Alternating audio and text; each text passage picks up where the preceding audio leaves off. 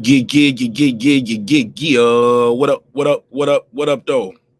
How y'all feel? What's the deal? What's going on? Hope this broadcast finding you in good spirits, good health. Whatever side of the globe you are on. It's your man, marqnash, man. We got a good show planned for you this evening. I'm going to talk about a little racism in boxing. I get it. I understand racism is and race in general is a sensitive issue. Some people are fearful to talk about it, but I feel like conversation ruled the nation. As long as we can keep open a fair and open lane for trade and dialogue, it's healthy. I think it's extremely healthy. Got to talk about it. I'm asking you guys, what's next for Terence Bud Crawford? We got a survey going on in the chat. I got a survey in the chat. Asking you guys, what is next for Terence Bud Crawford? Is he blackballed because of this lawsuit? Will he be able to fight in 2022? Will he not fight in 2022? And also, damn, I forgot what was the third question in the survey already. I got to go back and look at it. What was my third question? Oh yeah, the last choice was, will he go up to 154 and try to fight the Charlo Castaño winner? So yeah, so we're going to talk about it, but we're definitely going to talk about this racism that's going on in boxing. Or is it a myth? Is that true? Is it a myth, or is it a fact that racism is alive and well? Paulie Malignaggi has some choice words to say about George Floyd being murdered. He had some weird reasons why he thought George Floyd got murdered. We'll play the audio and we'll discuss it. Also, Rasheda Ali, daughter of the late great Muhammad Ali, seems like she sides with Bob Arum over Terence Crawford in this lawsuit. As you can see by her husband seems to be a Caucasian man, so some would say that's probably why. But we'll talk about it. Let you know. Y'all let me know what y'all think. Miss Michelle, what up, though? How you doing, my sister? Cooking with Sir Senior, what up? Clips, what up? Girl behind the mic, what up? So yeah, let me let this room populate. I'm gonna run the 5-minute show counter. Let this room populate, and we're gonna talk about it, man. This gonna be a good one. It's Friday. January the 14th, 2022. Let's have some fun, y'all. It's gonna be kind of serious at times, but y'all already know how we do. We're gonna find a way to still get a laugh off. So if you don't like serious conversations, you don't want to have a joke, you know what? I want to hear that.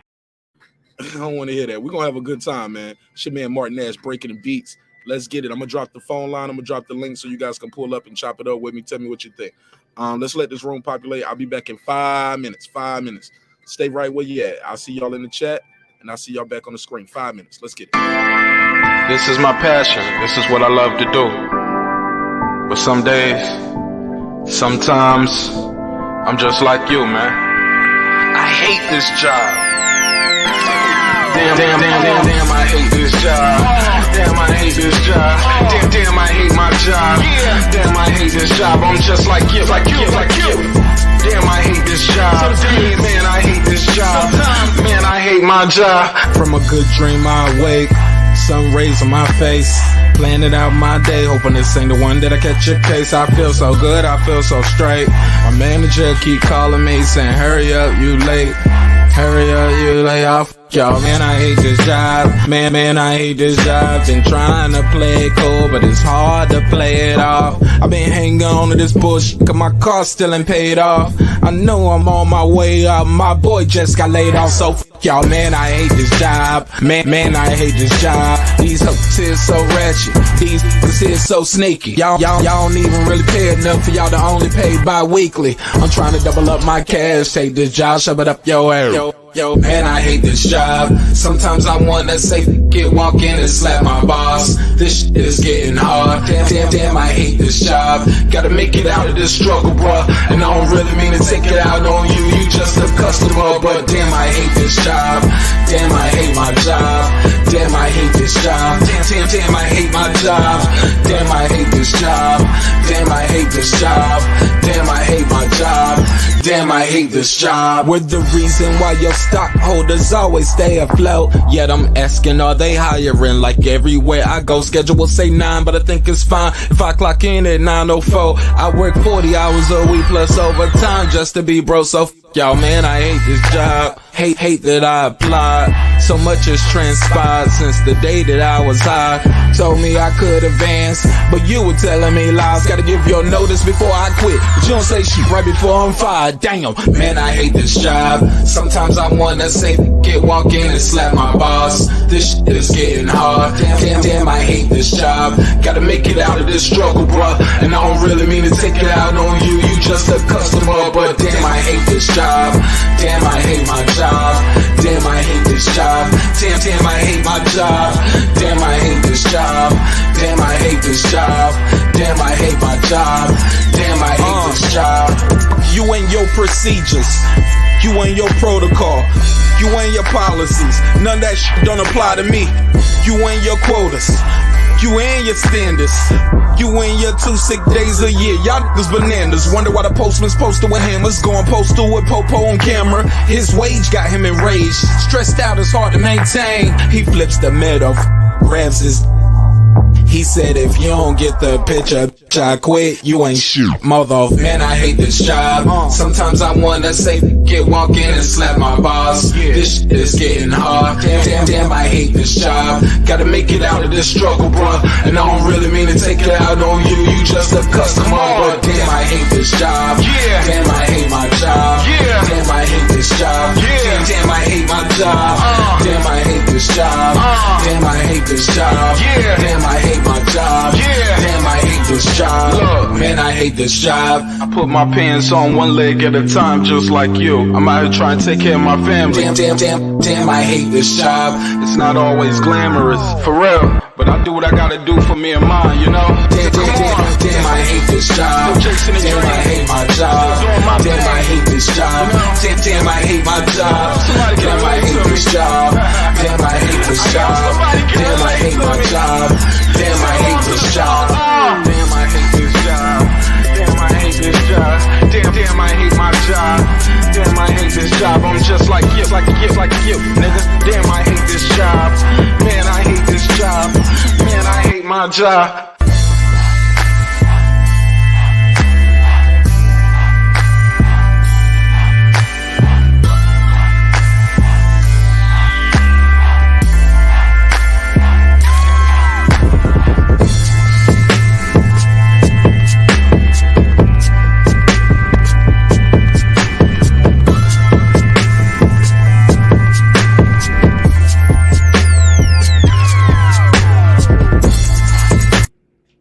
The views and opinions expressed in this program are those of the speakers, commentators, experts, and or the host.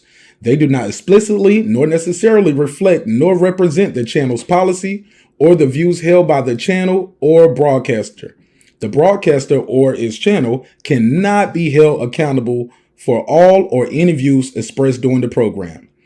Basically, if I didn't say it, don't come for me. You come for the person who said it. And please don't sue me for somebody else's words. With that said, let's start the show, motherfucker. This that squad sound.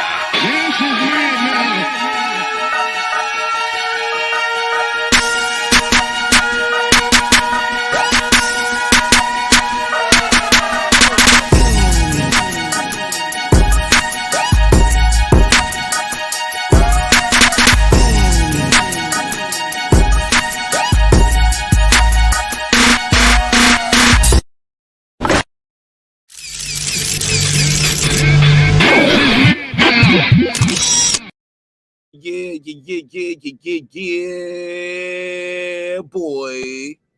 What's popping? What's happening? You back in the lab with your man, marqnash. He is I am he. Another great episode of Breaking Beats. How do you feel? What's the deal? Welcome home to all the neighbors in the neighborhood. You already know what we're going to do. This Breaking Beats. We're going to break down the business, entertainment, art, technology, sports, and anything else you and I feel like talking about. Ladies and gentlemen, please believe it, please. This is a hip-hop political sports show with a comedy twist. We're going to let some jokes fly because life is serious enough. All right? So make sure you smash that like button on the way in the room. Let me know in the chat what side of the earth you are roaming the turf at. I'm going to drop the link already. It's Friday. I ain't going to play the games with you guys, make you guys smash the likes up. I ain't dropping nothing till you smash the likes up, nigga. Nah, I'm gonna go and drop the link right now. It's all good. Jonathan Richards, what's up? What's up? Jonathan Richards, you making yourself a regular over here. Okay, that's what's up. Maybe you can call in or join the panel one day. But you will get the invite because you are making yourself a regular. Man, we got to talk about it, family. We got to talk about it. Shout out to everybody who's here early, though. What up? What up? Shout out to you. That guy Eclipse. What up? Girl behind the mic. What up? Sir Senior. What up? Miss Michelle. How you doing, sweet Belle? What up? Shout out to Sir Senior. Did I say that already? What up? Jonathan, what up? What up? Uncle Kenny, what up? What up? And for the people who aren't here now, but they usually are regulars and they'll pull up. My guy Rob G. What up? Reggie O. What up? Brandon Washington. What up? Derek Lincoln. What up? Shout out to Major Key Boxing, even though I got on his nerves by muting his mic yesterday. He got on mine too. Fuck it. What up? Troy Graham, what up? What up? Ladies and gentlemen, I mute mics over here. So if you got a problem with your mic getting muted, I'm sorry. I mute mics sometimes. I'm sorry. I do it. Yep. I'm gonna mute a mic every now and then. Oh yeah, Brandon, we're gonna talk about this racism in boxing and Muhammad Ali's daughter. Says she's riding with Bob. We'll talk about it. She ain't say that verbatim, but we're gonna put up her Instagram tweet. What else? Let me say. Jules Gaming Lounge. What up? Yo Escobar. What up? Lou Drain. What up? Girl behind the mic. What up? Queen P. What up? Lisa Bell. What up? King A. Jamel. What up? Coach Malachi Williams, thank you so much for sending me that paperwork, bro. You're major help for that. Thank you so much. What up? Megazar, what up, my guy? What up? Yeah. For the most part, y'all know who you are. Y'all know who you are. If I miss some people, Taylor Bell. What up? Some people I just feel remiss to say their name, even when they're not here now. When they watch the playback, they're like, hey, you gave me a what up at the beginning. Yeah, I gave you a what up. What up? What up? It's all love. Before I continue and we really start talking about this topic, let me introduce my guy, that guy. Eclipse is in the building. Well, he ain't in the building. He's on the stream. What's good, my G? Man, what's good? Yay! Oh man, was good, man. I'm just happy to be in the neighborhood. I'm not in the building. I'm in the neighborhood because the neighborhood we're a digital space, and also we're outside. We outside, and also we're a mental space because we all might not agree on everything, but in my time in the neighborhood, I've seen that everybody here is of a similar mind of growth and having a true discourse about the things we talk about. Yeah, I want to talk about that Asian doll thing too. If we got time, yeah, we're gonna have time because it's Friday. But I want to talk about that Asian doll story too, homie. We talked about that Fresh and Fit podcast the other day, right? Yeah. But we talked. But somebody sent me a clip, and there's some tweets about Asian doll that I found a little disturbing. Little colorism going on with my sister Asian doll. Wouldn't be surprised. Yeah, but I was a little disappointed though. And they was like, marqnash, are you gonna talk about this too? Huh? And I'm like, yep. Sister right here shouldn't be saying dark skin this and brown skin that. Brown skin girls don't like dark skin. You know what I'm saying? Like, come on, sister. Like, yeah. So, yeah, I'm gonna have to talk about it. I like Asian doll, but yeah, she's wrong for that. But what I did see was I think Asian doll is only like 25 years old. And these tweets that they talking about came out about 8-9 years ago. So that means she was like 15, 16. I'm not going to hold a 15, 16-year-old child to the same fire that I will hold, a grown man, 30, 40-year-old man. Don't make sense, right? I mean, it don't make sense, but I've got to actually I got to hear the clip or see the whole story before I really form an opinion. I don't want to just jump to one way or the other. Right. That we got to be fair. But yeah, definitely shout out to Jonathan Richards. Thank you so much for pulling up. Thank you for your time and energy. What up? Yeah, man. Let's get right into it, man. Now, I love Muhammad Ali as much as everyone else. And Salute to his family. I'm gonna work this case backwards. I said the case. I said the case. I don't put a case on her. Hold up. Nah, Nash, don't put a case on her yet. Not yet. But I am curious. Muhammad Ali's daughter, Rasheda Ali, has taken to Instagram with her support for Bob Arum. I'm going to share the screen, and so you guys will know what I mean when I say these things. But Bob Arum, though, is definitely cashing in on all of his legendary famous friends and their children. Now, I don't know if somebody asked her to do this or she just did this on her own, but yesterday she posted this on her Instagram. Let me share the screen. Actually, I'll just take a screenshot and share the screen. She posted this on her Instagram, and I got something to say about it, and I want to know what you guys have to say about it. Because let me take this. Let me see. Yeah, you took umbrage to her comments. Oh man, that's the only thing I can take with it. I wear that damn word out. I probably say umbrage every episode. Every episode, I'm taking umbrage or disdain or something. I took disdain with that. I took umbrage. Yeah. Umbrage, and I'm digressing. I'll digress. I'm telling you, everybody who's listening now, y'all stay in the neighborhood and y'all gonna be the shit at Words with Friends. I'm trying to tell y'all. Yeah. Words with Friends is my shit. Before I continue, let me say this real quick. Sir Senior, what's up, homie?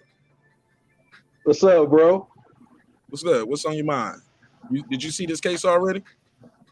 Yes, sir. What you got for it? What you got to say about it? Man, I'm gonna ease my way in. I was going to just jump, you know what I'm saying, both feet in the air into it, but bump it. I'm gonna go ahead and be me. That's the wrong Ali daughter anyway to be running her mouth. Ain't nobody care what she had to say since she asked for milk and cookies from her daddy. Oh shit. We shooting early. Oh yeah, he going in. Sir walked into the club like Yosemite Sam.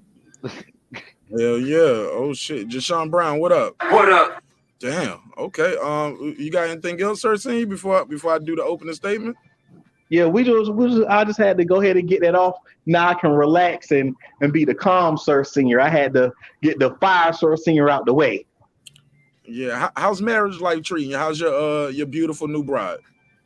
It's amazing, man. She about to go, tenderize. Relax in the bathtub. Oh Lord. Dear God. Oh, Lord. The visual. Oh God. Sir Senior about to put in some work, like. Hey,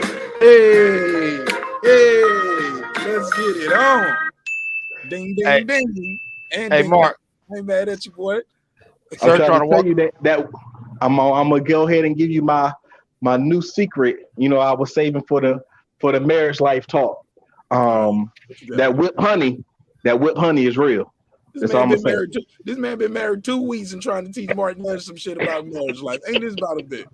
My man got married on New Year's Day and trying to teach me 2 weeks. I'm joking. 2 weeks? No, 2 whole weeks. Whole damn weeks. Tell him. Whole married weeks. 2 whole weeks. Those married weeks is like 80 years. What was your wedding day exactly, Sir Senior? The 29th. The 29th. Congratulations again. Everybody in the neighborhood, give a big congratulations to our brother, Sir Senior, who is now married. Congratulations. I'm married now. All right. Well, mute your mic for me. Let me set this up. All right. By the way, I mute mics, guys. If you are listening in the chat and you want to join the panel, first of all, don't join the panel if we ain't got no report. But you can use the phone line, and I open the phone lines up right now, so you guys can tell me what you think. Uncle Kenny, what up, Uncle Kenny? I gave you a shout out already before you got here, Uncle Kenny. That's how much we love you over here, man. Now, who but me? Gonna give you a shout out. And you too, Brandon. I think I did one for Brandon Washington too. Yep, Brandon, Megazar, all of y'all. You guys are good folks. I wish you nothing but health, wealth, and prosperity. With that said, Mike Anderson, let me give him a drop. Mike Anderson, what up? What up? Thank you for your time and your energy, bro. God knows we need it. Need more of y'all, less of them. How about that? And y'all can figure out who them is. Let's jump right into it, man, because we got to talk about this. Rasheda Ali. Somebody said, I'm going to pray for you. Start saying They said they're gonna pray for you.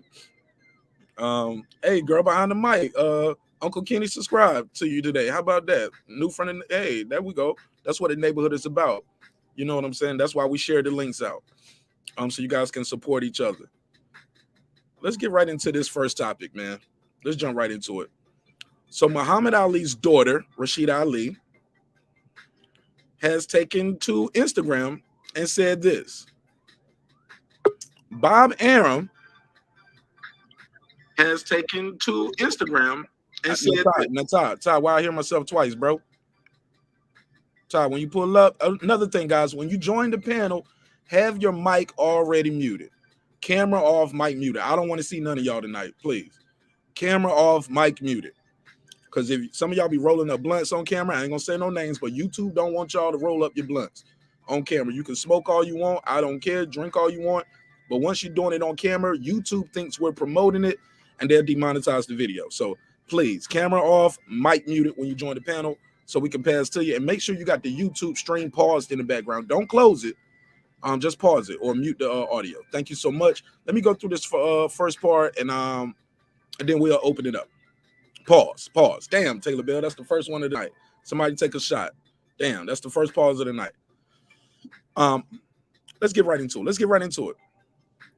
Bob Arum stood with my father when the world was against him. Bob and my father are the big reason why Black and brown athletes are fairly compensated today. Proud that my son Nico Ali Walsh is part of Team Top Rank at Top Rank. Now we know why she did this. Now she didn't say directly, we don't fuck with you, Terrence Crawford. She didn't say that, but this right here is telling. I'm gonna get my opening statement real quick. Normally I let the guests lead, but let me get my opening statement off. Actually, I'll reserve that. I'm gonna say this, and I'll pass the mic. Now, this sister Rasheda Ali. Now, I ain't gonna say too much that don't need to be said, but a picture's worth 1,000 words. How about that? Let's just say that, y'all. A picture is worth 1,000 words. Her Instagram is full of. I see her with a lot of white folks. Fuck it, I'll just say it. Now, granted, she grew up different. She's the daughter of a legendary icon boxer. I get it. She's married to a white man, has a biracial child. So I get it. She might see the world through a different prism and a different spectrum. I'm not judging her because the sister is not on trial. All right? But I will say this in my opening statement.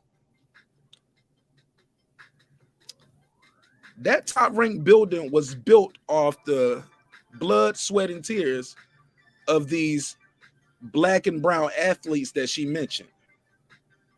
They don't got a seat at the table.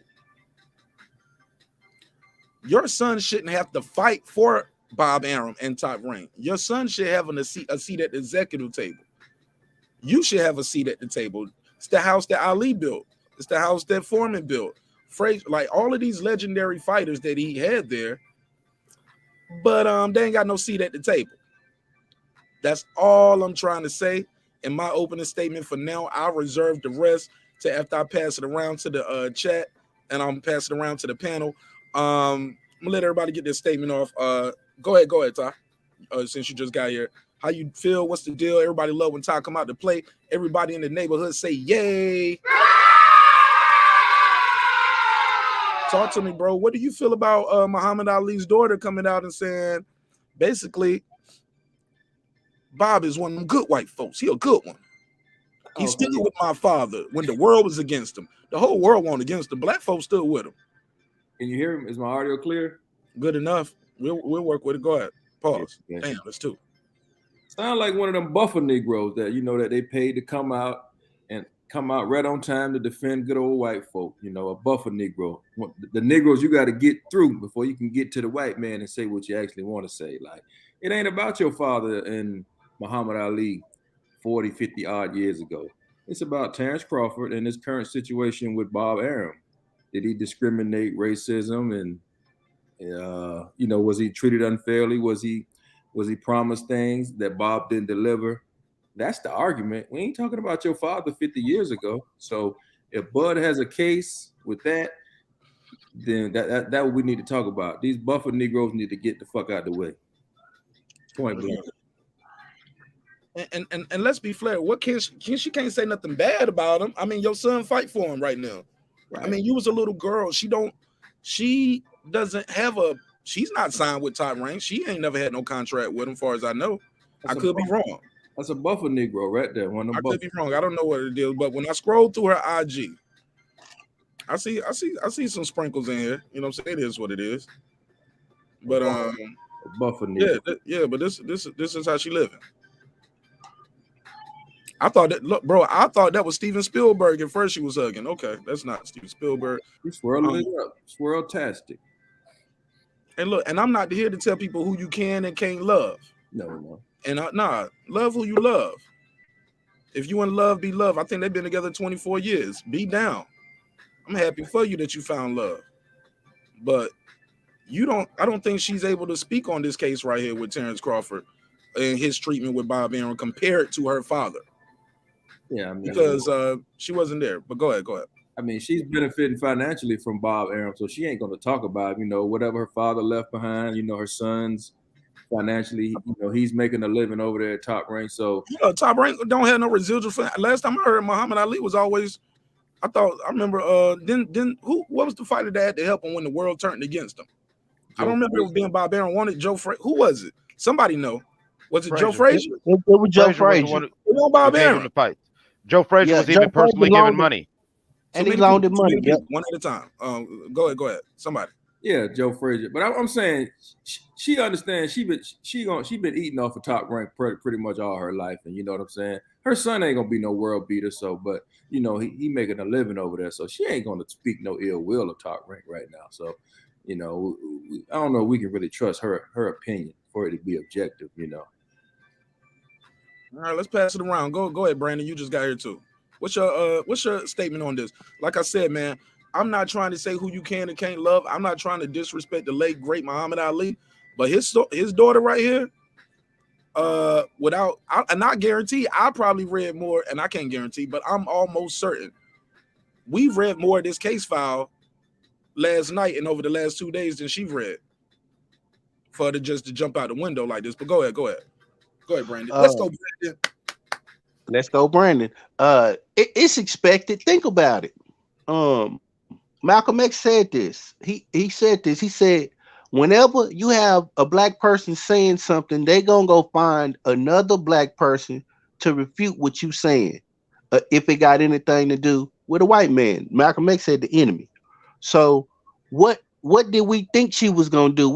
I mean, she's doing what we've seen her do. I mean, and also these people bring up Muhammad Ali. Yeah, that's your father, but you're not walking in your father's footsteps, sweetheart. We respect Muhammad Ali because of the work that he put in, the man that he was, and the icon that he was for his people. For his people, he always spoke about his people, and he always spoke about his people in a favorable light, and his people wanting to do better. See, what she should have done was not said nothing. If you disagree, that's fine, but you don't have to come out and take a side. That shows you which side she stands on, which we know which side she stands on. And her son is not gonna be a world beater. He's not even that good. And it's a disgrace that they put a slave name on the end of a holy name. Bro, behind Ali? That's a disgrace. And if Muhammad Ali was alive, he would tell her that's a disgrace. That man has a holy name, a name that's known throughout the whole world. You don't put a Walsh behind that. Get out of here. That man somewhere in paradise. Wishing that he could take his name away from his daughter. If anything, name the boy Nico Walsh, because that's his name. He's not an Ali, but that's neither here. But not like that. Not like that, man. I ain't gonna lie, bro. I can't. I'll pass around. Like I said, I'm gonna let everybody get their bars off first. Go ahead. I think Clips is ready. You on me to go ahead, Clips. I'm not going to call this black woman a house slave, but the way these comments do ring, it sounds like that the house slave saying, well, master's not that bad. And it's like, well, you have a vested interest. You have a vested interest. Okay, this is somebody who you've been suckling from this man's teeth since you was a baby. And like you were alluded to earlier, you was a baby. You don't know the details. You were too young to know the details and the inner workings of Muhammad and Bob's relationship. But your son is now all the way in and he's in Bob's pocket. So for you to jump out your face and just to come and try to play Secret Service and get in front of the bullets for Bob, it just seems very suspect. And I'm not going to go as far as some of these other brothers are going to go on this, and they're not wrong for however way you go. But I will say, yeah, I like what Ty said. That's that buffer Negro mentality that us as a people, we've seen too much, to be honest with you. Sir Senior, Sir Senior, give me your take on this, man. Then we're going to go to KP. You know I'm going to jump all the way in, bro. I'm trying to tell you that this lady right here, if you go back and you look at all of the civil rights movements, even for black and brown people throughout the years, you never heard her say anything. She never stood up and said anything for black or brown people. She never did. Not once. But now all of a sudden she got something to say because it's going to help some extra cash in her pocket. Her son might get a bonus for a good old boy. Nah, miss me with all of that. Like I said, nobody's ever asked her anything. If somebody want to know how to cook, they ask the real Ali daughter. If somebody want to know anything, they ask one of the other Alis.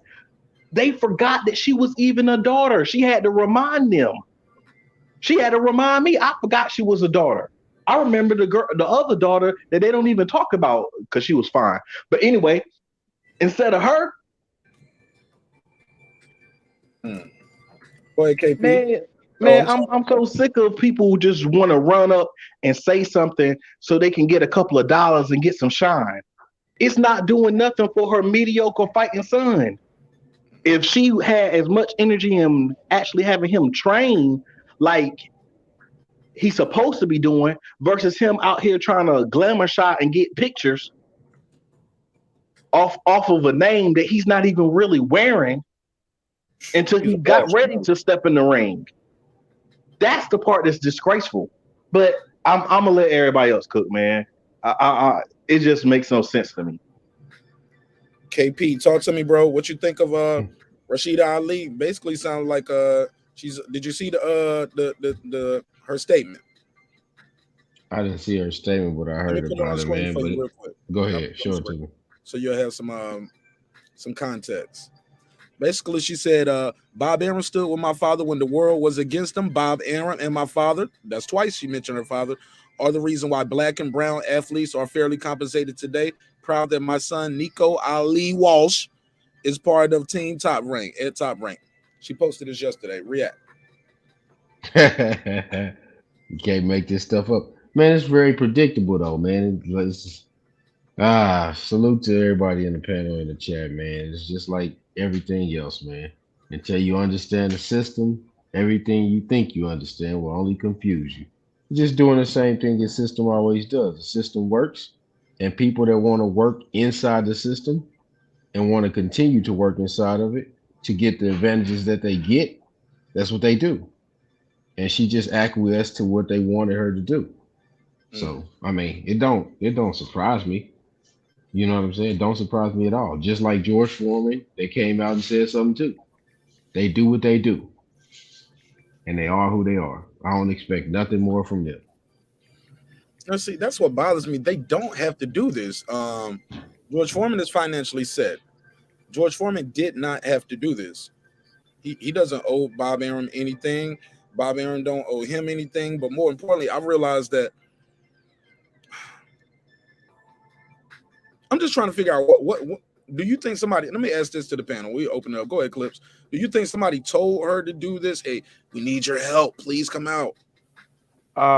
Honestly, and once again, I'm just speaking. I'm not going to attack her personally. I'm trying to move in a better space. But this goes right to manumission and the mentality of a manument. which is an old slave term for a black person who bought into the psychological and social structure of slavery, and whether they're free or whether they're a slave, a manument is going to push the line. So I don't think she had to be told. I think that, you know what I'm saying, she saw Massa on the ropes. She gonna jump in. She's Secret Service. I mean, you have black people who have been trained for this, and not to take it on a deeper issue, but I will say that her statements ring into my ears as one more black woman who was or is being rewarded by white society by downplaying a black man's struggle in defense of a white man because he's been good to her. Because here's the thing, and I'll pass it back to Brandon after this. Brandon, all of this, Bob Arum stood my father when the word was against. I thought her daddy was broke. Every time I turned around, I was hearing about. I didn't hear Muhammad Ali had all this wealth from fighting all these years. He got all his wealth from his name being licensed out for clothing, the movie, books. People just give him, like, when you're that good, like as great as Muhammad Ali, people just give you donations. You imagine what his super chat looked like. You get what I'm saying? You feel what I'm saying, Brandon? Like, I don't think the money that he got from Bob Arum, and we can probably pull up his fight purses and compare it to today, they should own a part of that building. Like the Ali family, they should have a seat at the table. Your son shouldn't have to be a boxer. He's like, box for what? I'm super rich. I own part of the top rank. I got 2% of top rank, 10%. The same top rank that Bob started with Ali. Have an executive seat. I'm sorry, I couldn't hear you. Good. Say it again. The same top rank that Ali and them started and Bob stole. Speak on it for the people. Facts. That's facts. Speak on it for the people who don't know. One at a time. Crazy, man. And her son probably don't even know that he worked for the person that stole top rank from his grandpa. Her son probably don't even know that. That's some bullshit, man. Hey, man, these people crazy, man. Go ahead, Brandon.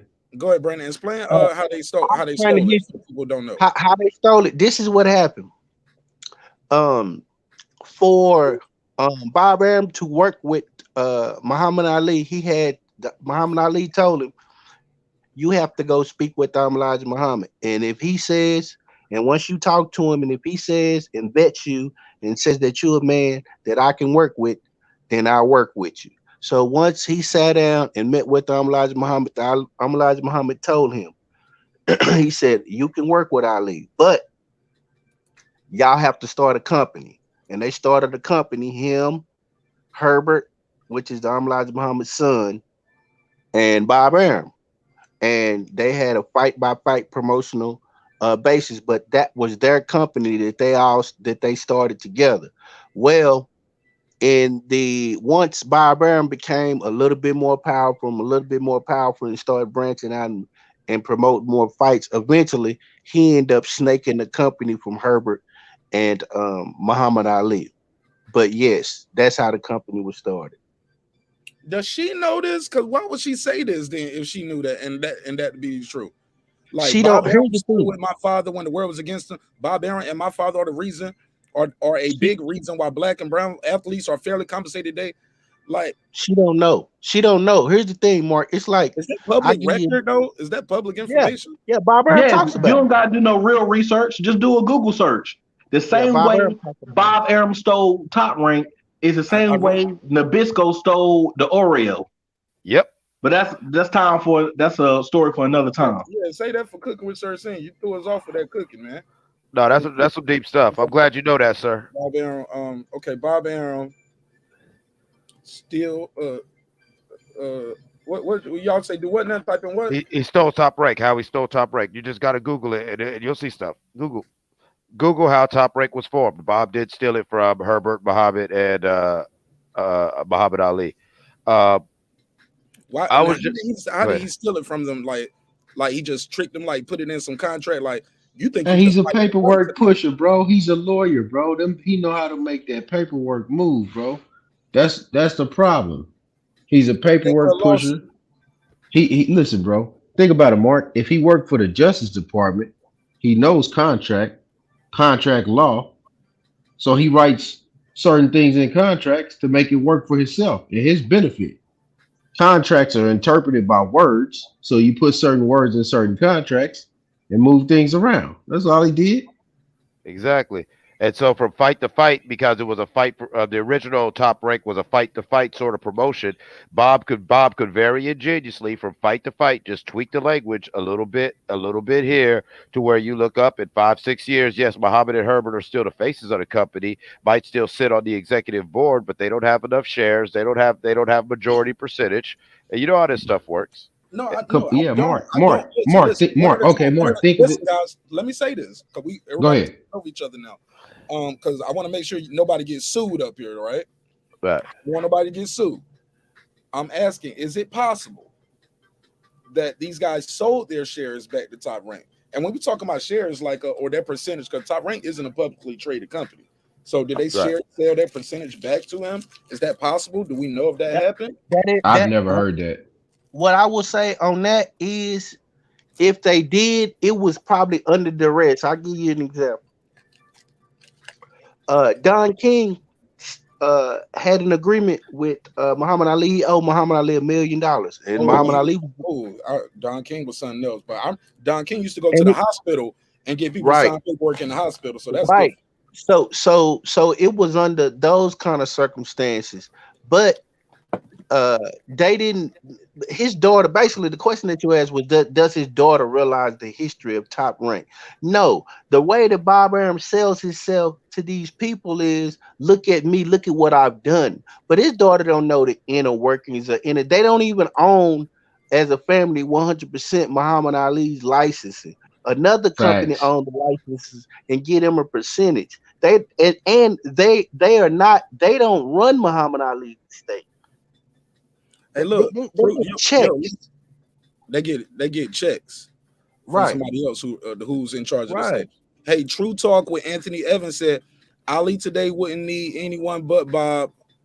Anyone but Bob helped him. Then his daughter is talking the truth. I thought, but that's the thing. I thought Sonny Liston was helping him pay his bills and take care of his family. Not Frazier. That was Frazier. It was Joe Frazier and the Nation of Islam and the Nation of Islam. Yeah, he had the Nation and Joe Frazier. They took care of him. Elijah Muhammad loaned him money personally. So a lot of these people, they don't know the history, man.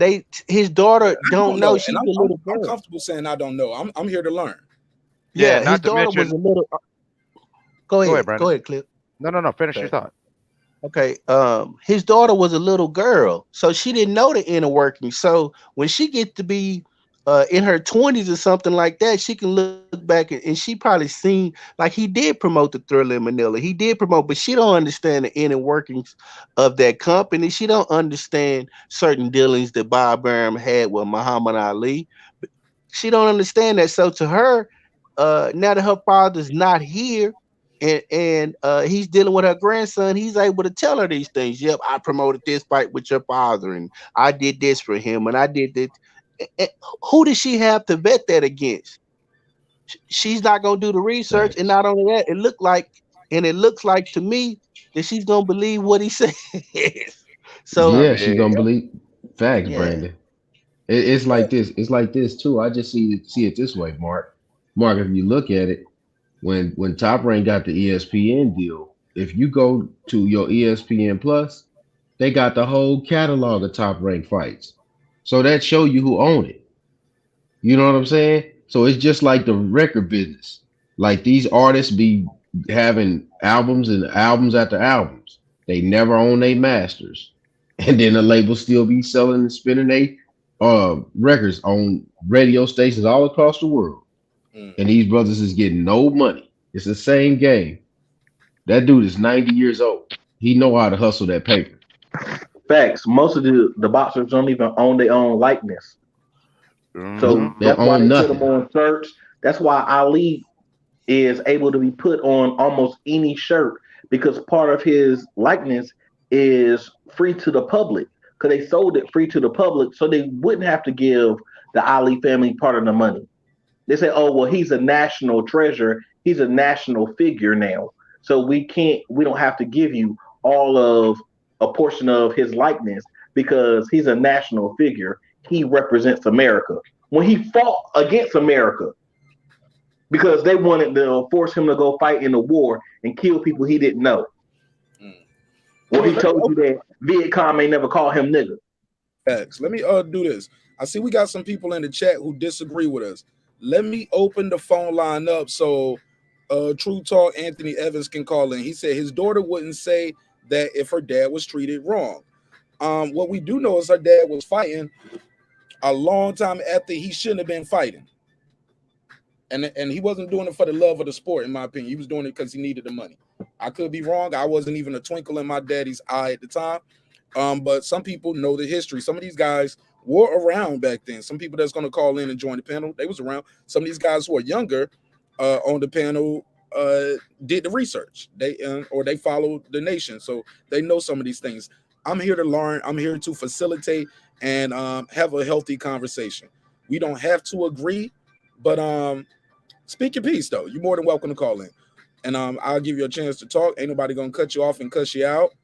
I mean, I ain't gonna lie, I cut people off sometimes. Yeah, I cut people off a lot, but we ain't gonna cuss you out. I ain't gonna say you a bitch, you don't know shit, nigga. I'll kill you, blah blah blah. Nah, I don't get down like that, homie. This is not a free smoke channel. You calling in on that free smoke shit, I'ma just kick you up off it. I ain't even gonna try to calm you down and be like, brother, hey, my brother, what's going on? Hey, what's going on? I ain't got time for it, homie. I'm gonna respect you. You're gonna respect yourself, and you will respect the show. If not, you will respect the hand of Rick James, and y'all know what that means when I say that, right? Yeah, we just gonna get you up out of here. We just get you up out of here. But I do want you to talk though.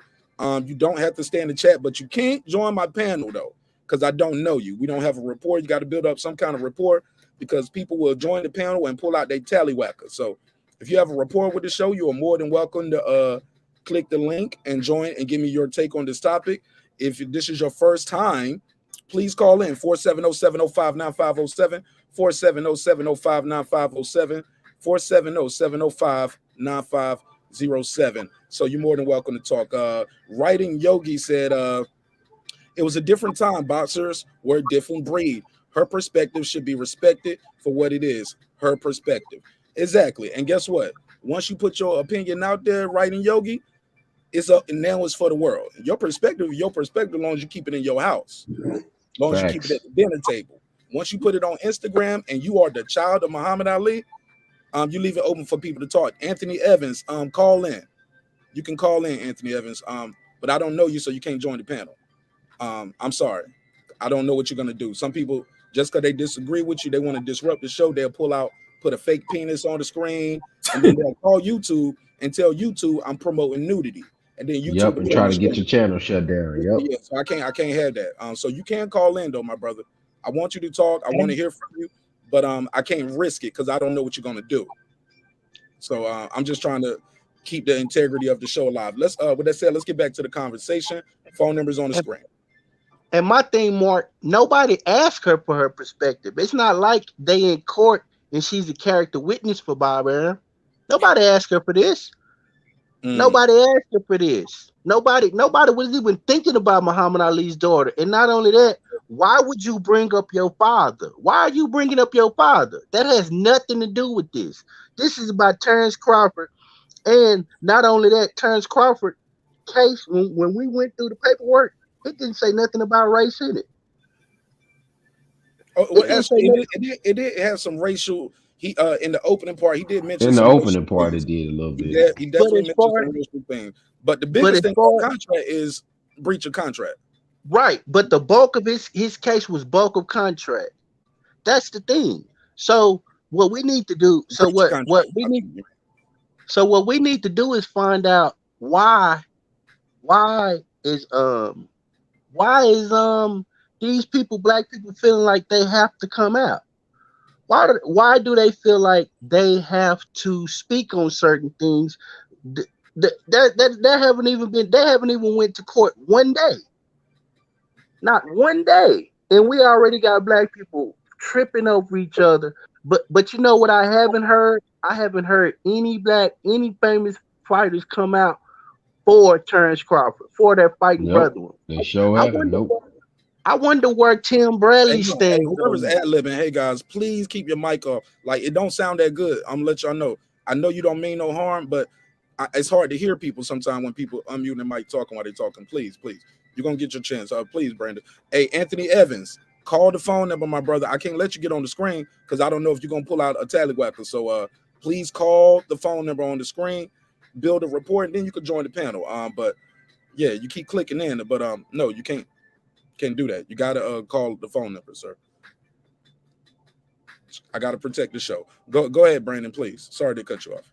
Yeah. So my thing is, if even boxers that they not lining up behind Bud, they letting this play out, and I haven't seen a camera be stuck in nobody's face yet where these people are asked their opinion. We haven't even had an event yet in boxing on ESPN for these people even to give their opinion, but you got people jumping on their Twitter account and saying these things.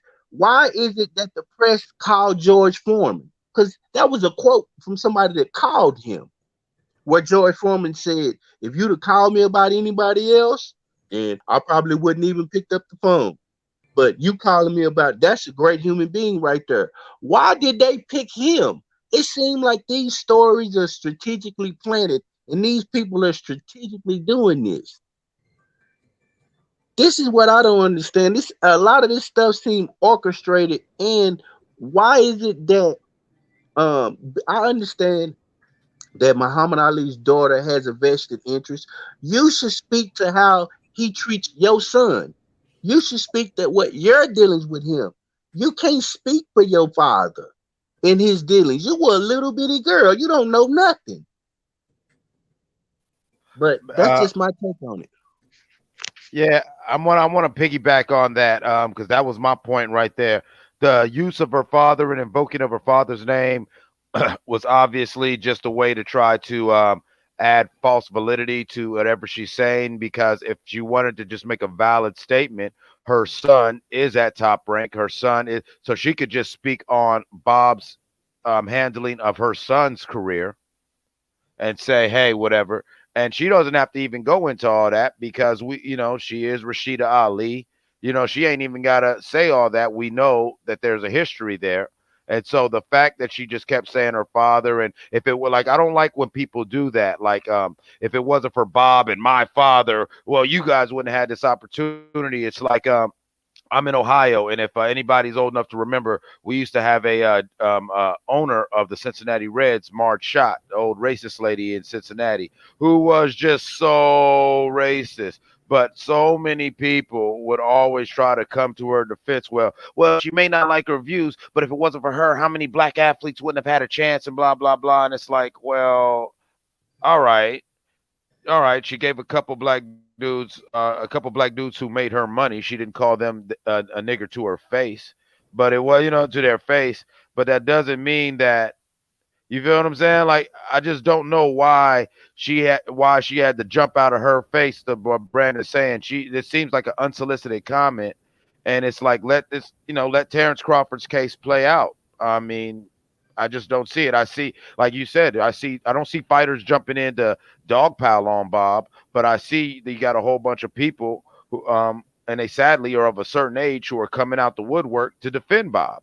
When, you know what, let this case play out. Go ahead, pass it around. Thanks for everybody letting him finish. Somebody said, hey, Mark, I seen Kyle put up a screen blocker that blocks people like ever. Yeah, I seen that too, but I mean, they can call in. Yeah, I taught Kyle to do that, man. I taught him to do that. Just call the phone number though, bro. The phone number is there. We pay for a phone line so people can call in. So obviously I was right. If he didn't call in, he was gonna do what I thought he was gonna do. You get what I'm saying? So it is what it is. When you do shows about racism, racists call into those shows just to say nigger, KKK. And I'm like, bro, that don't hurt my feeling. You so brave on the Wi-Fi. You would never say that to my face. Unless you had about 80 people with you. So it is what it is. He was a troll, like I said he was, because he didn't call in. It is what it is. And I'm glad I didn't. See what I'm saying? The phone number is free. And it's a Google number. KP, go ahead. Yeah, I was gonna say, man, it's just a unique situation, like Brandon said and the other guy said. I don't see any guys lining up to stand behind him. And the intriguing thing is, you hear nothing from his manager slash trainer, and also they have a bunch of fighters that they have that are over there on Top Rank. So how does that affect those fighters that they still got under there? You know what I'm saying? Under contract. Yeah, they still got to meet that contract, but he's the biggest fighter that they got. You know what I'm saying? He was the biggest fighter that they had. So it's kind of a unique situation to sit back and watch it all play out. It's got to play out, but it's definitely like a crazy situation because he re-signed when he re-signed, and now he's at the end of the rope of that. Somebody said, "Do you think it's gonna this gonna go past the discovery phase?" After reading the contract, I'm not sure. I ain't seen no contract. The contract ain't public. What is public is the legal, the case filing is public, but even in that, he only references to the contract, and it got to go to discovery, right, in Yogi, because here's the thing: you allege in there that Bob did not offer you 2 fights per year for 3 years. Bob is going to have to prove that, yes, I did offer him 2 fights per year for 3 years. That's part of discovery. So yeah. I mean, that's cut and dry. You got to be Bob. He alleged this. Bob got to be able to prove that he did it. And like the sister told us last night, saying, "Nah, you good." She said, like the sister said last night, she said, going on YouTube shows saying, "We're gonna make the fight. We're gonna make the fight." Don't mean nothing. You know what I'm saying? He said, "No problem. I'm gonna cost me." Oh, you in the UK? Oh, okay, click the link, UK. Say, I ain't know that. Click the link. My bad. I'll let you pull up. He said, "No problem, bro. How much they're gonna cost me from the you?" Oh, okay, I didn't know that. All right, try to click the link again, Anthony. I'll give you a shot. One Hey, shot, yo, Mark. one shot only. See if he's a real person. Go ahead, fam. Hey, yo, Mark. You know the thing I said last night when you was on about the Mikey Garcia thing? That's the person that needs to be asked about this, And why is based that? on his contractual dealings and how he got out of it. Because he was on the sideline for 2.5, almost 3 years. Even though Bud's contract is up, based on that contract, and after reading some of that, it sounded like they owed him another fight. So either they're gonna have to pay him out for the fight, but I don't know, man. It's crazy, man. It's hard for me to see him, just my honest opinion, being able to fight again until this is settled. I was thinking something similar. I was thinking that maybe he could cut through some of the BS and sign with Mayweather. That would make it so he could be able to get somebody else to promote and set up his fights for him. For sure. Now I want to know, you got the flow. What's your name? Where you calling from, family? My name James, man. I'm calling from North Carolina. You say your name is what, sir? James. James. Okay, James. How you doing? Everybody love when James come out to play. Everybody in the neighborhood say yay. What's your take on this topic, James? Why do you think Muhammad Ali's daughter came out for Bob Arum? I've been listening with y'all, and I agree with a lot of the points. And then where he was saying that he think they owe him another fight. Well, you know, they write into the contract that on your last fight, if you win, then you automatically get another fight. So they would have to pay him for that. And then you look at the wording of the case filing, I say he got a good case on the back half. It's going to be hard to try to prove on the racism because of the evidence. He's going to have the people to come up and speak with him. And it's like y'all saying, we don't see the boxers, the big names coming out saying anything.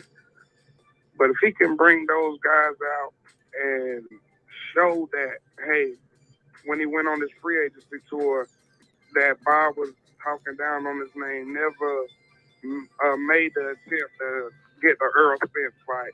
And especially if PBC told him straight up, hey, they never sent us nothing, then that's just going to be in the bank right there for him off the rip. Then if they didn't pay him the $900,000, That's another one in the bank. You know what I'm saying? Mm. And then I looked up these lawyers. The lawyers that he got are been involved in some big cases going back to the Michael Jackson estate, to some Gabrielle Union racism case that she had filed a few years ago. Did he win? Did he win all these cases though, James? Sir? Did he win all the cases, or is he the Sean Porter of the law firm? Like he gets you there, but he might not win. If you pull up the last page of the legal filing, you'll see who submitted, and then you'll see represented. It'll say the actual representative for Terrence Crawford. Right. And we got a link in the chat for the paperwork right now. Sir? We gave out the paperwork last night, and I got a link in the description. I'm sorry, for anybody who want a copy of the paperwork, and it's interactive, so you can copy, select it, and you can leave a comment beside the contract, so we all can go through it together. The contract. Okay. I mean, not the contract. The sister got me saying contract. The case filing. I got a link in the description. Yeah. But all right. Anything else for me, James? Got anything else before I let you go? James, you got anything you want to plug and promote? You got a barbershop or Instagram, Twitter, a YouTube channel, anything you want to plug and promote, James? All right, we lost him. It is what it is. Yeah, man, we got to get back to it. Go ahead. And can I say this? Oh, go ahead. Please. Go ahead, Brandon. With this narrative, see, this is how we get confused. And I think I said this last night. Mark, you even said it last night.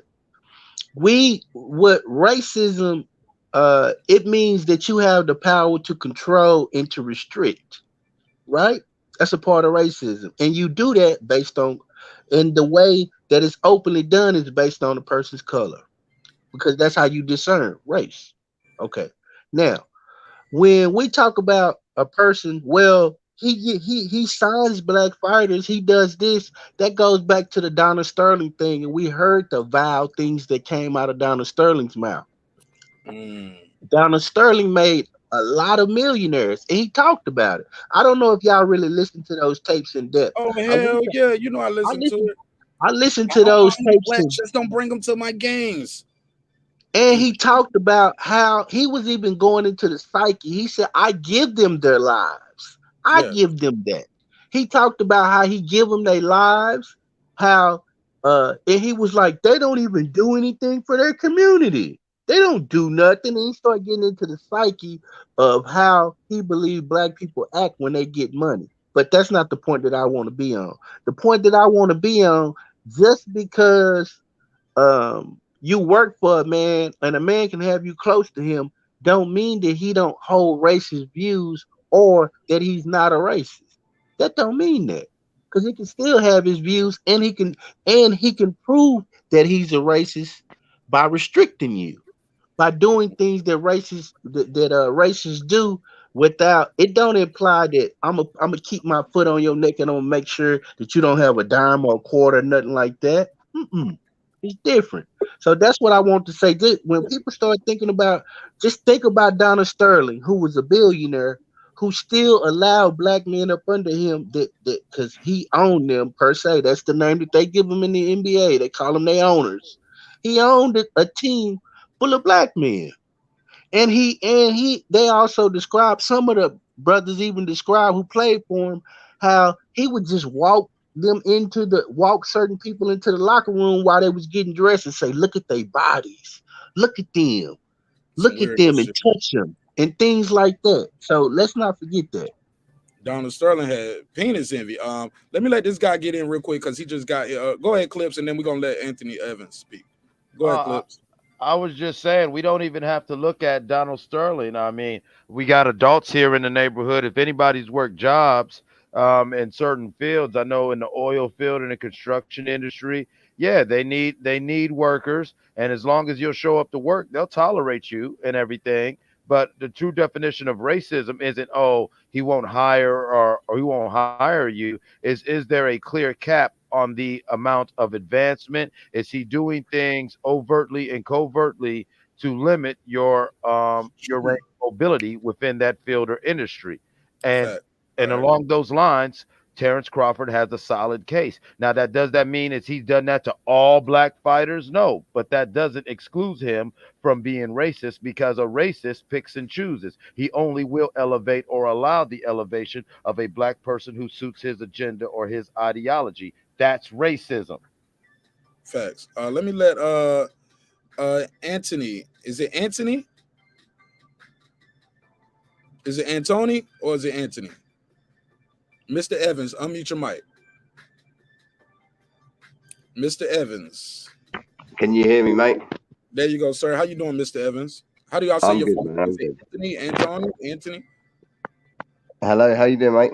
Yeah, how do I say your name, Mr. Evans? Your first name? You can just call me Anthony, mate. Anthony.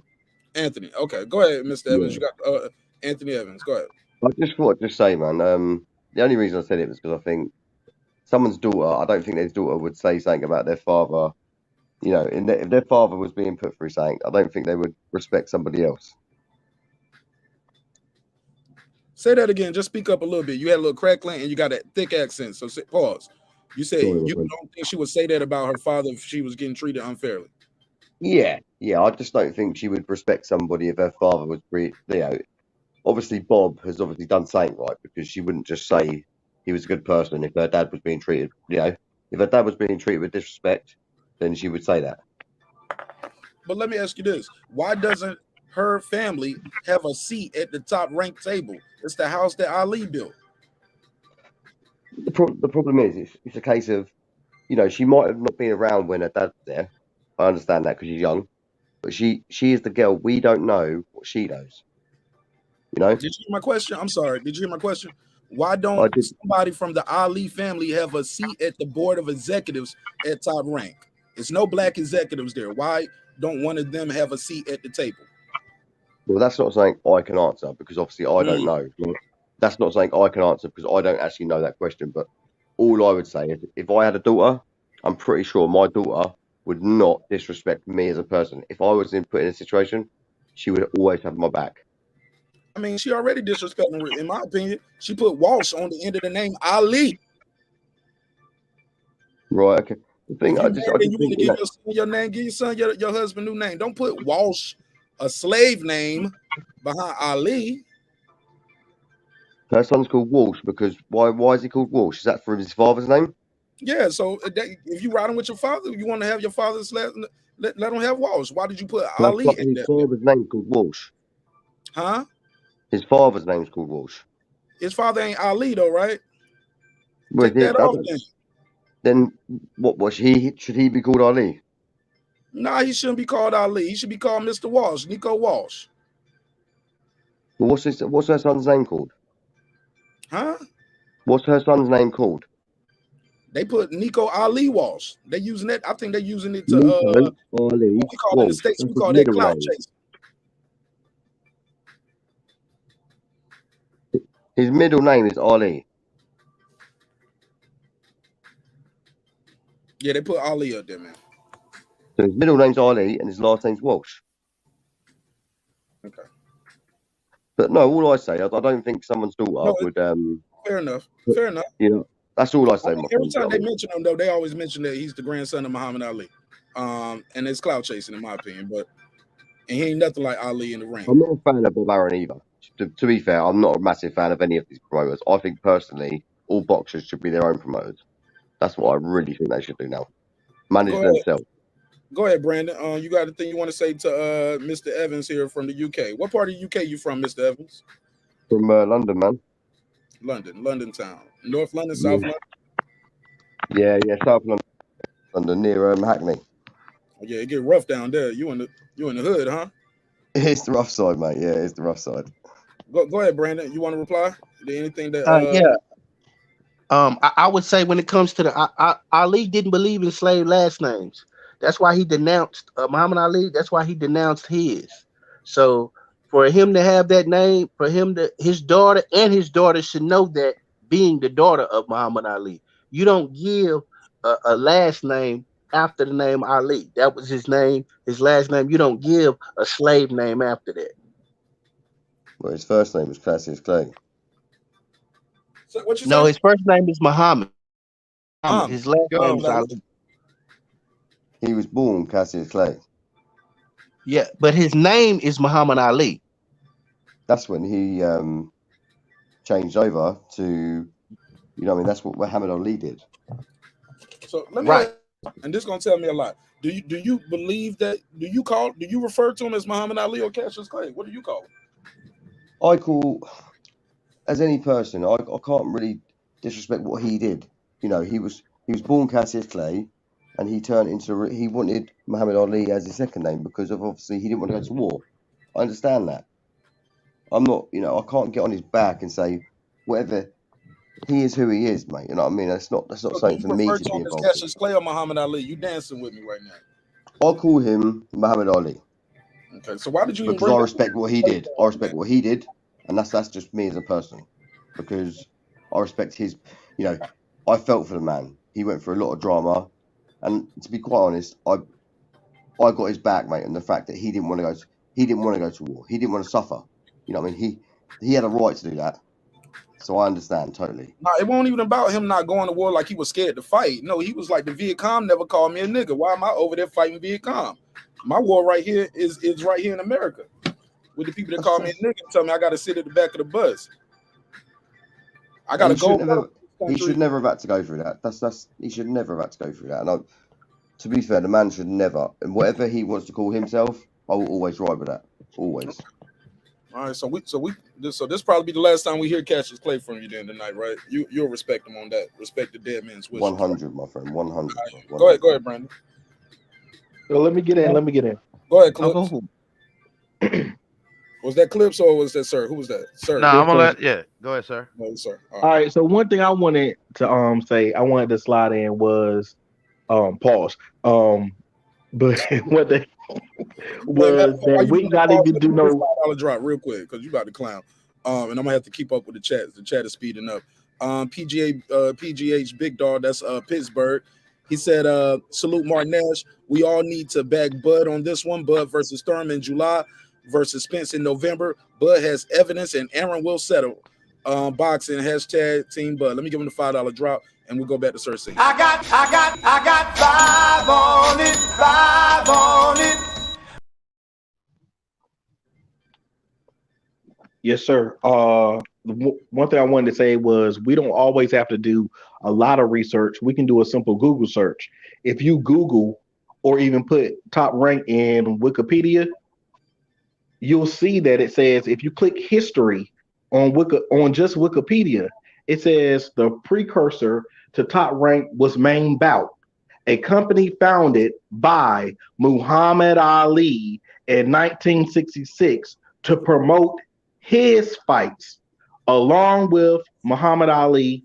Other early equity owners to the company included, as we said, the brother Herbert Muhammad and Bob Arum and John Ali, chief aide to the Nation of Islam. Slow down, sir, because you're doing a reading right here, and I didn't know you was about to do a full reading. I thought you were about to make a statement. What are you going with this? Are you talking about what Anthony just said, or what?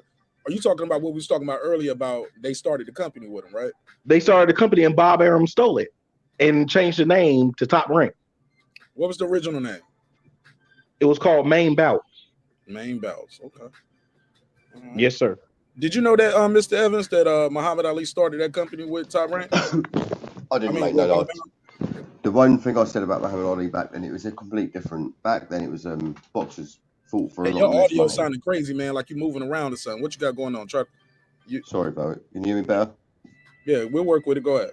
Pause. I think back then they struggled, mate. Back then it was very hard. They weren't earning as much money, and I said it earlier that this day and age, Muhammad Ali would need nobody, you know, because he's that good.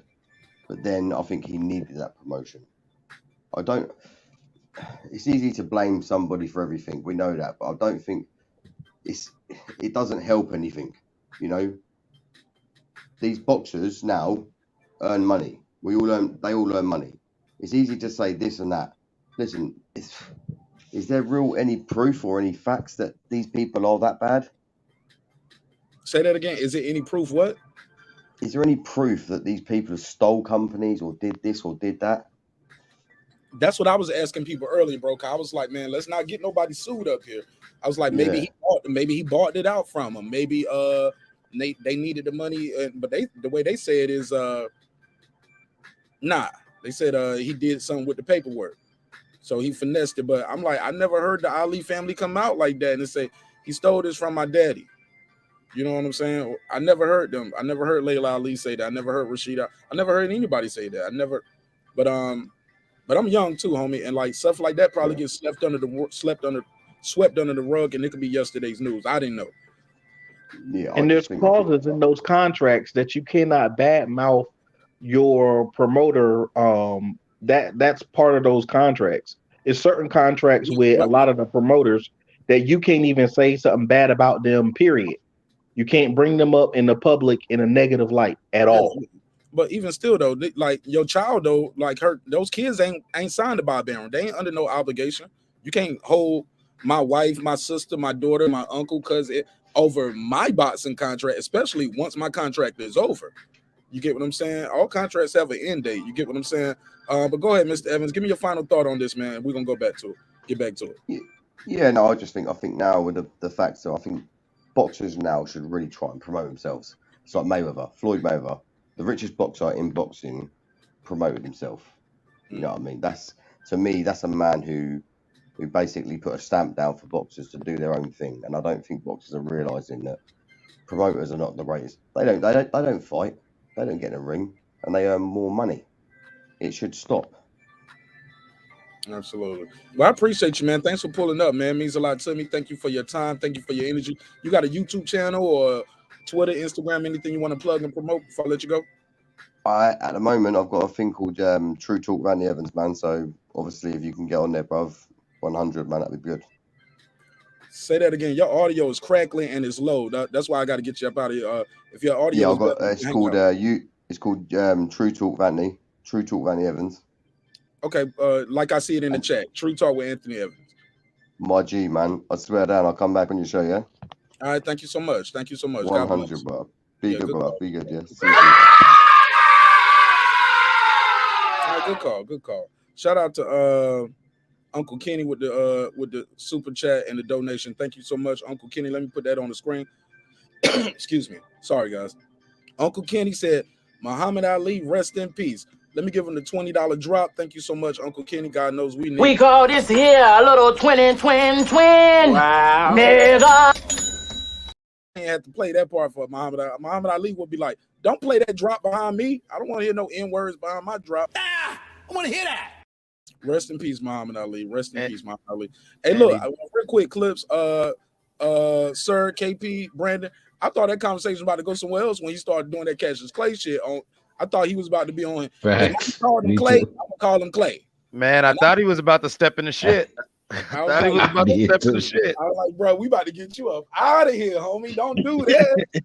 Don't be up there on some shit like that where his daddy's name, where actually his name was Clay. I'm like, why'd you even bring that up? His name was Brandon. I heard Brandon's tone change. He was like, his name was Muhammad Ali. Hey, Mark, I had to respect you and stay on mute, boy. I was about to unmute. Man, yo, y'all gotta let me handle it sometime. I'm gonna handle it my way. We're gonna get it right. We're gonna get them right. Look, either we're gonna be walking them towards the door or we about to walk them towards the alley. But regardless, we're gonna take a walk with them. You know what I'm saying? So we're gonna walk them to the table, walk them to the door, we're gonna walk them to the gauntlet. But let them walk. Let them walk. We ain't gotta push them. Sometimes people are realizing, yo, maybe that didn't come out right. But yeah. Good call. He's more than welcome to come back. Oh yeah, good brother. Shout out to the UK. And to your point, you didn't want to hear that 2020 N word after Muhammad Ali's name, and trust me, Ali does not want to hear Walsh after his name. I'm just going to keep it real. Nico Arum Walsh. Shit. That's his new name. Oh, that's his name. That's his name. I'm with K Savoy. I keep ever since K Savoy typed that in the chat. I've been looking at them pictures like Uncle Kenny knows something. I'm with you, Uncle Kenny. Uncle Kenny said that. Uncle Kenny said that's Bob's boy. Look at him. Look at them pictures. Yeah, but old boy said, yo, I don't think his daughter would have said that. Man, y'all got to get them likes up. Y'all playing with me. It's about 75 people in here. Ain't even 40 likes. Come on, bro. Y'all are tripping. Dang. That's how y'all really feel. Let me see how many votes we got on this survey. 85 votes on the survey. Not even 40 likes. Y'all hating on me, man. Stop hating.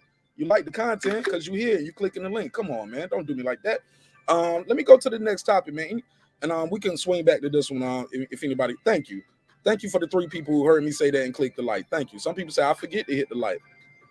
So I appreciate you guys doing that. Thank you so much. It helps with the visibility of the show. And it lets YouTube also know you guys ain't bots. You guys are real people, okay? So let me go to this next one. Y'all heard this story going on with Paulie Malignaggi? I heard about Paulie Malignaggi. What this motherfucker say now? Have y'all heard about KP? You heard? Clips, you heard? I heard a little bit, man. But Man, he I didn't hear always it all. coming But out his little face. Yeah, Paulie always setting something on fire. What'd he do now, Mark? Man, let me go to Reggie show because Reggie got it already queued up and cut. So we can hear what he says, man. Shout out to my guy Reggie O with the Killer Show, reporting live from Las Vegas by way of South Central Los Angeles. Let me see, where is it at? He reported on this yesterday. Hey, Mark, be careful with that clip because from what I'm understanding, they going around flagging people with that clip. So be careful. For showing the video? I ain't showing the video. I'm gonna play the audio. Oh, okay. And play the audio. Fair use for educational purposes only. And we'll do stop and go on it, so they won't flag us. So we'll do stop and go. All right. Let's start the audio off right here. This is what he says about George Floyd. George Floyd happens. Now, Yeah, because they deleted this video in their episode. They tried to hide this, but it's they out. did. Yeah, it's out now. It's out now. again, given my opinion, George Floyd didn't happen because he's black. George Floyd happened because of a lot of circumstances, okay? One, George Floyd was high. Two, Derek Chauvin wasn't a nice person. And three, George Floyd, when a cop arrests you, I've been arrested and I've also been... Let's start right there. He said George Floyd, let's hear it one more time. Later, George Floyd happens. Now, again, given my opinion, George Floyd didn't happen because he's black. George Floyd happened because of a lot of circumstances, okay? One, George Floyd was high. Two, Derek Chauvin wasn't a nice person. So he just said, the three things he said is George Floyd didn't have, first of all, say what it is, Paulie. He was murdered. He was killed. He was killed by a police officer who's entrusted to protect the public. Say what it is, Paulie. Don't say George Floyd didn't happen like we talking about, you know, Pangea or something like, bro. No, or we talking about an earthquake. No, a man was murdered. He lost his life on camera in front of God and country. Slowly, too. He died a slow, agonizing death. Over 8 minutes. So Paulie said he died because he was on drugs.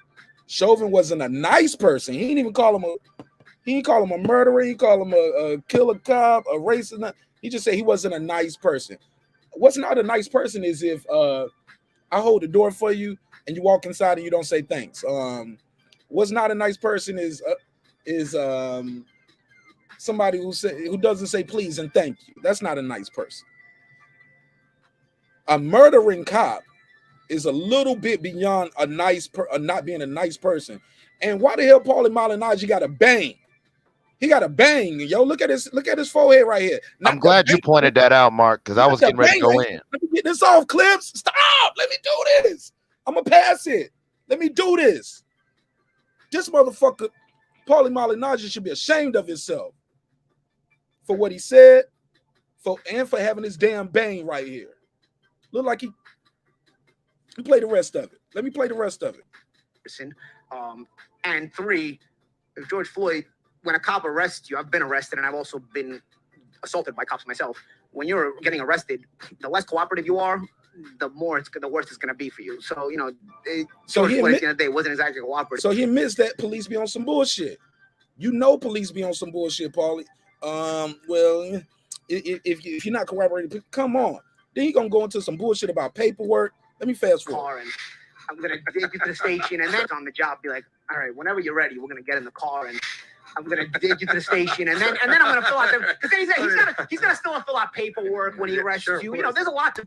This is a white guy and an Asian guy laughing about the murder of a black man. Go ahead, Clips. I'm sorry, I didn't mean to yell, but I've been asking. Please don't do that. Please don't do that. I don't need you to do it. You don't have to do it. Let me do it the way I'm gonna do it. All that unmuting and ad-libbing is not the best for the show. And I didn't mean to raise my voice at you like I'm upset. I'm more upset about what's going on, and I don't want to lose my train of thought. So I apologize for that. But please go ahead. You got the floor. Nah, no need to apologize. I was just laughing because that was what I was about to say. Is it me or does this dude look like he got bangs and he got plucked eyebrows? Okay, what is going on here? Paulie Malignaggi. Okay, Paulie Malignaggi is just in his feelings because AB smashed his side chick and his wife and then bragged about it to his face after he whooped him in the ring. And Paulie's in his feelings. Paulie's been, even when he was calling himself a boxer, Paulie has been coming out of his mouth, and he's an Italian dude from Brooklyn, and so many of his comments reflect some of those stereotypes about the, you know what I'm saying, that New York Italian, you know what I'm saying, dynamic when it comes to their views of blacks. I used to listen to his podcast when he had the podcast going, right? And I remember him talking about getting these hair plugs. It looked like he went and got them. He was like, yo, my friend has a guy. Yo, his shit is back. Yo, I'm thinking about going to do it. See, the guys like Paulie bother me. Cause like they the New York guys where they seem like they like the culture. They want to dress black sometimes and you know, part of the hip hop culture, and they want to talk like us and move like us. But at the end of the day, you don't fuck with us, homie. You are everything you said you was in this statement. And I'm disappointed in Paulie, man, but I'm not surprised. But I am surprised he on TV with this damn bang. He got the bang, not the bangangs, not the bang. Look at this shit. Go ahead, man. We about to have a fish fry on this, man. Come on. We about to man. I'm gonna say this. We all know why Paulie was kicked off Showtime, right? Oh yeah, but tell the people who don't know. We got a lot of new people in the neighborhood. Go ahead. The reason, so this is because this is going to show that this is Paulie's behavior. This is not a one-off thing, or he said something, or he misspoke. This is something that he does. Paulie gave an interview, and he was talking about how European boxers and European fighters are superior to black fighters. And he started going into depth about it. He gave an interview. It made it back to Stephen Espinosa, and it was such a groundswell. But and also he says little things especially during the Wilder fight. I think he called the first Tyson Fury Wilder fight. He just spewed so much hate on Wilder and talked shit about Wilder after the fight, before the fight, during the fight, and also he came out and gave his point of view of what he thought about European fighters, i.e., white fighters versus black fighters. And that's what got him kicked off of Showtime commentary. That's why he's no longer on Showtime. Secondly, he says that George Floyd was high. So what? So no. That's a capital offense now. Be clear. What I'm saying is he said that he was high. He said that he was high. So what? That didn't warrant a man putting his knee. That didn't warrant the man being flipped over in his stomach, handcuffed, shown not to be a threat, and then have you put your knee on his windpipe on the back of his neck. So and when Paulie was saying that Derek Chauvin was a bad person, an arresting officer, what made him a bad person? What did he do that was bad? Have he had any more cases where he targeted people based on race? See, what they were doing, they were just telling their real thoughts. And I wish that a lot of times we could see more of this to see how people think and see how people operate. Because just like Rasheda Ali said, and will come out and say they'll defend certain things when a lot of people do believe like this. And also he said another thing. He said, I've been assaulted by the police. Mm-hmm. Okay, Paulie, you were assaulted by the police and you lived through it. This man was assaulted by the police and he died. So how do you rationalize that? And then to laugh about it, Steve Kim, he's sitting there with Steve Kim. Let's talk about Steve Kim history. Steve Kim used to be in the boxing circles. You know what happened to Steve Kim? I don't know Steve Kim. I never heard of him. Steve Kim is a boxing reporter. Matter of fact, he helps co-host Jason Whitlock's show. Jason Whitlock has a show. Right. Jason Whitlock has a show that Steve Kim helped co-host. Steve Kim basically got blackballed out of boxing because he said some things about Al Heyman and trashed the PBC when it was getting off the ground, and he didn't realize how powerful that Al Heyman was going to be and how big PBC was going to be. So they don't allow him really in their fights, and he made sure that he did everything. I think he even helped push the Bob Arum lawsuit. So that's when it comes to Steve Kim, though. I know Jason Whitlock get up there and talk bad about black folks, because that's why they hire people like Jason Whitlock to get up there and talk bad about black folks, the Candace Owens of the world. But I don't think Steve Kim get up there and talk bad about Asians, though, do he? What they do is they try to crack an Asian joke here and there. But Asian joke, think about it. Not up there bashing Think Asians about it. Like old boy bash black folks. Think about it, though. When you see black people, what industry are we in? We low hanging fruit. We the entertainers. We the entertainers, and we sportsmen, which is another form of entertainment. Think about it. So we there to be critiqued at every turn, because you're gonna see us dancing, singing, catching a ball, dunking a ball, and that type of thing. So, or you're gonna see us doing things in the sports like hitting each other in the face for money. So they have built the industry around critiquing us because we're their entertainment. When they come home on a Saturday night, let's watch a boxing match. Let's watch a football game. Let's watch a basketball game. And it's just like the Roman, it's bread and circuses all over. If you know about bread and circuses, that's what this is. It's all a distraction, bread and circuses. Because remember, when the world was shut down and the George Floyd thing was happening, wasn't no sports going on, remember? And the first thing they was running out, we need to put sports back on TV. We need to get these award shows going. We need to distract the people. Because when you don't distract the people with entertainment, they start thinking about real life and the things that really affect them every day. Go ahead. Anybody want to pass it around? That's a great point, sir. That was Sir or Ty. Who was that? That was Brandon Washington. I'm sorry, Brett. That was a great point. Bread at circus or fun and games, holidays at gladiator games. That goes back to the Caesar Justinian I. Whenever the country is in turmoil, he was about to lose the Roman Empire. He filled the calendar with holidays and gladiatorial games throughout the empire, and that's how he kept his throne. You know. And I'm talking, and then it's still going on to this day. And like he's saying, some of them Paulie Malignaggi comments, especially during like the Wilder Fury 2 that came during there was a lockdown, and some of these people they lost their filter for a minute and they were talking like they weren't on the mic. And I'm not mad at Paulie. You can feel that way all you want to, but just know that we know, and don't get mad if we ain't trying to hear your ass no more. I'm mad at Paulie. And I'm gonna tell you why I'm mad. Paulie Malignaggi act like people ain't got no memory, homie.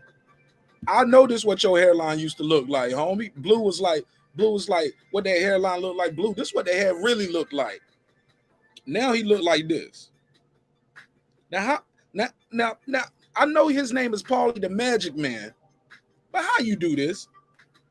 KP, what's going on here, KP? What's going on? Paulie done hooked up with Bob and got the hairpiece done. Paulie got his stuff done, man. Paulie been that way though, man. He is who he is.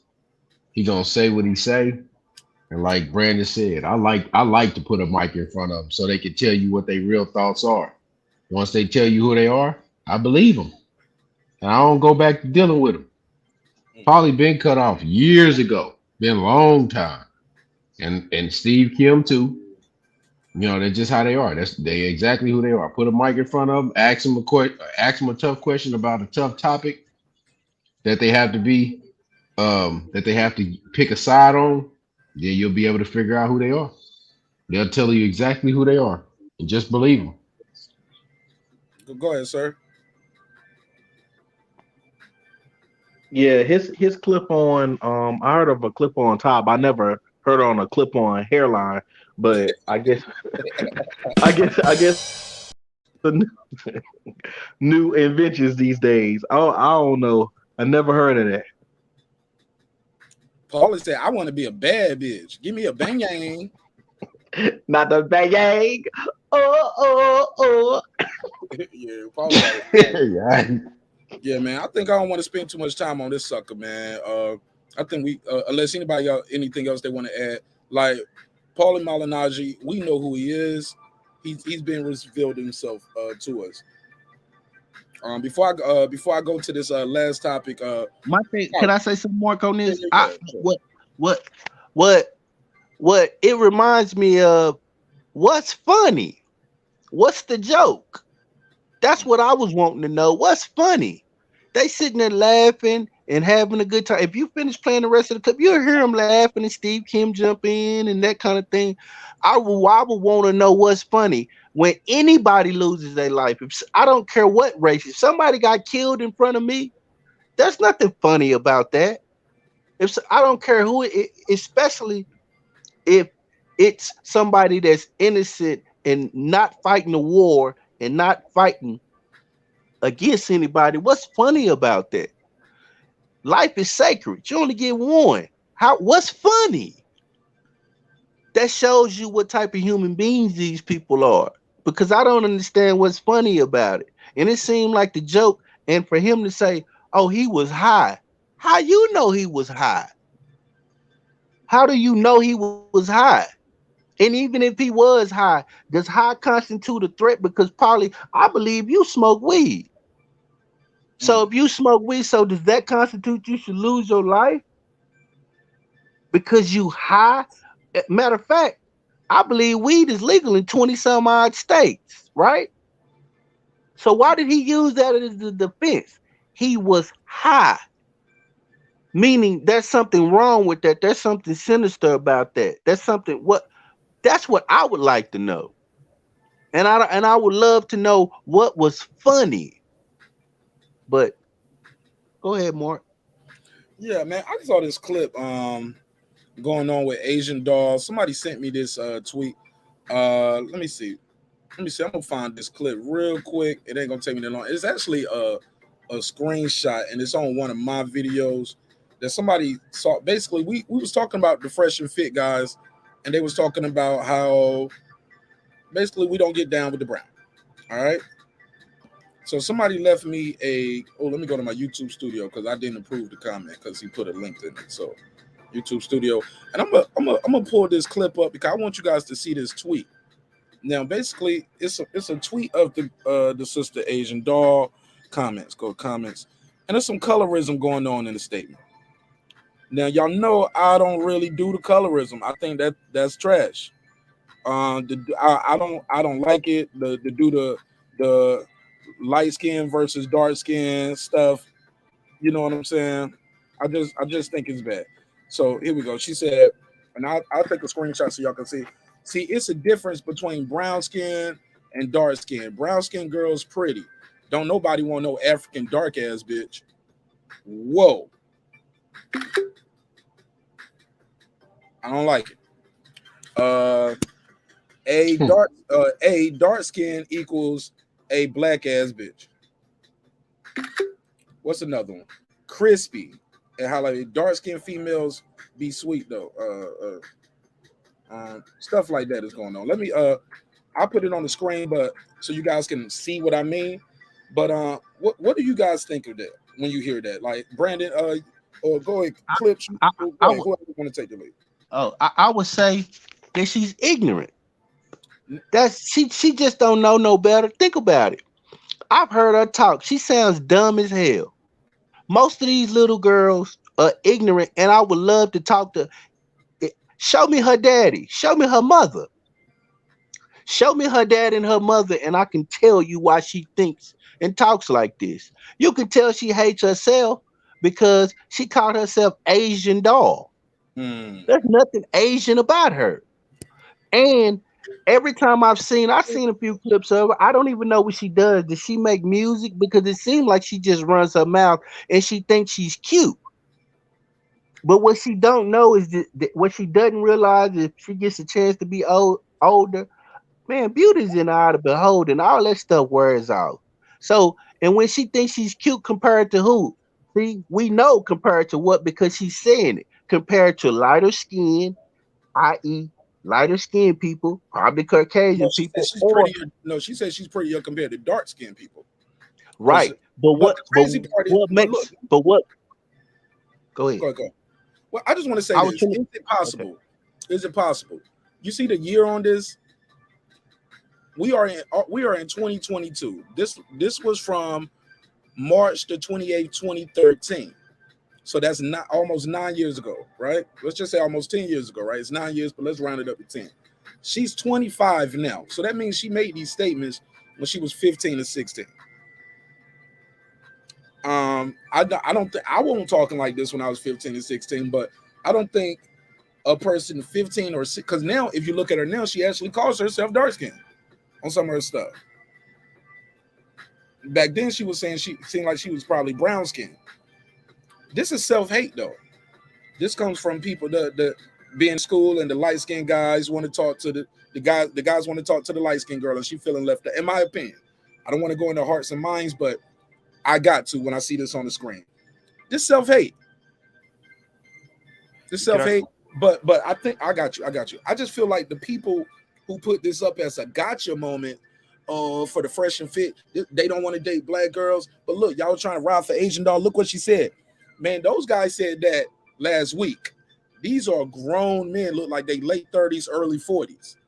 This is a 15-year-old, 16-year-old child who said this at the time. I ain't shooting no bell, but I don't want to hold a 16-year-old kid to the same regard as I would hold a 40-year-old man. Go ahead. My point is, like you said, I mean, the statement speaks a lot to herself. The name almost indicts herself as far as where her mind's at. And we have so many of us young queens who they say black women need to be protected, but at the same time, they're not protecting their own black woman within themselves because they don't know how to love themselves. They don't know how to respect themselves. And so they don't know how to respect our men. My daughter, who was just born, her mother is very dark skinned.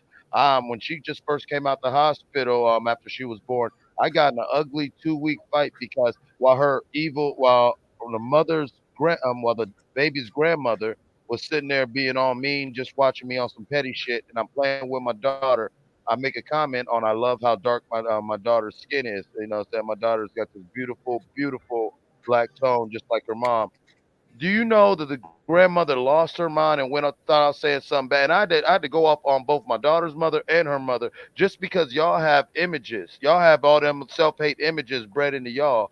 I'm telling my daughter from the moment she's born, you are beautiful. As one of the best features. And you are mad at me because I'm building her up. And I'm building this baby up, holding my baby up towards the moonlight, talking about, yes, your skin is beautiful, just like the night sky. You feel what I'm saying? And they're like, and then in their slave mind, they really went on for 2 weeks running around thinking that I was somehow being disrespectful to my own daughter because some black women just don't get that. Like it was almost like the Rasheda Ali thing. They can't. We have not been slaves in how many years, but so many black women do not want to leave the house. Go ahead, KP. Yeah, it was interesting, man, because I knew when that thing came out with F and F, I ain't even gonna say their names, that when I seen her and I seen her name, I was like, Asian doll. This a black chick named Asian doll? And then when I seen the multicolored hair and the clawed nails, I was just like, oh my God. Like she's under the serious amount of program. And she's representing and with the lashes too. Like all that, like it's just a no for me. When I seen the words and everything that they posted that she said, and I heard her talk like Brandon said, like, nah, it's a no for me. And then once I found out too later on that she was connected to that rapper that got killed in Chicago, whatever his name was, some rapper dude. King Von. He got killed in Atlanta, I thought though. I think he got killed in Atlanta from Chicago. Yeah. Yep. Yeah. So is she? Do y'all think she's guilty of colorism? That comment, yes. Yes. Yes. Yeah. Yes. Everybody. That's something classic that she usually says, and a lot of the rappers that are out now get away with this type of what I would blatantly call hate speech. And it's not just hate against someone else, it's hate against themselves, especially when most of the rappers and entertainers who are talking like this, parents are blacker than an ace of spades. So I don't understand it, especially being a blue, black, purple man myself.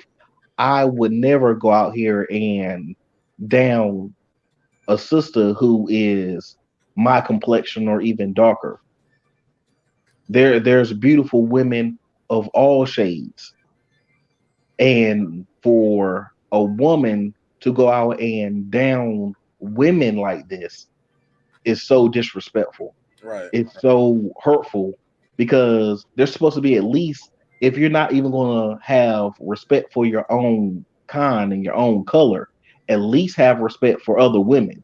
And that's a woman just like you are. Or maybe she is a woman and you're just merely a female. But I digress. All right. My thing is this, guy. I just want to say this, man. Let me get my take on this. Actually, I'll ask another question. So let me ask you this: is what she said when she was 15 and 16? Is that the same as?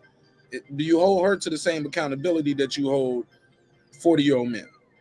No. Go ahead, Brandon. The reason I would say that is because I don't believe she lived long enough. I believe she probably was dealing with low self-esteem, which I'm pretty sure she still struggles with, because I watched her. Everything about her is fake, which is, think about it. We watch, when you watch most black women or young black women in this society, especially, they call them social media influencers, and I peek in on them here and there just to keep up. I got a 12-year-old son and I got a 20-year-old daughter. So I peek in and out. They have a certain image that they want. That most of these girls have went under a knife and been surgically enhanced. A lot of them have been bleaching their skin. A lot of them wear weave. A lot of them wear excessive makeup. A lot of them wear fake eyelashes. A lot of them wear fake nails. So what does that suggest? And that has been what has been projected to the masses through the music as beautiful. Think about it. And who is projecting these images? Is it their fault or they following trends? See, we got to get to the root of this thing. Somebody is making us believe this about ourselves and making our women think that this is okay and that this is beautiful, and they perpetuating this. And it damn sure ain't me. And it don't sound like it's KC. And it don't sound like it's Sir Senior and Clips and you, Mark. So who's doing this? It's probably me, man, because I used to frequent them strip clubs, and yeah, man, I used to tip them, man. So it's probably me. It's probably me. Yeah, it's probably me. I was a Nicki tip. Minaj was cut on. She's been enhanced. Think about everybody's been put in our face. Before her, the biggest rapper female before her, Lil' Kim, has been cut on. Skin bleached. Is Lil' Kim bigger than Queen Latifah? She sold more records than she did, I believe. No one's bigger than Queen Latifah, respectfully. Not as females. Oh, you were talking about... He gave her the Equalizer show, man, so she's not bigger than her. We're talking about that rapping. Show. He was talking about rapping, so yeah. I would definitely say she is. She reached way further, and she sold more. Just think about it, though, Mark. Look at the images just put in front of our little girls. She ain't doing nothing but just following the image of what she think beautiful is, which is fake hair, fake nothing about our women right now. If you go to any club or any place, which I don't go to strip club, I don't go to any of these places. But if you go to any of these, even if you just go online and look at the way they pose for their pictures and look at the way that they have, they do the little Kim pose. All of them do that squatting. Right. Look at the way that our women market themselves. They market themselves as whores. Biggie marketed Lil Kim as a whore. These women so foul mouth these days. I seen a video today of Asian doll saying suck her penis. I saw that today. That's why I was surprised that you brought this subject. I saw that. These are the way they don't have. You know what was beautiful to me when I was coming up, and I don't know if and this gonna tell my age. I thought Claire Huxtable was beautiful. Fine. That's what I thought beauty was. I thought Coretta Scott King was beautiful. Yeah, but Martin still got him some side pussy. Then respectful. Mark, come on, man. Okay, it's a joke. It's a joke. I know it's a comedy show. Come on, man. It's a comedy show too. Look. But I was with him until he said Coretta Scott King. I mean, I thought that she was. He had a dream about that. I'm just saying, just respectfully. Hilarious. Naturally, I thought these women were beautiful. I thought that women like Pam Grier. I'm talking about just looking at these women, just their faces. Even the women in the 90s before all of this weed came about, they were beautiful. Like Chili from TLC is beautiful. Those kind of women, they didn't have all of the enhancements. It was just coming in. Even Janet Jackson don't look the same. Oh no, man. Janet Jackson looks like you don't been under that knife, bro. Come on now. That's what I just said. That's what I'm saying. She don't look the same. She left half her nostrils on the surgeon table. But yeah. But when did it become acceptable for us so somebody's liking this. Somebody liking these images. Somebody liking these Brazilian butt lifts. Somebody's liking the girls with the fingernail, the long ass ghetto fingernails, and the fake ass weave and the fake ass eyelashes. But Brandon, big butts have always been a thing. Remember, they used to bring the sisters out at the circus, the African sisters out at the circus, and make them. That was real. That was a real butt.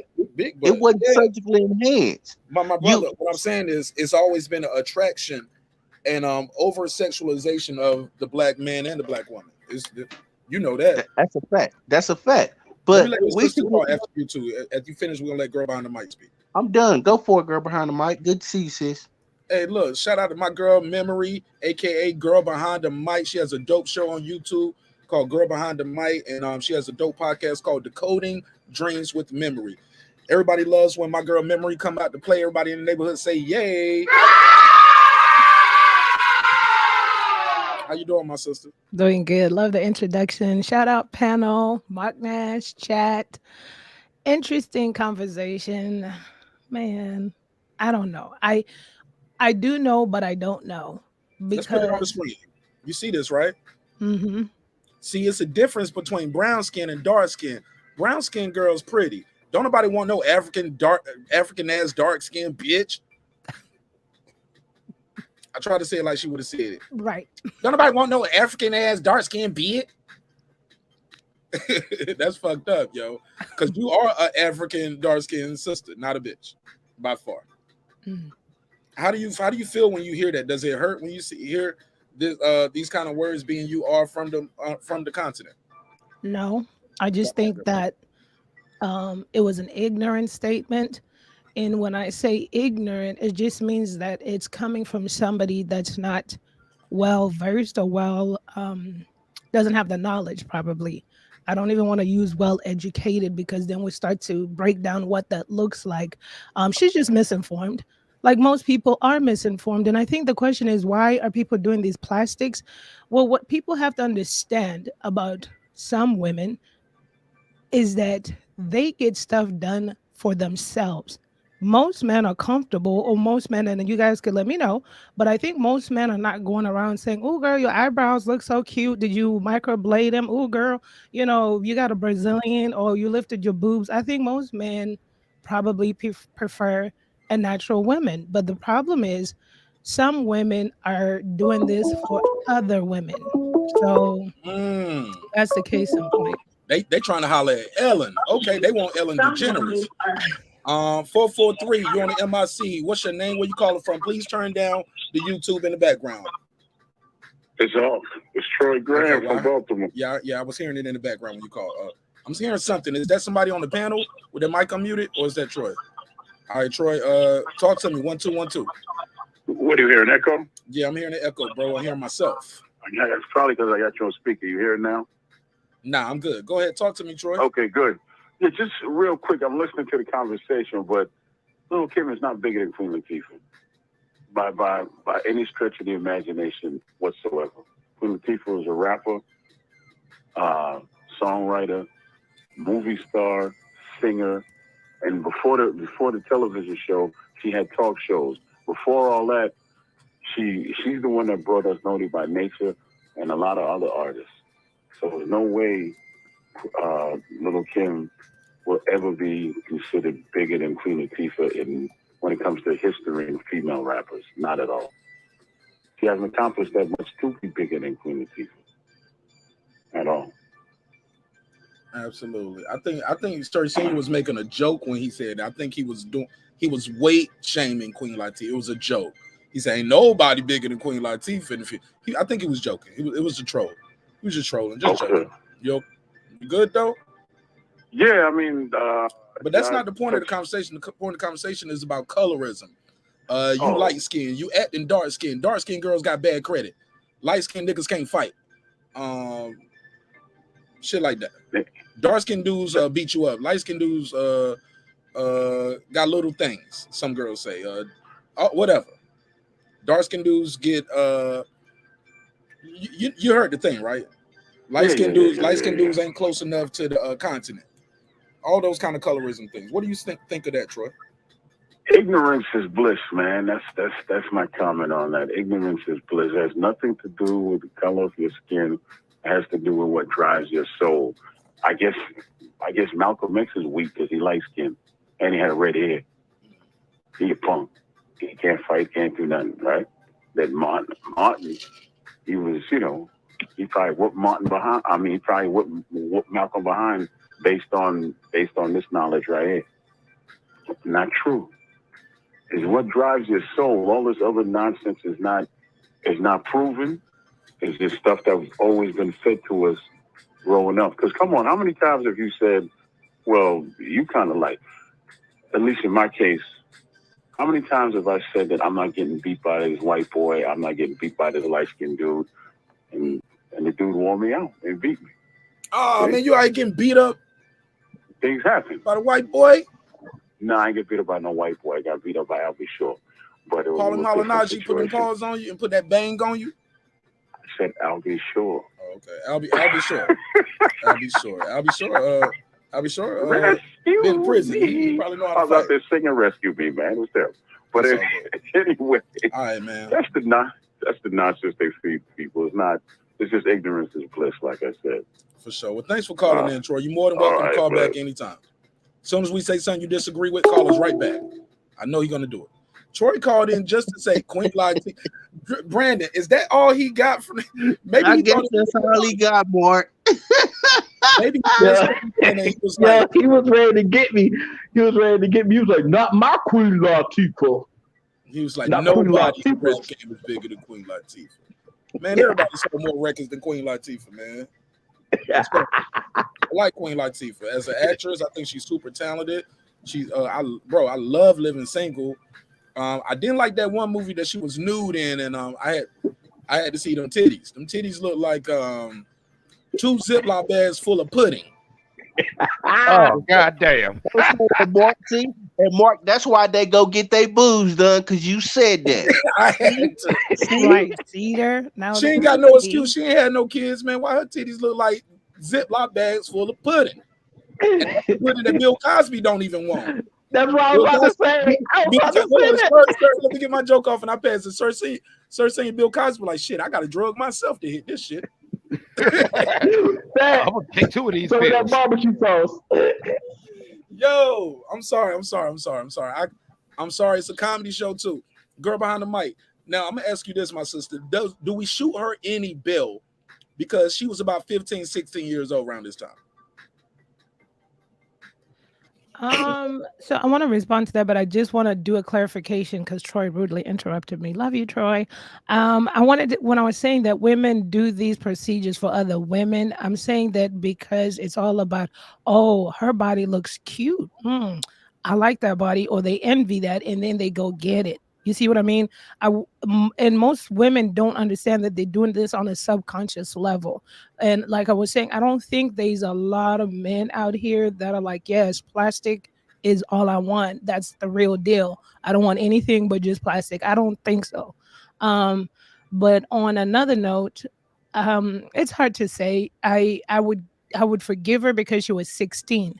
Now, at this age that she's at, if she sticks to those words, then I'll kind of side eye her. But going back to the colorism part, like I said, I understand it, but I don't. My understanding of it is because it's a Western, from my experience, it's a Western thing from my experience being in America. When I was growing up, I don't know nothing about colorism. I didn't know anything about colorism. I don't know if it was because my history doesn't, involve the differentiation of the light complected people were the ones in the house, the dark complected people were in the field. So that's what I'm saying. I'm not a psychologist. I'm just saying that I've seen it exaggerated in America on who's dark, who's light, who does what, whose hair looks like what. That was never a discussion growing up. So that's a fact, my girl 2 behind the cents. mic. That's a fact. The reason in North America is because we were slaves, and that was a thing that they used, that the slave master used to separate us.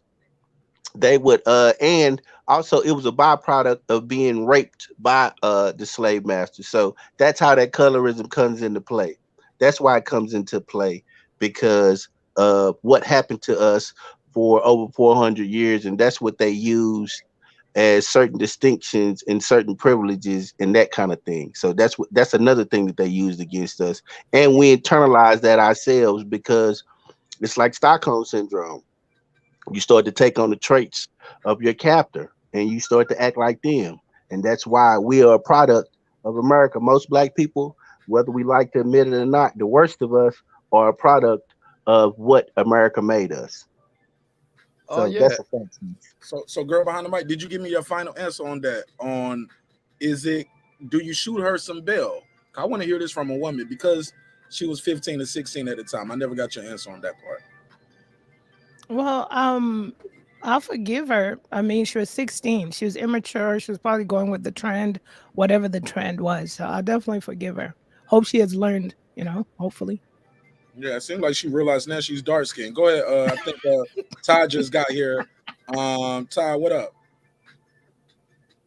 What up? I'm back, man. What's up? Man, what's your take on this topic, man? It's kind of funny to me because she's a dark complected girl. I mean, if you look at her, if you ever seen her in a video, I think she does a little lightening of the of her, does them filters or whatever. But she's a dark skinned girl. So I don't know where she gets off with this shit,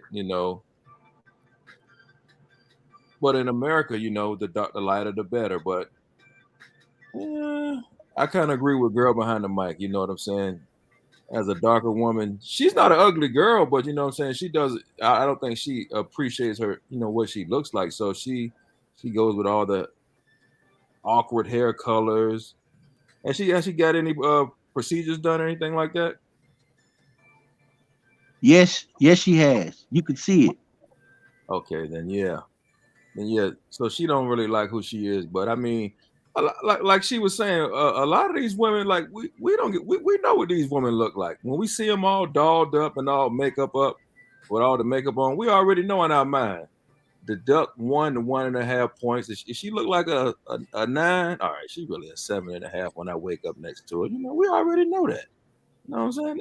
That shit, like old girl was saying, like girl behind the mic was saying, that shit you do is for other girls and you in competition with them other girls. You ain't doing it because your man saying, hey, he got a problem with it, because we already know what y'all look like when we wake up next to y'all or when we see y'all all dolled up. You know what I'm saying?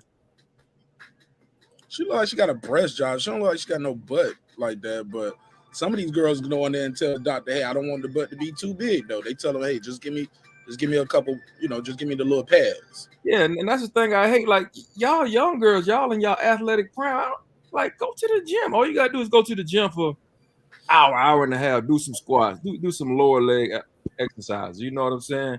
Yeah, can I chime in? They busy rinsing out.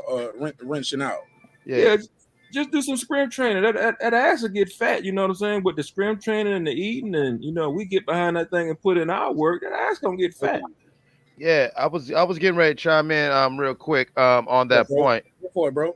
That is a big peeve of mine, not just with black women, but a lot of women who identify with our culture. At 42 years old, I've noticed a laziness with my age and below. There is a beautiful, one of the biggest state national parks that's literally my backyard. Like I always joke with you, Mark, I'm out here hiking and everything. And what do I always tell you? You'll see all these white girls out there jogging. Yeah, I never heard you say hiking, bro. So I forgot. I'm sorry. I don't. I'm putting you on the spot. You know I'm gonna tell the truth. No, I never heard you say hiking. I might be in there hiking in the woods. I heard you say smoking. Yes, I'm walking in the woods, smoking, talking with my squirrels. Mark, you filed. He gonna put me all out there. I ain't never heard a nigga in life say he went, other than my neighbor, but he's kind of on the Rasheda Ali side of the game. So yeah. Watch this. Can I finish though? My point is, I sit out there because this park is literally my backyard, so I'm always out there, right? And me, my son, and people I know, I go on these rants because you'll see these white girls, these little white boys, they out there, they jogging, they in shape. Then meanwhile, you'll see a black girl, beautiful black girl, but she's only in her early or mid-20s, titties all sagging, all out of shape. She still, but when she gets out them clothes, she's got no core strength, no whatever. And every time when she'll be like, if she's a friend of mine, I'll be like, oh yeah, come out, work out with me and everything. You know, all she wants to talk about is she wants to try to find her a balling ass nigga to get some money to pay for some sort of procedure. Instead of getting out in the goddamn, do some sit-ups. You'll be surprised what a little activity will do, because you'll get these procedures and still have no core strength to where in 5 years you look sloppy again. All right. Yeah, that's the thing I really hate. That's why I said that was one of the last catalysts that made me go ahead and say, man, I'm gonna go ahead and get married. Because you can let yourself go and be like, fuck it. What you want to do? Get divorced? Nah, none of that. Married. I said, man, I want biscuits, dessert. I want breakfast, lunch, and dinner. I'm tired of eating pizza all the time. Yeah, man. I tell you this, man. When I was in the military, in Wyoming, right? It was this white woman. She used to walk around the parade. The parade field was 2 miles. She used to walk around the parade field twice a day. I mean, it was snowing. I'm talking about -20 degrees. She out there with her hoodie on, her hat, her scully. She getting them 2 miles. When I say this white woman had an ass and a core and some hips, man, and she was in her 50s. What's the point, though? I'm sorry, I'm losing. I'm just saying. You over here want to praise the white women over here, man? No, get off my panel. This ain't that show, nigga. Get your ass out of here. Up here. This I want to praise your white zaddy. No, what I'm saying is hey, look, y'all. I'm sorry, my shots don't kick in, as y'all can tell, right? Hey, my shots don't kick in a little bit. The point I'm making is she was dedicated to that routine, no matter the weather. That's what I'm saying. Yeah, I feel you. Dedication. I hear people say it's only black women getting their hair extensions. No. These white girls got extensions. These white girls get their surgery done. All kind of shit. My wife and I'm good for this. Like, I watch the shows on TV with my wife, and I'll do this kind of thing, so I can get to look at the bitches. I criticize them. I'm like, man, look at this bitch, baby. Look at it. What, Real Housewives? You watch Real Housewives of Atlanta, don't you? Man, I got a 65-inch screen. I'll get up I get up, walk towards the fireplace, and stand in front of the screen. I'm like, look at this shit right here. This bitch got 10 pounds of hair weave in there. I'm looking at all ass and titties. And I'm like, baby, you think she got hair clip? You think that's real or fake? She's like, I don't know. I'm like, rewind it real quick. Let me see that again. You pause that part right down for a closer look. Mark, you be like, look at Candy. Candy thinks he fine. Candy, look at her. Look at Candy. Candy got some work done too. Candy got some work done too. Look, the ones I like the most, the ones I like the way they look the most, I can't stand them. Like Portia, I'd be like, damn, she is gorgeous and she's stacked on deck, but nah, I don't like her personality. I don't Yeah, like her vibes. it's yeah, Mark. It's the personality on top of the way that it's just messed up, man. This is. I'm glad I ain't. I'm glad I ain't looking for no woman. I'm glad I'm married. I'm glad I've been out the game. This Right. new Let yourself game go, for the homie. youngsters, man. Nah, I ain't let my wife work out and I work out, Bro, man. I'm looking at So your I picture don't right I here. don't Look at your picture on this screen. You been let that's yourself go. that is You gonna not be the me, oldest man. nigga, whatever state you live in. They gonna give you. They put you on the news every time it's your birthday. They be like, you turned 103 today. Man, he already did if that's his picture. Yeah, man. Man, Died that is last not week. me, man. Y'all crazy, man. That's Renoko Rashidi, man. Golly. Mark said, "I'm looking at your avatar. You said fuck it. Yeah, man. You said fuck it in the Your 80s." avatar is gray. You ain't got no hair and all that. Yeah, Look that's like you, you read man. That's you. 1,000 books, huh? Yeah, man. You crazy, man. But I noticed that though too, bro. Everywhere I go, people that's working out, they ain't looking like me. I'm just saying, my opposite of sex ain't looking like me that's working out. I'm seeing people run around tracks in my neighborhood. I'm seeing people physically moving around. So you out here looking like The Rock, huh? Dwayne Rock Johnson. Nah, I ain't looking Right, like I The know you're Rock, not, man. nigga. You gonna be on I'm a TV right beside him, like I'm Terry Crews. wait, man. Will you let me finish, bro? I'm 210. I'm 210, man. And people usually my height is in my height, they probably a little bit what I've noticed, How tall are you, bro? 240, How tall are you? 250, 5'10, You 5'10. 5'10", 210. You a big dude, homie. I ain't that big. I ain't Yeah, big bro. though. Yeah, So man. You hey, 5'10", 210. You a big dude, bro. Yeah, man. You a big dude. say you Yeah, I'm 5'10. just saying. Why I'm you 5'10". not talk? that big. I'm Little nigga. like, I'm out here looking like Kevin Hart. So Yeah, sir. Yeah, sir. Senior 4'11", a 155. All teeth. All right, man. Well, I'm turning this shit to a roasting session. I'm sorry, y'all. Let me look. Let's Hey, go. you so with is, my boy. You with my so My bad. Let granddaddy me look. Joke mustache. on me. Joke on me. Fight back. We But gonna I joke just on want to. you and your I'm sideburns and 6'3", don't connect to your 6'3", beard. 220. Hold on, what is it? 6'3", He said I don't 220. condition my beard. 6'3", 220 over here, Mark. Still beat you up, nigga. You ain't tough.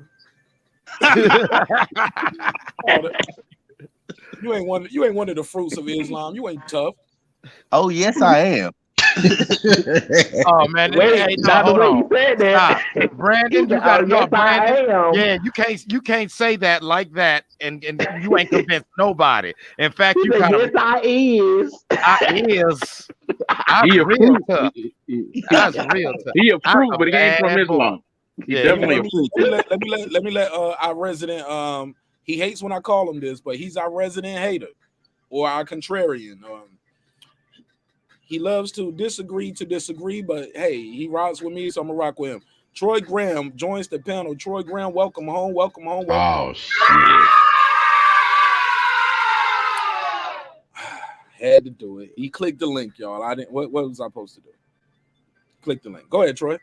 Well, I can't apologize for having a strong mind. Can y'all hear me? Yeah, we can hear you, Troy.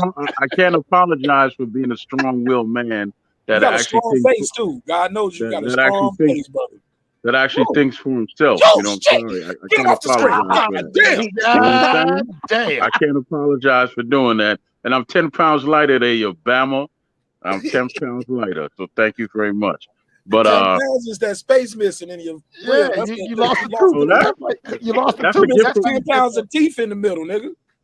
That's a gift from God, man. It conditions my gums in the summer and everything, man. It's a beautiful Man, thing. you don't. But Oh man, let Troy yeah, but talk, anyway, man. Stop cutting him off, man. This is as I my was guy. This saying, is my friend. I can pick on Troy. He picks on me. You don't be telling me that.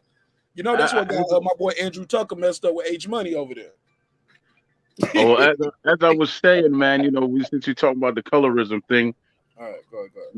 you all seem to forget, white women have been doing the same thing, trying to be black. It goes back to, back in the day, with a Bo Derek when she did 10, she had the what you call it, with the braids. Oh, Marilyn Monroe was actually a thick girl, but they made her slim down. She was like a size 13, 14 or whatever. But that they made ain't her thick. get. You know, we from the hood. Thick is 22. I know, but I'm saying overall, she was really thick. But here's the difference: they don't come out and say stuff like, "Ew, she is so pale. Look at her flat behind." They do say that. You must not I've be around never a heard white it. girl. Yeah, they I say grew that. up around white people. Yes, they do. She is And so Chinese pale. people What's wrong do the with your same thing. color? I've never seen it. I've never heard. I'm sorry, never heard it. Because if you look at it, most groups, they try to be black with certain things they do. You know, they get the bigger butt, they get the bigger lips, thinking that's all it takes. It's a whole lot more than that. It's a whole lot more than that. You can't achieve what is not achievable by you because God didn't give it to you. You either have it or you don't. Right? Amen. You're gonna get in trouble with Caitlyn Jenner saying that. I would never get in trouble with her or her sisters because say the opposite. let me tell you something about them. They are demons. Stay as far away from the Take everybody Kardashian else off the family. screen so y'all don't get canceled. Go ahead, Troy. Yeah, stay as far away from them as you can. They are demons. You know, they're what you call spiritual. You know, succubus. They suck the life out of my you. what? Succubus. Though they attach themselves to a man's soul and suck it dry. Troy, You don't wanna be Troy, I'm not trying to cut you off. The term is succubus. Succubus and incubus. Succubus, I don't know, succubus, whatever the hell it is. The show right now and go holler at my wife and see what we can do. Some yada. Hey, look, that sounds like a good time, Troy. A succubus. Like, Not if you lose your soul in the process, Mark. No, it's Troy, not. that's slang, bro. You ain't, bro. Go to Pornhub. They call it soul snatching. It's a thing. That's what the kids. All the kids are doing it. You nasty, Mark. Go watch the 5 heartbeats. Go watch the 5 heartbeats and watch Eddie Kane when he says when he comes to them after the concert, he's like, "I still got it. Nice like this. I wish." Yeah. That's exactly how they leave men. Can I just say something now? Because this goes back to my comment earlier about the Jezebelian spirit. Okay, now there's certain types of demons called succubus and incubus. Incubus is the male version, and what they'll do is they'll fuck your brains out, and it's the best time of your life. But slowly but surely, you lose your mind, and you lose your energy, and you lose your soul. And so now, look what you just said. We are being so conditioned into demon time in this age that now these young people who do not know about ancient demonology and these names of these different types of beings, that I don't care what religion you practice, these beings are told in all your books. Now we're calling it soul snatching, to where you get stupid niggas talking about, "I want my soul snatched," not understanding that there are real succubus spirits out here who will get into a damaged woman, and now she runs around. That's that mean girl spirit, where she will pride herself on how many people she can tear down. Just like an incubus is that male vampire ass nigga who prides himself by his conquest and all the women that he can totally fucking ruin. And so, like, that's crazy you said that, Mark, because yes, now you've got this whole damn culture where you've got kids who that's what they want. Wow. Yeah, if I meet a chick tell me she could suck a bus, I'd be like, "You a thought," but I want to see what the mouth do, though. I ain't gonna lie. I'm just saying, goddamn. I just want to know. But let's pass it around. I'm sorry. I'm taking the show left, and it's my fault. We was doing so good. Yeah, it's your fault. Hey, look, we had about 80 people in KP. I started wilding out. Look, we was having a great intellectual conversation. No, Troy turned on that goddamn camera, and it's all fucked up, man. Troy fucked it all He didn't tell nobody to cam up. He didn't make no requirements for nobody to cam up. I actually told people when you pull up on the show tonight, mute your mic and cam off as you coming into the room. Man, Troy look like an angry ass motherfucking brownie. Look at him, just mad as hell, boy. Oh, you look like a half rotten potato right there, boy. That's fucked up, man. Troy avatar looked like he sound half the time too. Sleepy as hell. He was sleepy when he took this picture. Like, come on, man, wake up. I'm gonna let you have your way for the. Look, man, I'm being quiet, okay, gravel face. I'm gonna let you have your way. We love you, Troy. We love you. He told you, Eclipse. He told Hey, you. it's all good, man. I love Troy, man. Hey, I was a big fan of the movie Never Ending Story, man. Rockbiter was one of my favorite characters, man. Shout out to you, man. They look like big, strong hands. Yo, so look, let me ask. Let's get back serious. Let's get back focused. Look, when you're having conversations about race relations, especially then in America, it can get chippy. It can get real toxic sometimes, and you can walk away feeling angry. It's like watching Roots sometimes. You know what I'm saying? I remember they used to play Roots and go to school the next day. We used to beat up the white kids. You know what I'm saying? Like, this for my family. You know North Carolina special. Yeah, man. We about to jump you today, bro. You about to run from the bus stop today, little Timmy. You ain't gonna make it, homie. He be sitting at the front of the bus all day because he already know what's coming. The whole bus quiet and everybody just looking at him. But then you realize, as you get older, man, a lot of times we do a lot of self-hate. Colorism is a real thing, and unfortunately, it is. He said, "I heard you, bro. Laugh out loud. H Money disrespected me. He fake. A lot of people on my side can vouch for me. Bro, I vouch for you. You solid. I'm fucking with you. I had to clown a little bit. So hold up. So you was in the chat the whole time and you ain't say nothing until I said it, made a joke about you? I ain't said nothing. He's sitting in there in secret. Right, because KP, when you was like, hello, Mark, don't do that to him. I was like, that's how he got into a thing, but that's a whole nother story. I'll let him tell a story on his show when he does it. But let me say this, man. I got one more topic on the docket. But I think racism is a real thing. A lot of folks pull up. We get more white folks on the show when we talk about racism. I'll be like, damn, white folks want to hear black folks talk about racism. I get it. But then they troll, some participate, some people want to be allies. I get it. But is racism in boxing a myth or a fact? But I think I'll let girl behind the mic go first. Go ahead. Oh, wrong button.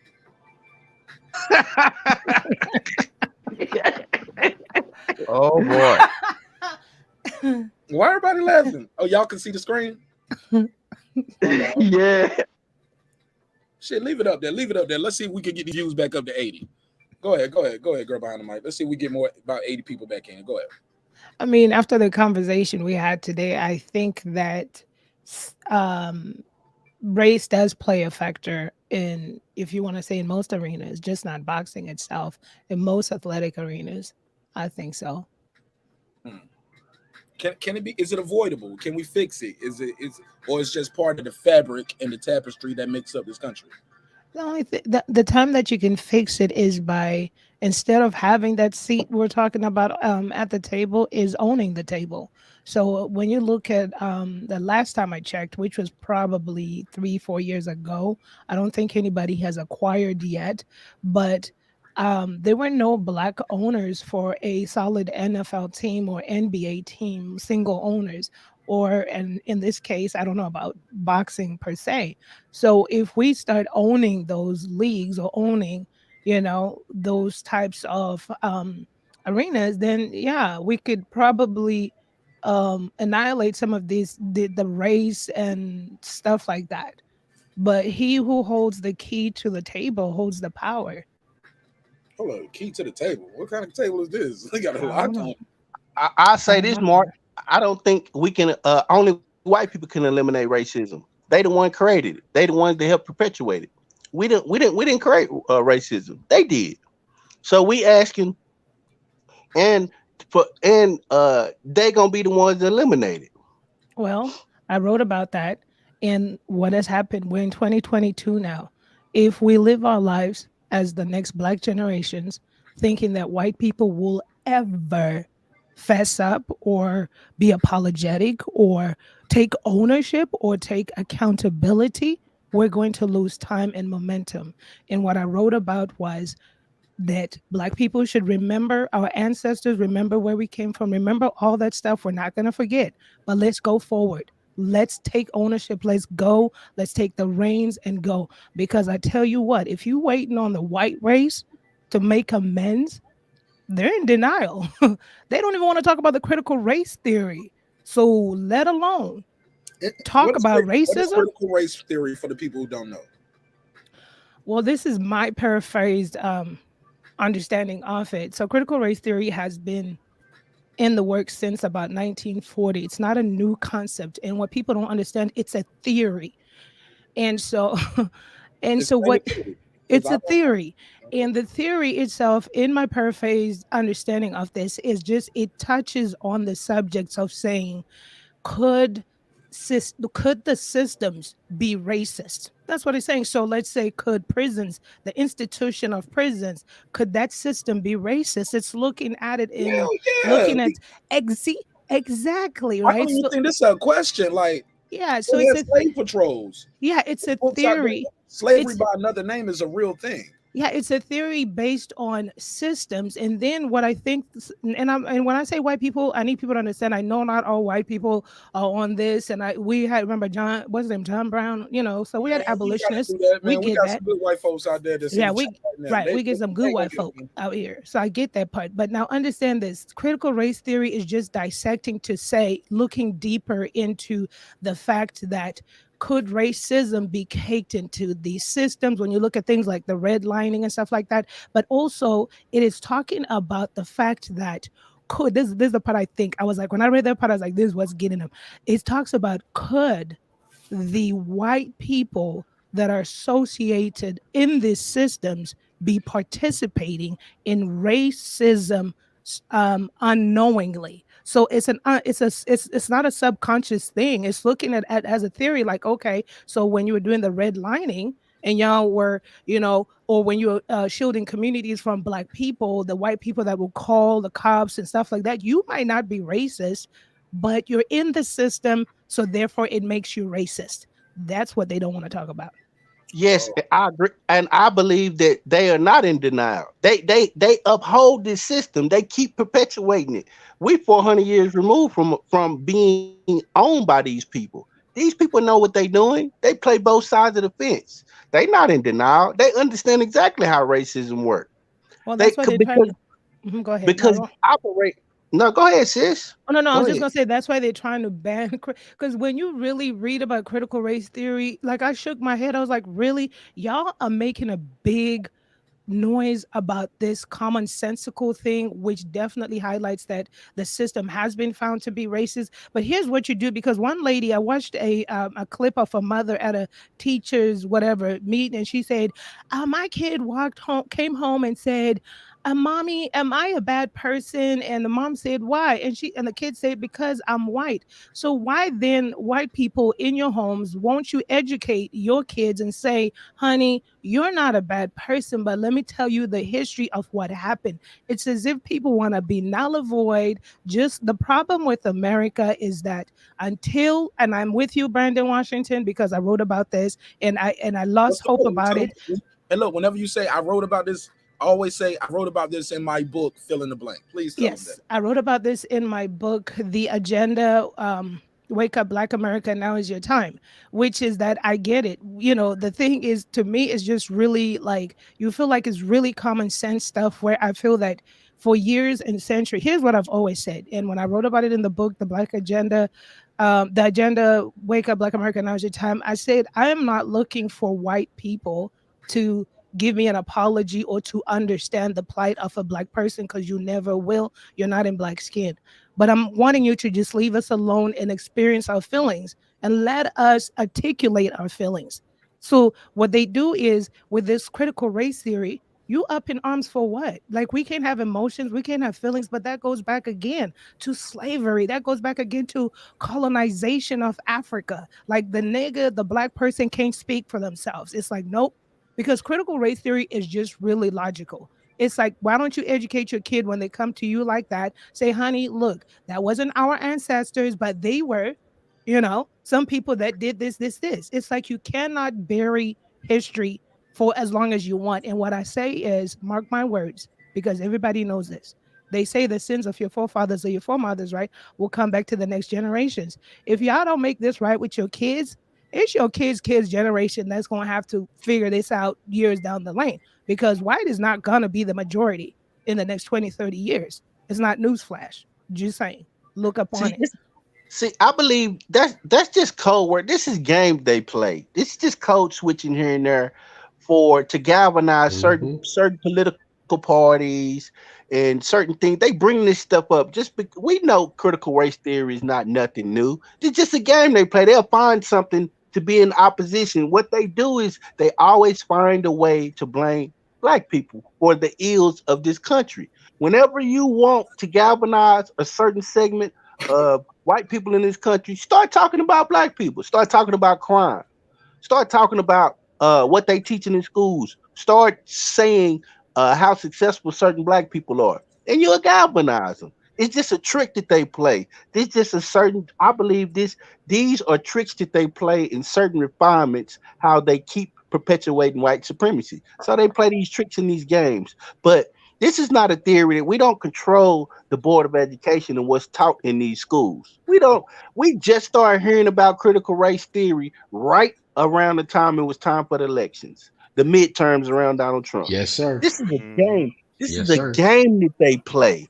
This is a game, and we fall for it. We should. Somebody in the black community should raise their hand and say, "Wait a minute, white people. We don't know nothing about no critical race theory. What are y'all talking about? We don't write these damn books. Y'all write these damn books. So what are y'all talking about? What y'all doing is playing both sides of the fence. Y'all throw a point out there and argue against it, and then a certain segment of y'all argue for it, and y'all keep us lost and Yes, confused sir. by spinning us around in this circle. It's a game that they play. But go ahead. Yep. Thank you, Brandon. That's exactly what I was gonna say. It's a game that they play. Critical race theory is basically coming from the 1619 project that they did, and by putting it out there, now what they gonna do is one person gonna pick a side of the argument, and one person gonna be against it, and then they're gonna get a segment of us as African American people or Black people, however you want to call it, to vote for one side of the aisle versus the other side of the aisle, instead of looking at it and saying, okay, y'all playing games, what are you giving me if I do even participate in this system? Because like you said, it's a system. So if the system is always working, it's always going to continue to work.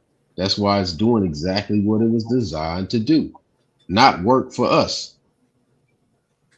hmm I would just say to those great points that everybody's making, that let's just remind ourselves that, I believe Brandon was saying those are code words. Critical race theory is just an honest look at historical events and not trying to coddle things. And the reason why there is so much pushback is we are in a Karen culture. I could talk all day about black women or white men or do this or do that, but as soon as it's time to talk about that guy Eclipse, hold on, you're attacking me. I feel under pressure. I feel boxed in and cornered and everything. When the truth is, no. If I'm gonna talk about fucked up things that this group or that group does, trust me, I gotta be able to talk about the fucked up shit that I do. You feel what I'm saying? And that's just honest discourse, and that allows individuals as well as society and a group of individuals to grow. We are being denied this conversation because the system does not want us to grow out of the indoctrinated state.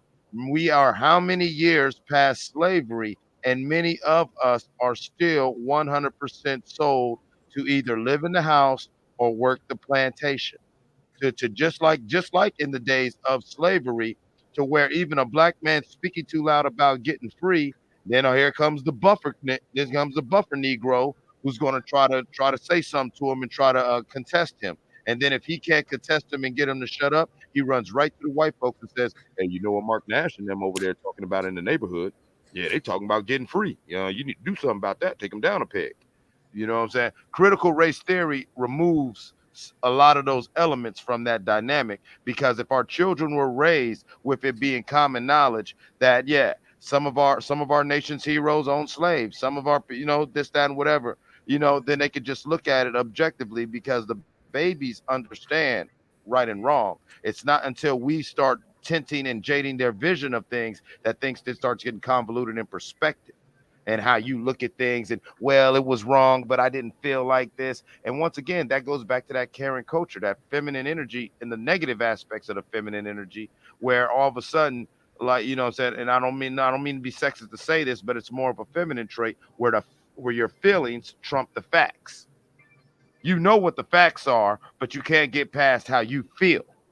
And these people will not deal with the facts, because when they deal with the facts, then they must address that. Yes, some of your gains in your personal life, your family's life, and society are ill-gotten gains. I've worked several jobs where when I've had these conversations, because I'm a supervisor, where I've had this conversation with another foreman, and he would get mad. I'd be like, dude, your uncle runs the company. You went to school, you did all this, and look, we're in the same position.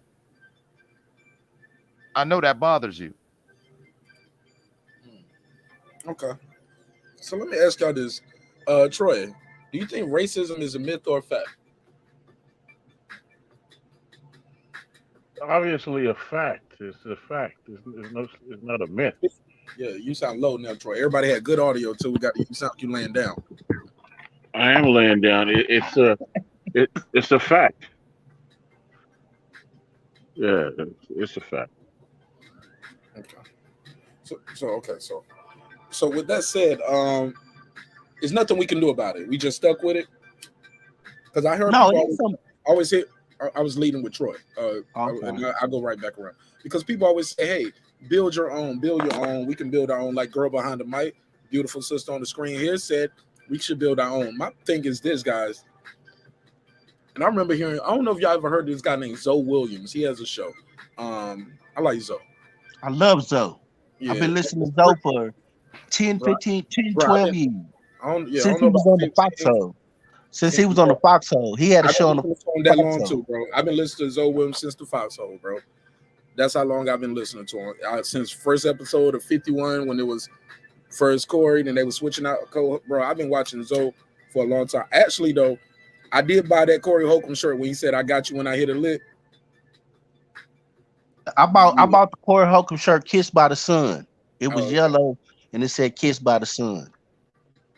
All right. So that's why you can get along with me on the show. You like the Zoe Williams to my Corey. You get what I'm saying? I'm going to be wild. You're going to be intellectual. I appreciate that. Because you get it. You get what we're doing here, right? Yes, gotta sir. have some comic relief sometimes when you're having these deep conversations. My G. Corey Holcomb, my favorite comedian. Come on. Yeah, man. And I'm number 2 then. I'm number 2. All right. So look, I think Zoe said something. He said, if we ever, I'm gonna paraphrase this because I'm gonna mess this up. This ain't my words, this is his words. So I'm gonna try. He said, if we ever move towards complete independence and social economic development and everything, they'll burn it down before they let us have it. Like Tulsa, Oklahoma. Yes, sir. Mike, I know you're not born here. Have you ever heard the story of what happened in Tulsa, Oklahoma? Oh, thank you so much for asking. Stay tuned at my page there because I should be releasing Greenwood When They Took Him. It is a novel based on the events that happened in Greenwood. And the reason why it's a novel, because I believe that because I write novels and I didn't want to do a big research book on it because nobody wants to read a 500-page book. So it's a novel because it pulls at people's heartstrings, and I wanted to characterize and humanize the characters. So yes, I have heard of Black Wall Street and Tulsa, and it's absolutely true. History will repeat itself. They were over 25 massacres. May I add massacres, where at that time, the white communities, I have to pull up my list somewhere, but at that time in the early 1900s, where the white communities in the United States of America blew up successful and prominent Black communities. But that doesn't mean that Black people in America should give up hope. We should, and I know it sounds cliche, but we should not let that defeat us, even though it was really unfortunate. I mean, it was unfortunate. At that time, they blew up a whole entire lucrative community. For those that don't know about Black Wall Street or Tulsa, Greenwood, it was a community that had been put together because Jim Crow laws, Black people were not allowed on the white side of Tulsa. Black people prevailed. They built their own bus line, trains. They had their own schools, hospitals, restaurants. It was a thriving community of the creme de la creme, upper echelon Negro of that time. So what had happened was, what people don't know is, or what most don't know is, at that time, here's what happens. Okay, so in my book, Story the time. agenda, Story time. I do it. yeah. All right, let me see what. Oh yeah, absolutely. Clips. Clips. She about to do a story time. You want to jump in? You want to do it now, or you want to wait till she finish? I was it's up to her. I was just gonna chime in with some facts. I don't know if she's gonna get into it about what happened at Greenwood, Ash, and Page. And for a lot of y'all music people, that is the true definition and the meaning of the Gap Band. That's what Charlie Wilson was trying to tell y'all because they from that area, and the neighborhood was Greenwood, Ash, and Page, the three main streets. Absolutely. All right, everybody want to know this how the story go. Girl behind the mic. Story time. Hit it. All right, so this is really okay. I'm going to just talk to you about how I wrote the book and the highlight of the book and the premise of the book.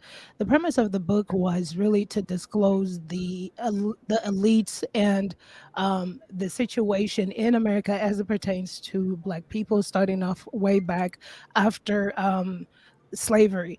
And so that is the agenda, Wake Up Black America. Of course, it's not the novella to be published, which would be Greenwood when they took him away. But what I want to say is, based on those on that research that I did, what happened in Greenwood was one of the political things that happened was the white man was enlisted and sent off to a war, right?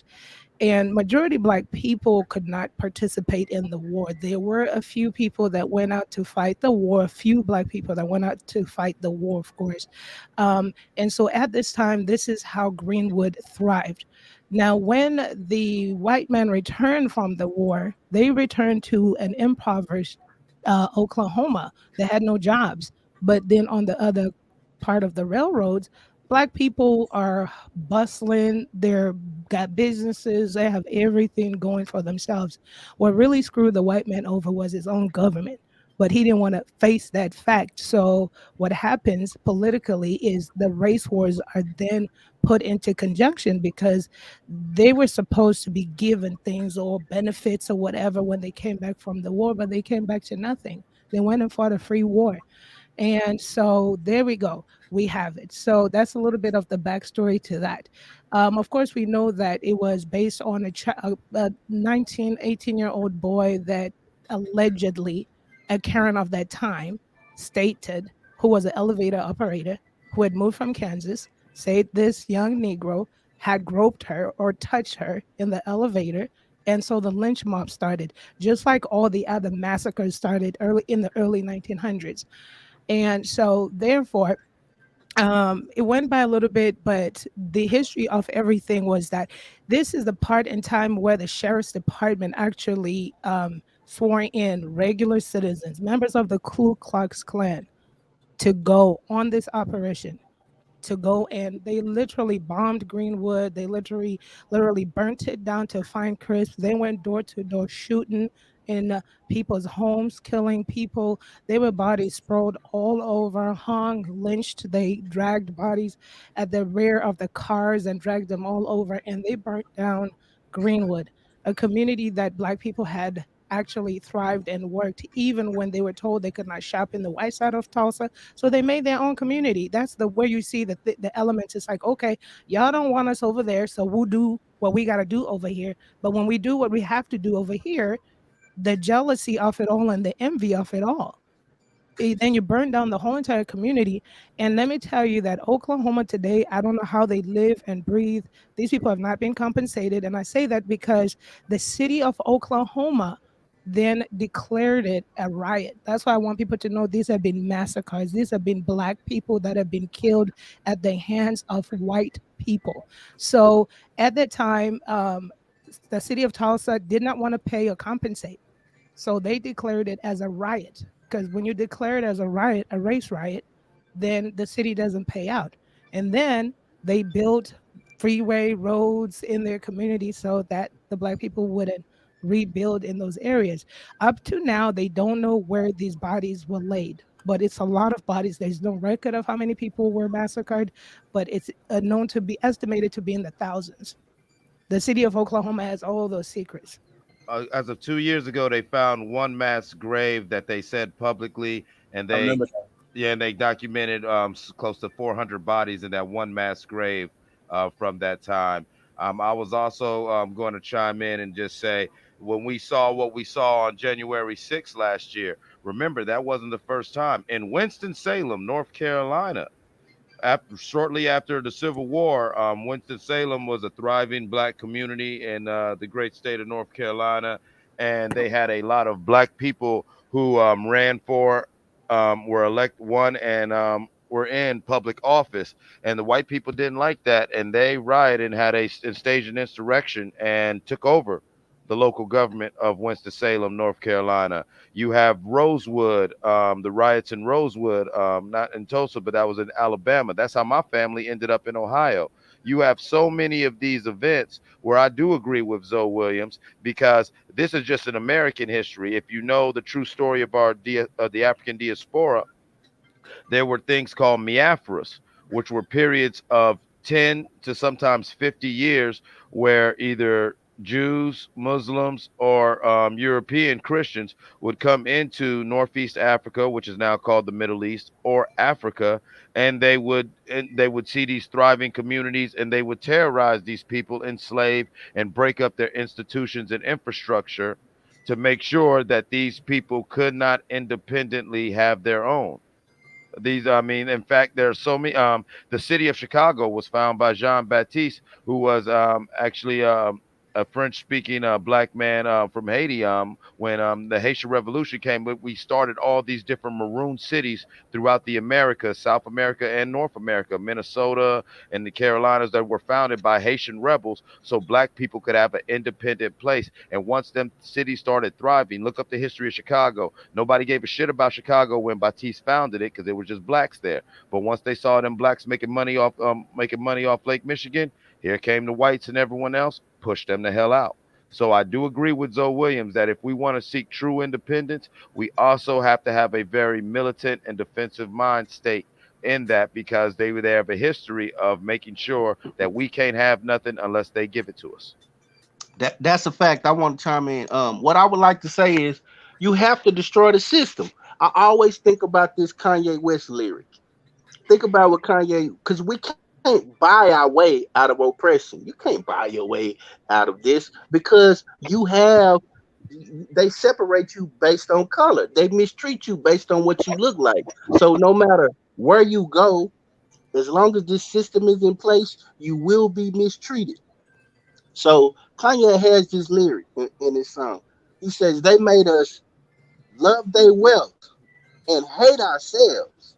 So what we do, we always talk about get to the bag, get to the bag, chase the bag, chase the bag. The money, this is how I believe you get free. I look at this as a prison. The prison has been designed by a person, even though the person who designed the prison can be long dead. As long as he keeps the systems and the codes intact to run the prison, it'll forever run. So what we need to do is figure out how to systematically dismantle white supremacy and its system. How do you do that? You tear away at it brick by brick. What we should do, our whole soul being as people who have been mistreated, should be to destroy. If I have a car, my car is to drive back and forth to meet with other people who think like me to help destroy white supremacy. If I have a home, my home is just to house me, to keep me out of the elements so I can strengthen myself to destroy white supremacy. Everything I do, that's real revolutionary work. Everything you do is designed around this one idea, the idea of my child. When I have children, my children are here to help me and to help us destroy the system of white supremacy. That's the thing we should be teaching, but we don't, because we get distracted. Like I was talking about earlier, bread and circuses. We get distracted. We start talking about Louis Vuitton, and and these people know this. That's why they put it in the music. That's why, and they know we vibrate off of music. We're entertainment. That's where they let us in at. So guess what they gonna do? They come into entertainment, and when you put on any rap song right now, turn on the radio, and I guarantee you're gonna either hear them talking about destroying us, talking about destroying each other, talking about ops, talking about our women and how our women ain't shit, and what our women is used for is just for us, the way they trained us. Think about it. So that's how you. That's why. I'm sorry. Go. No. I was just gonna say that's how you destroy white supremacy. But go ahead, Mark. Now I just want to say that's what bothered me so much about the brother from the UK, Cassidy, when he was like, "Yeah, black women. Yeah, I." He said, "Don't get me wrong. I'll date. I hang." Like he didn't want to say it, so I just walked him towards the alley. You know what I'm saying? I'm gonna walk with you, bro. We going towards the alley. We're going towards the door, but I'm gonna walk with you. Which way you gonna go with this? And he went towards the alley, went towards the gutter, and he was like, basically, they're good for fucking on. Pardon my French, but I'm in France. Well, I'm sipping champagne over here right now, so I guess I'm sipping France. But yeah, the man said they're good for fucking on, basically. Yeah, I was like, bro, that's the slave master shit. Why I'll fuck a black woman. She good to put my dick in, respectfully. But nah, I can't bring her home to mine. I ain't married now. When it's time to marry, I'm going down to Mexico or Puerto Rico, Cuba. You know what I'm saying? He want to marry that, but he'll sleep with the black woman, and he's black, and he's in the UK, and that's how they think. I sent him the link too. Told him to pull up, but I forgot what time it is in the UK, so I might not catch him. But Troy Graham, what do you think about this, man? Everything we're talking.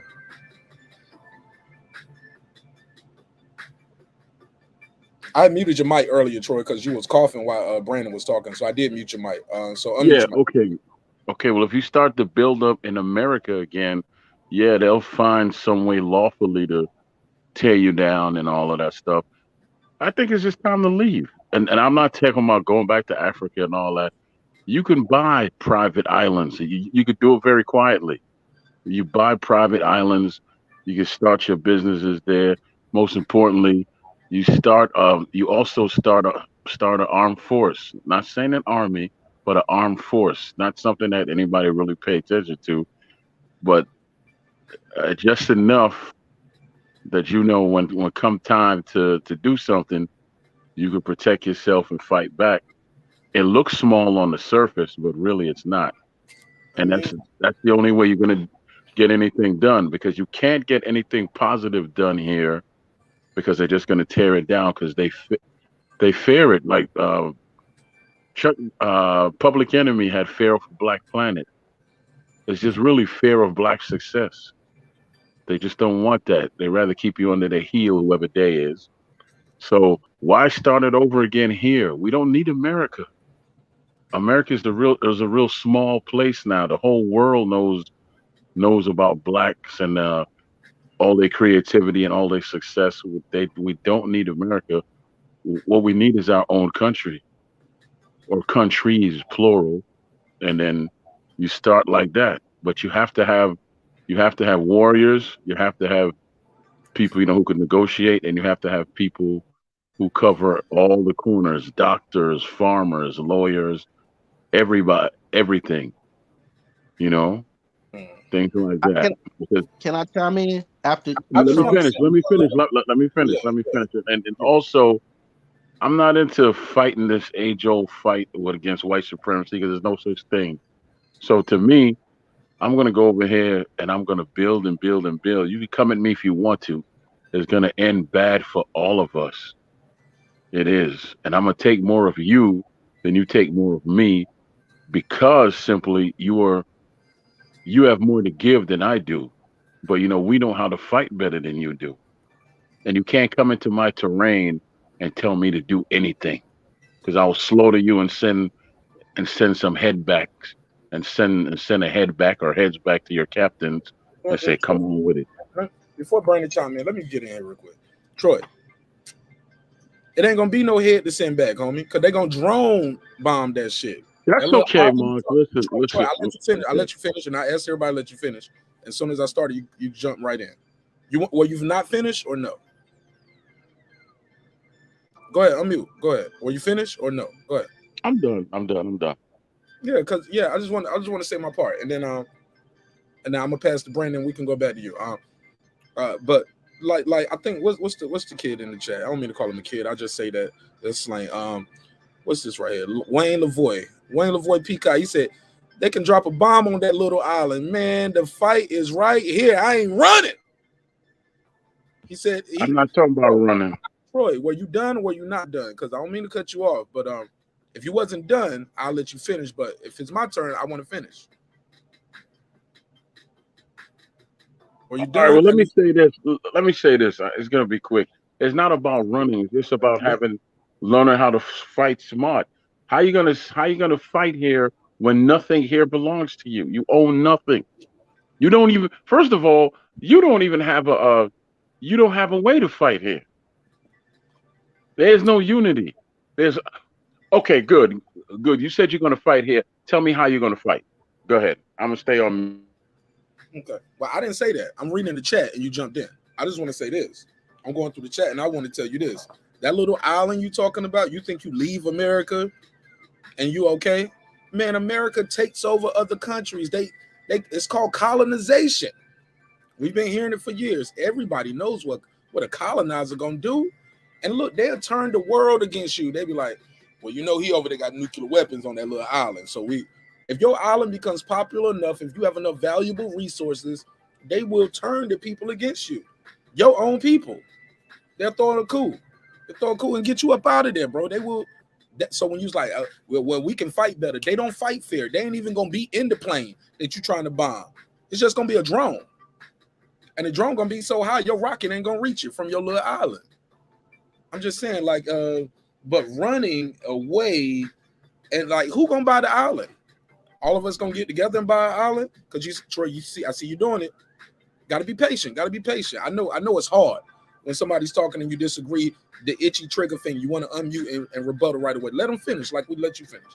And Troy, all I'm saying is, who's gonna buy the island? You just said yourself, there's no unity here. So how are we gonna accomplish that? That's all I'm trying to say. Brandon Washington has next.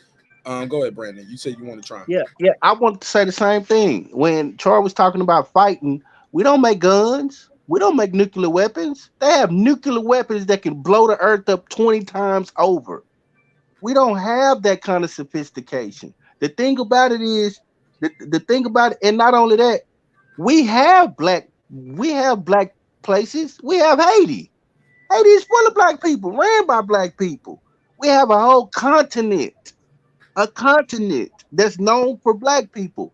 That's not the problem. The problem is global white supremacy, where they can mistreat you based on what you look like and your color, and they use all the resources available to them to do it. So no matter where you go, you still under the control of white people. How you gonna feed on that island? How you gonna get supplies back and forth? What boat you gonna have? Come on, man. This is a real global system that we fighting against. You destroy the system. You can't use their money. You can't use their resources. You can't. Everything has to be burnt to the ground and start anew. That's the real war. But all of this thinking that you're going to go off to some remote island and hide, no.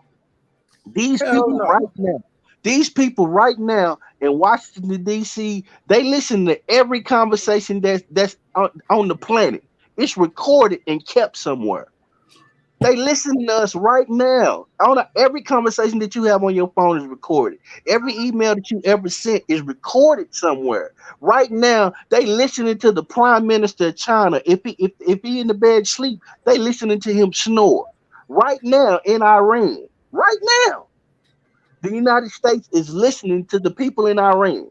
Right now, they listening to the people in Pakistan. What we don't realize is the scope and the magnitude of what we under. We think it's, I'll just go here and I won't be under white supremacy.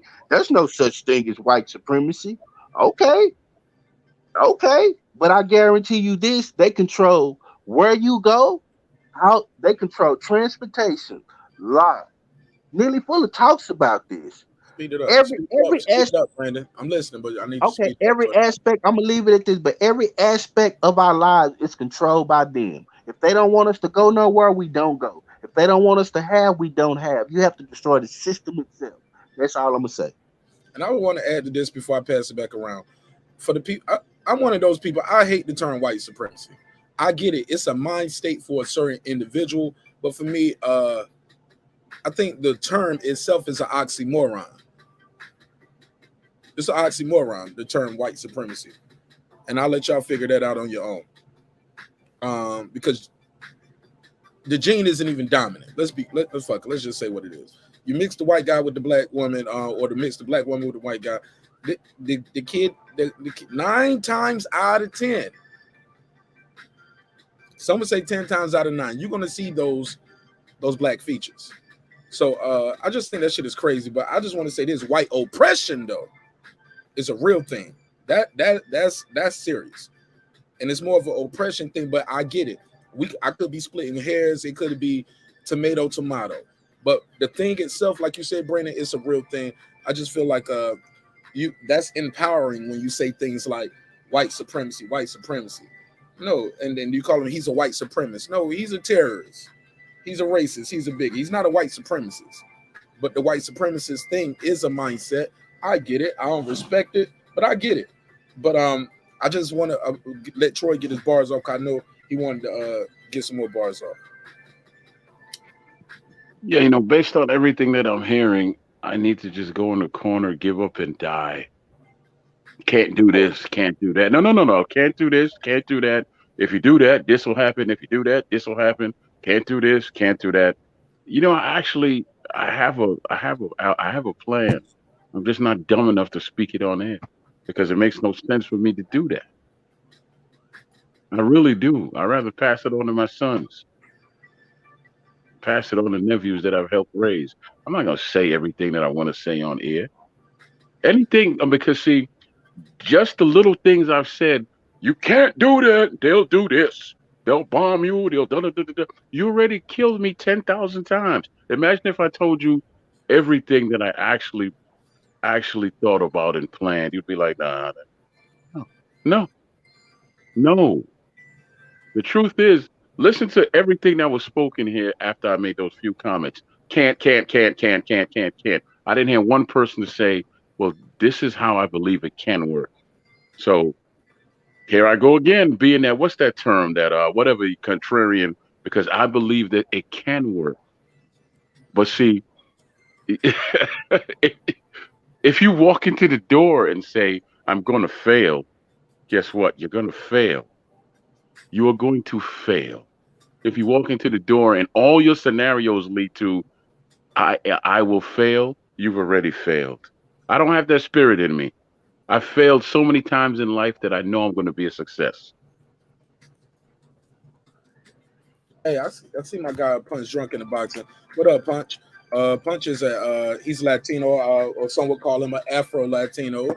Because when you see him on the street walking past him in New York City, you just see the fitted hat, the jeans, the Timbs, and whatever. You just think you're looking at a light-skinned black guy, right? But he's actually from Latino descent. And he said, what did he say? He said something I thought was interesting. And this is open to the panel. I'd like to hear the girl behind the mic speak for this.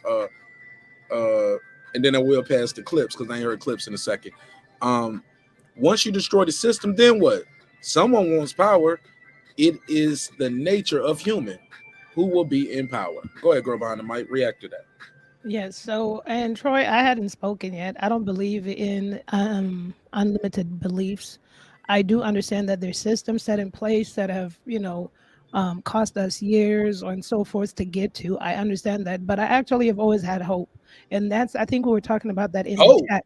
Yeah, hope. I mean, there's hope because, listen, the ultimate thing is the distractions that have been set before us. And I know that as a collective, we could be stronger together, but what can individuals do? Just like you say, Troy, making the move for your children and for the grandchildren, that's a move that people could do individually as Black people. There is so many things we could do. I remember one time when I read the article some years ago when I think it was Will Smith and Jada, they wanted to protest one of these award shows that I never watched. And because they were not being fair to Black people. And then the first thing I thought in my mind was, y'all got the resources. Why not create your own? Like, I was really confused about that. You collect Black Hollywood, Black people in Hollywood, and just create your own. Why wait for them to give you an award to validate you're acting. Just like the same way I've always said about when I've heard Black actors and actresses say they're marginalized in Hollywood, but they are highly esteemed overseas. You could go act for movies literally in the UK, in overseas, anyone get paid. Like your money could happen anywhere. I think it's the mindset. It's the mindset. If we put limitations on ourselves, then it will be generations to come of limitedness. Granted, we're not back where our ancestors were, whether when Africa was colonized or when America had slaves. Granted, we're no longer there, but there are resources. Just the same thing you say, yeah, we're on YouTube, they're monitoring everything. Go create your own. We don't have a Black owned social media. Listen, I'm not an engineer, it's not my passion, but I know there's some brilliant people out there that know how to put things together. So these little things can be attained.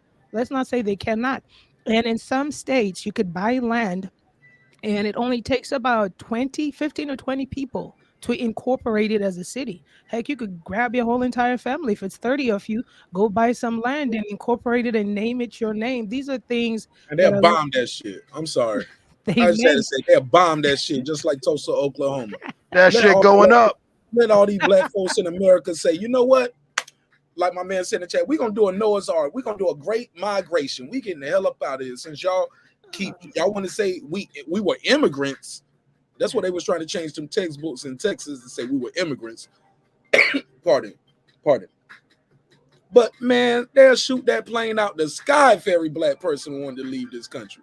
Everyone that wanted to leave, man, come on, bro. That's my opinion. That's my personal opinion. I ain't saying it's right or wrong, but no, it's almost like same shit with Tulsa, Oklahoma. Y'all niggas can't shop with us. Y'all can't eat with us. Okay, well, we gonna build our own. You build your own, but damn, you doing better than us. You're doing better than us right here in on this Black Wall Street that you guys got. You got restaurant tours, taxi cab, buses, hotel. Hell no. Cause that shit right there wasn't about just that. What somebody said, it was a young man kissing some woman on the cheek. Come on, man. Niggas weren't doing that shit like that. Cause they knew what was gonna happen. Nah, niggas weren't doing that. Come on. That's cat. But what will happen is this though. Motherfuckers want a reason. When they don't like you, when people don't like you, they look for a reason to fight you. I see motherfuckers on YouTube all the time trying to bait me into some shit. And I be like, oh, that's what it is. I'm gonna throw you all the way off right here because I'm gonna say, hey, my brother, I got nothing but love and respect for you. I wish you nothing but the best. I can't go at him right now. If so, it's gonna look like I just want the confrontation because some of these dudes just want it. And that's what I think what was going on with that Tulsa thing, because what they did was they was looting these people's cribs, taking their jewelry and all of this shit. They had nothing to do with, we just want to get this one Black guy who committed a crime. And then the Black guys go down there to the courthouse and the gun go off and they killed. All the Black people are running and leaving and getting murdered in that city. Come on, bro. Some people just looking for a reason. Some people are just evil. Some people are not good people. At the end of the day, they're not good people. Go ahead, Clips. To answer Troy's question, okay, we're not saying negative. We're me myself, I'm saying that there are resources, there are methods that we can do.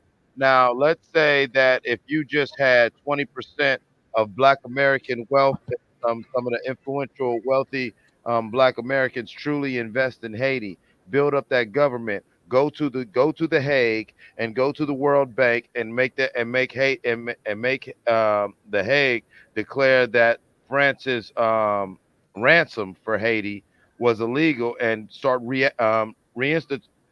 redistributing the billions of dollars that Haiti had to funnel out to France for since 1804.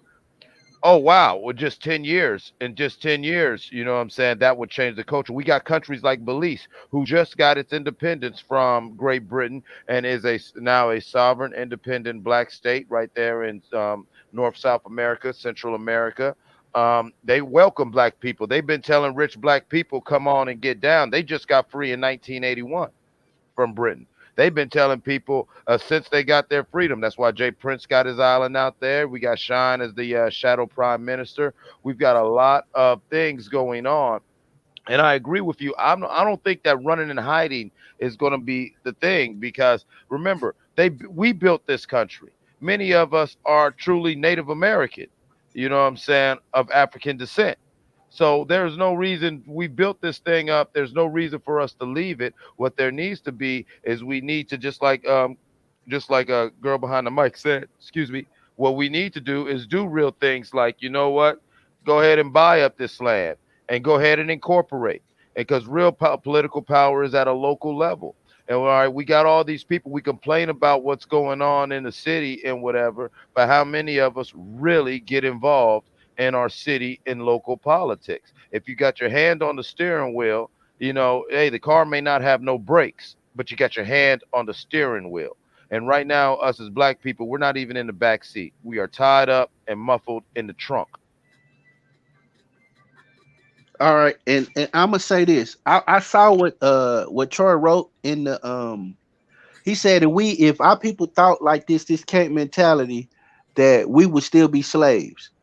We had nothing to do with freeing ourselves. White people freed us. We didn't have nothing to do with that, Troy. I don't know why you think that we fought. We did rebel at time. That Turner rebelled. He got told on. Then Mark Visa was trying to rebel. He got told on. So Keep it's going. not as though we. Go ahead. I'm sorry. I'm sorry, ad-libbing. I said keep going. Like, Oh, if you like okay. that. So we didn't have nothing to do with that. So I don't know where you getting this narrative, Troy, that we had something to do. White people freed us. Now, when it comes, I saw that Punch Drunk wrote that it'll be black supremacy next. Somebody be in power. No, it'll be. Well, this is what Neely Fuller says, and I believe this. It'll be universal man and universal woman, where we working together as a whole human race. Where we don't have this concept that has been taught to us by the system of white supremacy. Where you What you doing with your mic? Whatever you hold up, Brandon. Whatever you doing with your Oh, mic, it sounds like it's moving and okay, I I'm need them to sorry. hear. I need to hear this, and I need them to hear it too. Whatever you Is that did, better? perfect. You I'm back how you sorry. were. My I was getting passionate and my body was starting to move. Keep the passion. So Keep the passion. Keep the passion. what Go I'm ahead. trying to say is, Punch Drunk, I believe that you're wrong. See, you believe that what you saying is white supremacy because you separating people based on their race. You saying Asian supremacy and black supremacy. That should I'm be saying, you nothing. see all of that in the chat. Yeah, he's saying that. That should be none of that. What there should be is universal man and universal woman.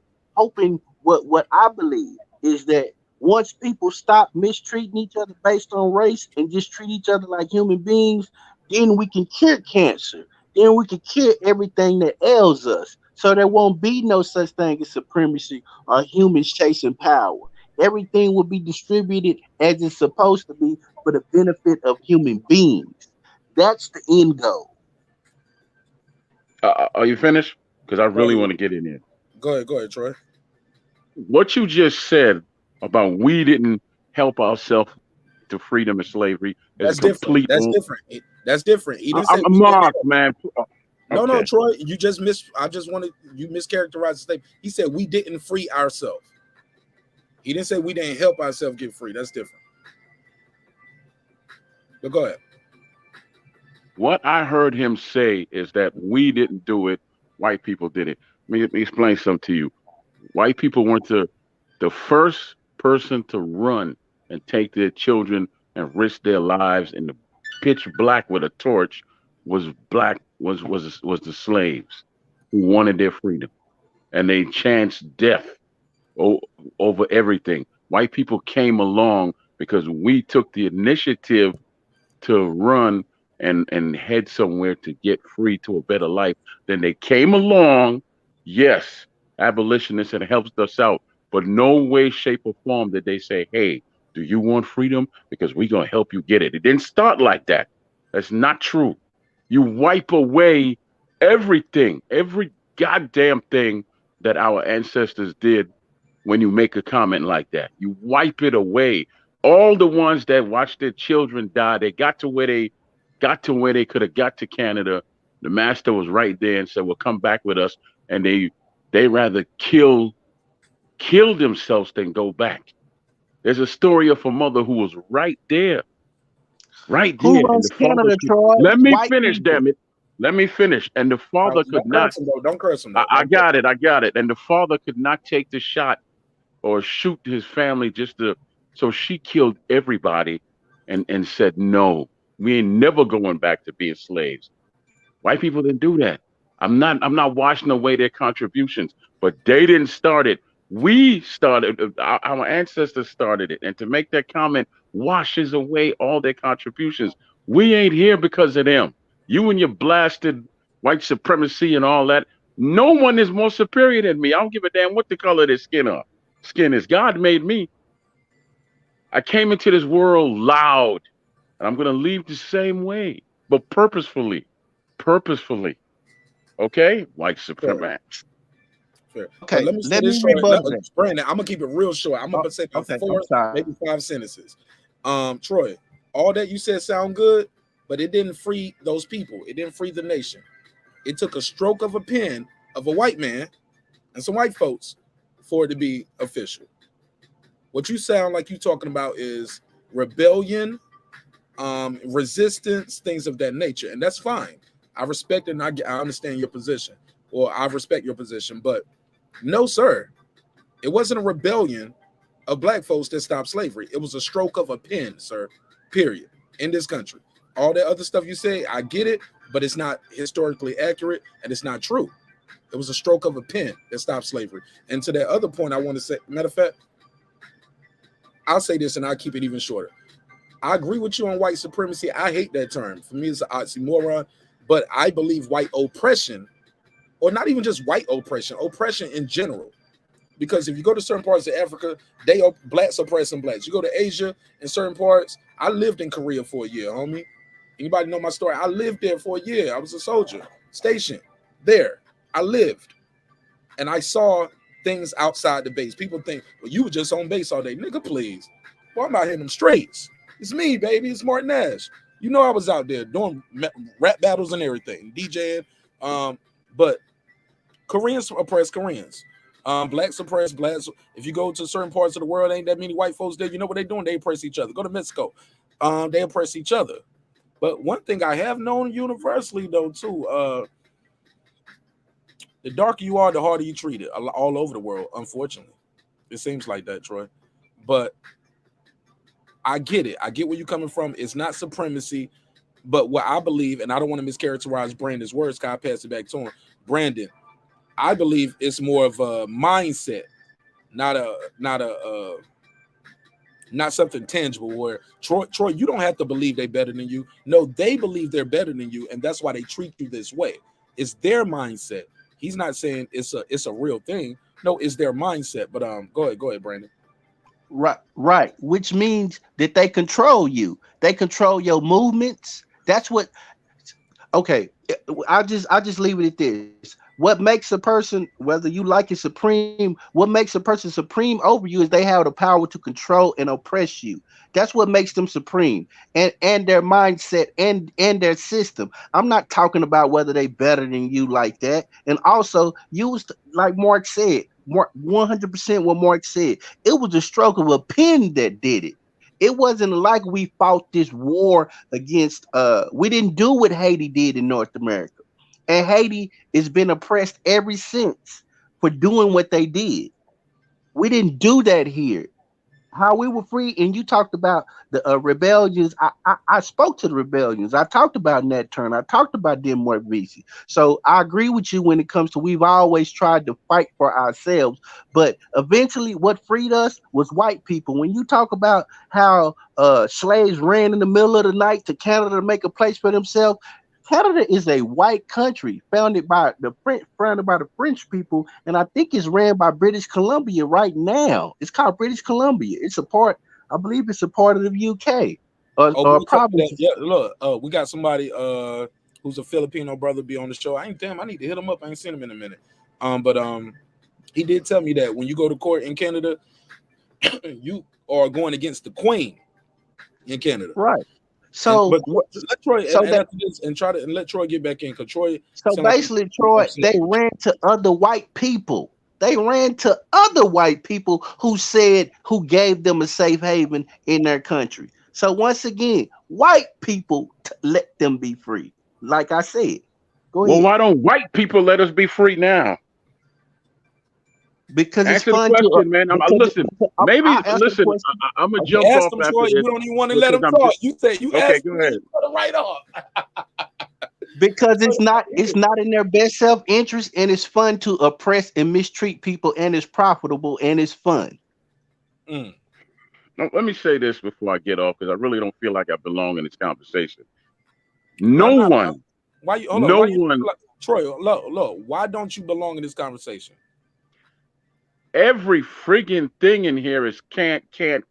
This dude over here contradicts himself. I'm fighting white supremacy, but white people set us free. The spark that started it was made by black people. That is my friggin' point. You understand me? Because no white person came up to a slave and said, "Hey, I gotta wait for you to be free." Why would they do that? They had to know that they wanted to be free first, that it was a few of them that wanted to be free, and they had to be our ancestors were the one that showed them that, hey, this is not the life for us, that we wanted to be free. Then those good white folks, as they called them, came in and helped out. But why would anybody? Troy, this is documented though, Troy. I don't know if what's documented, man. No, Troy. I'm telling you this. You can pull up the minutes from when they was having the Senate hearings back then. I learned this in college now, and I go ahead. I don't know if you read this or you just assuming and you just saying this. What am I assuming? Because you're saying why would they do this? Did you read the minutes of those Senate hearings? You talking about Senate hearings? I'm telling you, this was before. They had Congress and Senate when folks were enslaved. Troy, you do know that, right? What sparked our freedom is not white people. They did not spark our freedom. We didn't say spark it, Troy. They signed the paper. That's what the hell I'm talking. There would be no signing of papers unless somebody took the first step and took the first risk. What the hell is so difficult to understand about that? Somebody had to take a risk. Somebody had to have the drop. Yes. How many years did that spark and that risk last? People took that spark and that risk on the boat on the way here. See, that's what I'm talking about. Okay, you know what? Before I jump on, Troy, you know they was fighting on the boat, right? You know people tried to overtake the boat. I know a lot about a lot of things. The people jumped off and all of that. I know. So you don't. Those sparks that you're talking about lasted for how many hundreds of years? It wasn't over till a white person signed the paper, Troy. I don't see what you don't understand about that part. I'll say this. Because all them sparks want no fire. That shit didn't go global. It didn't go countrywide. It ended with a stroke of a pen, Troy. And that's it. That's fact. Cool. Let me say what I gotta say so I can jump off. That shit. Look, because America got their freedom. They didn't get no freedom from a piece of paper. They got it with a revolutionary war. Right? They didn't get it from somebody say, just leave them alone, sign the paper, let them niggas go. They've been making enough sparks. No, bro. It took somebody to sign the paper for black people to have freedom. It's documented. It's historical, Troy. I don't even know why we even arguing about this. I'm not arguing with you. I'm being quiet. But see, you have to have a purpose to have a reason. The reason why they even signed that paper is because there was a purpose before that. And the purpose was started by people who look like me, people who look like you. And then they came in and helped. And then in the long run, they signed it without someone who looked like me or you that took the initiative and that spark to say, I am not a slave. I'm not going to do this. Guess what? We wouldn't be having this conversation. Everything starts with a purpose. That's not true, Troy. Okay, you know what, y'all have a good night, because the more I speak about this, the more it inflames my fucking soul, and it just makes me angry. Hey, right, you cursing. Y'all have a good night. You can't control yourself. Troy almost 50 years old or older and can't have a conversation with people that disagree with him, but he want everybody to follow him on the boat to an island. Like, come on, bro. Like, how weak is that? Can't take my thing is this, Mark. White people did free black people from being slaves in North America. That's a fact. Whether he can say what the callous is, they had the power. Proclamation, bro. I don't know why he don't know that. It's called the Emancipation Proclamation. Period. This ain't no debate. Am I tripping? What am I missing here, chat? Am I tripping? Clips, girl behind the mic. You know that they teach y'all guys that, right? You're It was not tripping. political. A lot of this shit was about property too. See, now granted, some of this shit I didn't know till I went to college, and I thank God that I had a black professor who was teaching us this in this course, because she told us things that was in the books. Then she showed us some things that was off the books, but she still had the historical data because she had a different book. So like this the book that y'all working out of. This is why I got to teach y'all. But this the book that I had in school. And these the other books that you guys need to read. So I need you to do a report on this. She was giving these assignments. Give us these assignments. And I'm telling you, bro, like a lot of that shit too is about property. Mm-hmm. It's about representation. He was like, and you know how they do Congress and Senate, you got two here and you got these other representations based on populations. Then I'm just saying, which is political as well. All of this shit was political, bro. The motherfuckers up north won't just friend niggas because they just, man, I don't like how y'all doing them black folks.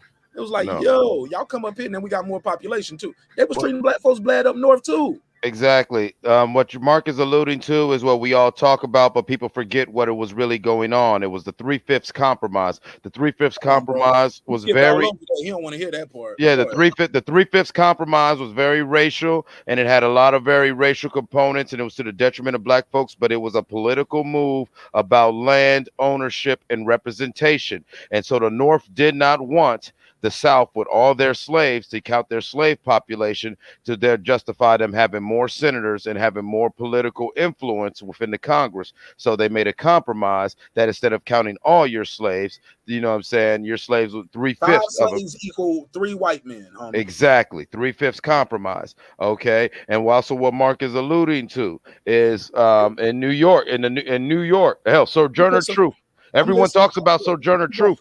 Sojourner Truth was a slave out of New York State. There are so many slaves in the North, up here in Ohio. If you know the story of, we got to cross the Ohio River and get to Cincinnati. If you know anything about the history of Cincinnati, you don't even reach the North until you pass Columbus, because you go in Ohio, they have all these. Still to this day, it's like you can cross that river.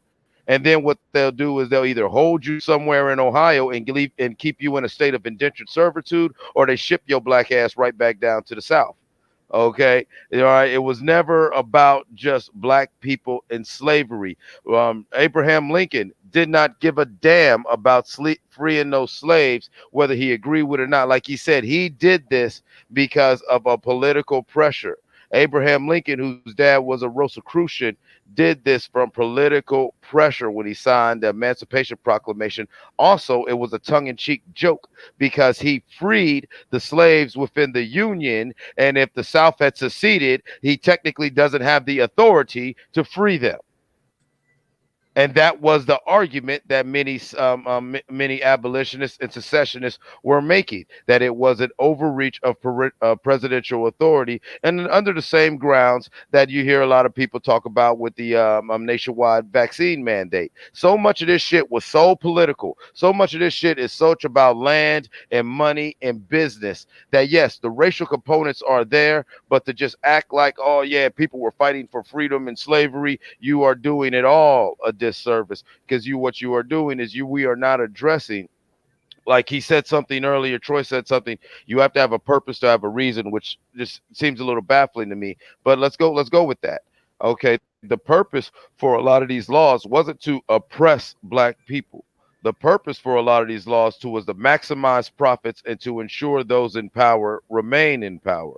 The reason why they did that is because they knew that their power and their wealth and everything they amassed was ill-gotten gains and was not on stable grounds, to where all you needed was a couple shifts within the dynamics of the population or just the political mindset of the people, and those in power could easily lose power. So they set up these systems. That's why they set up the institution of white supremacy and racism. And that's what I think a lot of black people really don't understand. Yes, we are the victims of a lot of this, but we are not the end all be all to what's going on. They are doing this for their own reasons. And we are just pawns. We are tools on the belt, and we have got to stop being an instrument for our own self-destruction. Great so point, look, Flip. Great I point. just wanted to point out the historical data because I think this is Troy couldn't take the historical data. I think that hurt his feelings, hurt his fees, and that's okay. He can click the dislike and keep it moving. But I ain't gonna run from the facts, homie. This shit was not about. And I hate when people say shit wrong, and then you tell them is, and they say shit like, okay, well, why they want to put it in the form of question because they don't know. They did no research, and this ain't about just somebody going to college. I get it, but I don't know if Troy, and because you can go to college and not learn this. But like I said, I thank God I had this professor who showed me these informations and show me this information and these historical artifacts and data like this. But this shit right here, you learn in social studies in 5th grade. I ain't even talking about the other shit where you can pull up the minutes. They kept minutes of those meetings and those Senate and Congress hearings. These motherfuckers were arguing about desks and staplers, bro. I'm paraphrasing, not a stapler, but you know what I'm saying? Okay, you got this much. Okay, so this should count for this. Well, I got a desk too. I got property. Well, this is the person though. That ain't no person. That's a slave. No. This is a person. Can't be a person. Because he got no. That ain't a man. That's no. So I got this. You got this. Because the people in New York didn't have, and up north and all these places didn't have all these roads and fields and all of this. The infrastructure was different. These people was a part of the shit too, Troy. They weren't just good folks because they needed their cotton. They needed their sugar and all that shit coming from the South. All I'm just saying, bro, if you can't handle the conversation, don't click the link. But all of that blowing up and pouting because people don't agree with you, man, this breaking beats, homie. We gonna disagree. We ain't gotta agree, but we don't have to cuss folks out and hang up on them. Like that's what we're not gonna do. We're not gonna do that. We're not gonna cuss some folks and hang up on them. You can just stay in the chat with that kind of attitude. Just stay in the chat. You don't have to join the panel with this shit. And you say you don't belong, maybe you don't. I don't think that's true, but this is a conversation, man. I told people earlier, it's gonna get hot, it's gonna get heated, it's gonna make some people uncomfortable. I get it. But what we're not gonna do is start cussing and be like, this fucking pissing me off. All that, man, get out of here with that moist shit, man. That's soft. Man, this on the Wi-Fi. You can't have a conversation with somebody on the internet in your own home. Ain't nobody in the room with you but you probably. And you got that worked up over some internet shit. How people gonna get on the boat with you and go to an island, Troy?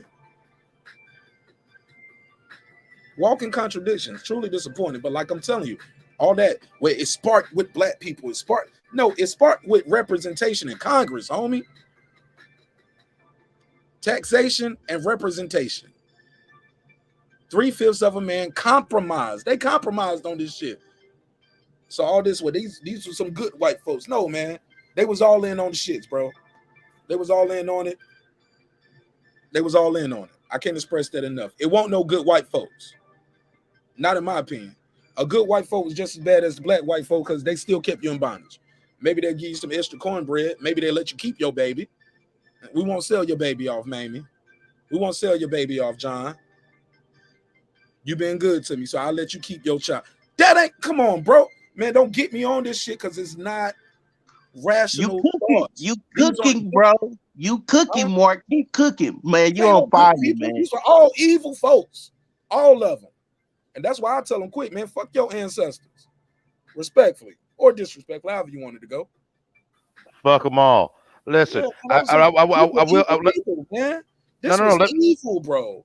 I know, I'm with you. Evil, worldwide, globally. Come on, man. Well, not worldwide, but for the most part, y'all know what I mean when I say. Let me respectfully disagree with you and demonstrate how you disagree respectfully. I don't say all of them. There were a lot of white folks who had wanted nothing to do with the institution of slavery. Because if you know anything about the institution of slavery, it was very detrimental to white people. All right. A poor white man was forced to fight for the Confederacy, whether he believed for it or not. You had people like Captain Nathaniel Knight, who the Matthew McConaughey did that movie Free State of Jones, who it wasn't pro black people or pro white people. He said fuck this shit and took an army of poor whites and slaves and carved out his own independent country. You But have they people. just didn't want to fight though. They just didn't want to work. They won't just. No, no, it was political. No, it wasn't about too. Can I finish? It wasn't about. It I'm sorry, wasn't I about. was sorry. Oh, my bad. Yeah, it wasn't. No, his position was not about I didn't want to fight. He had no problem fighting. He said, "Why are we fighting? So these rich boys can argue over slaves that a lot of us white people that he knew, we're not even in a position to have financial position or political position to even own slaves, even though we're white. So why the hell should we be fighting? And matter of fact, hey, these slaves that I grew up with, shit, you know what I'm saying? Then I know, hey man, come on, man, we just gonna do our own thing. We had people like John Brown, who was a religious zealot and fucking megalomaniac, but his heart was in the right place, and he put his money in where his mouth, and he put his money and his blood as well as his children's lives where his mouth and his beliefs was, something that many black folks still will not do till this day. This white man was willing to do that.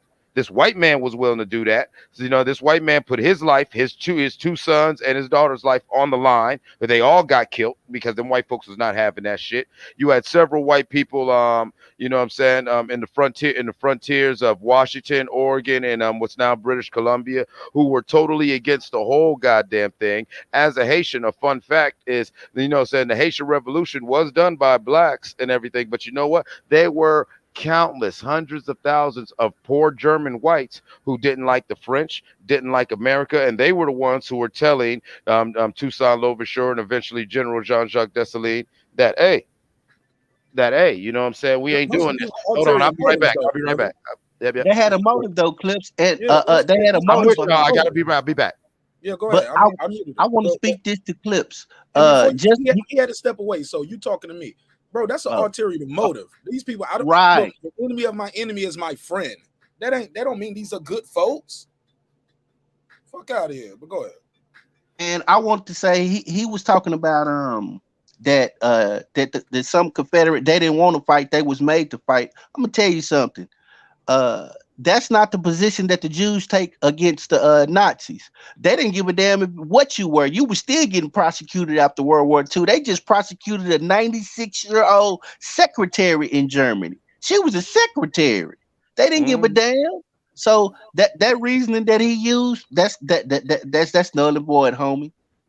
All right, I'm back. I'm sorry, I had my little cousin banging on my damn door. But no, I'm not shooting these people bail, but I'm just saying you had a lot of people who, a lot of decent people who happen to be white, let's word it that way. A lot of decent human beings who happen to be white, who were never with the fuckery, never with the bullshit. And this goes back even in the Roman times, you know what I'm saying? Even the fight, fighting the first forms of white supremacy in Western civilization. You had so many Visigoths, you had Celtics, and you had the Celts, you had the Vicaneer. And so what we're talking about is when we deal with white supremacy, it is an institution that, yes, it's very steeped in racism. However, many of these decisions, and my point that I'm making has racism is the excuse. That's what I was getting at, like Mark was saying. You know what I'm saying? Oh, yeah, we said he raped a white woman, and so we use that as an excuse to go in and burn down the whole town.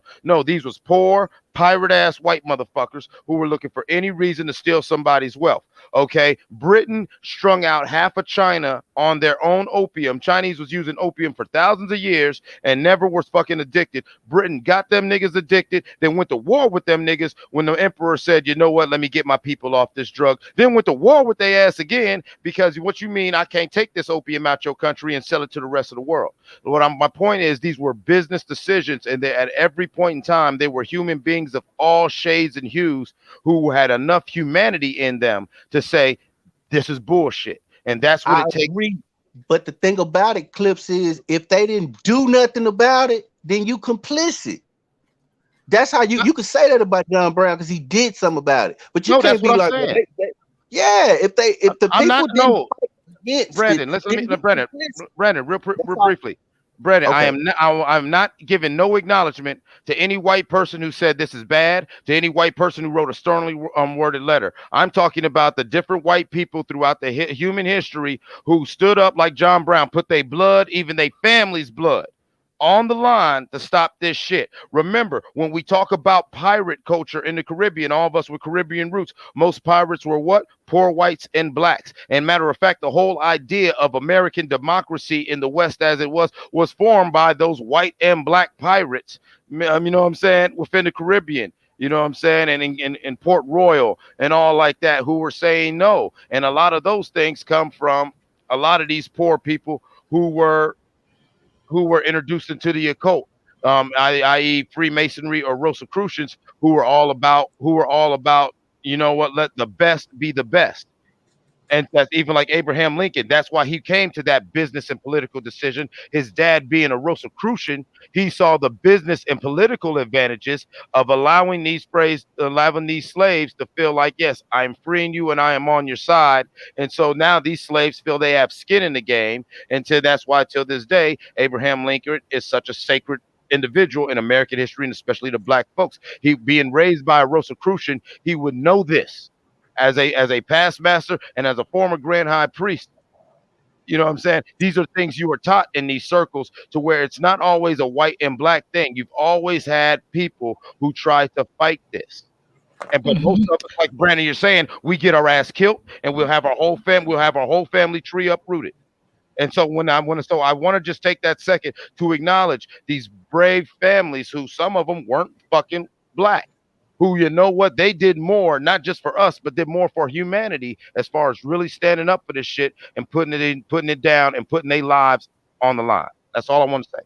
Yes, and you got to understand that America was built on capitalism, and it's a capitalist country. So slavery in its whole came after there was servitude. There were black people here. There were white people here. I want to say Danish, or it was the Danish people that were here, and they were both in servitude now. So when it came about with the Roman Catholic Church to enslave people for free, of course, then it was, this is the race we're going to enslave, because how were you going to tell who's a slave and who's not a slave? So it became people taking people from the continent of Africa and using the people that were here already as slaves for capitalism, for profits. Now the racism came behind that, because this is the fork at the road, where then that lower class white person felt a little higher than the regular pure black person, because now the indentured slaves, there was no longer indentured slaves for both black and white. Now the black people were enslaved and the white people were getting paid. So this is where the class of racism was birthed, after the indentured slaves were dismantled. So people have to understand, it wasn't that black people were enslaved because of racism. Black people were enslaved because of money. America is, and they still doing the same tendencies today under a different name. They're capitalizing on black entertainment. They're capitalizing on anything. And right now, have you ever watched the news? And I think it was a black guy who shot like a little white kid, and no media ran with it, because it's currency right now. But when something happens to a black person, to arouse the attention, the numbers, the analytics, or whatever it is, the agendas they have. So that's why I tell people, and in the book, The Agenda, Wake Up Black America, black people and white people in America, middle, lower class, are the same. We just don't know it. We're all pawns in this game. We've been used against each other by the elite to make money. There's a group of people that now, if you want to call it supremacy, and no disrespect, but I've noticed, and I've traveled to these poor white towns in rural America. I've traveled there with impoverished conditions. This is where you see either like a lot of talk about white power and supremacy. And I personally, I'm talking of personal experience. I've never seen a person, they could be, but I've never seen the groups of people outwardly talking about white power and white supremacy in upper echelon the towns that I've gone to in America. But when I visited the rural, impoverished, I'm talking about, I didn't know people live like this in America communities. That's where I've heard that rhetoric. So people have to follow the history to find out where we're divided. And that's why I think Maya Angelou has always said we're alike, then we are far apart. America was built on money. It's about money. Everything else you see in between is just for division and to make more money with it. Emancipation Proclamation was another capitalist move. It wasn't to benefit Black people, to free them because Abraham Lincoln loved Black people. It was a political PowerPoint and to capitalize on that. These were people fighting over how to make money with the situation they had. So people have, that's why I would say, if we understand that, I think we can start understanding as we evolve as human beings in America that this whole race thing is nothing but just a gimmick, if that makes sense. You know what I'm saying? I understand exactly what you're saying, sister, and I'm not trying to belabor the point, but I just want to stress that, like, yeah, this is all political. These were many reasons. When the Jesuit priest Ferdinand de la Classis wrote his world-changing treaty to Pope Alexander Sextus, and he said that the Native Americans that we're enslaving to be our labor force are not. They're not used to European diseases and whatever. We should probably get the Africans because they're used to dealing with us. And so they won't get as sick as they are. Plus, these are a hardy people and these are nation building people. And then he used a whole lot of occult. He used a lot of occult references. Basically, you can't build a city. You can't build an empire without Black folks, which is true. And that's when Alexander Sextus started normalizing the going into Africa and bringing them over to the New World. But what they would do is they would bring the men over to America and bring Native American men over to Africa. Can I ask you a question? So it ain't about just capitalism and classism. It is about race, because they recognize that these people can do this because of their bodies. You said their hardiness, their body, and their DNA. That's race. Well, I say it's deeper than race because that goes to spirituality.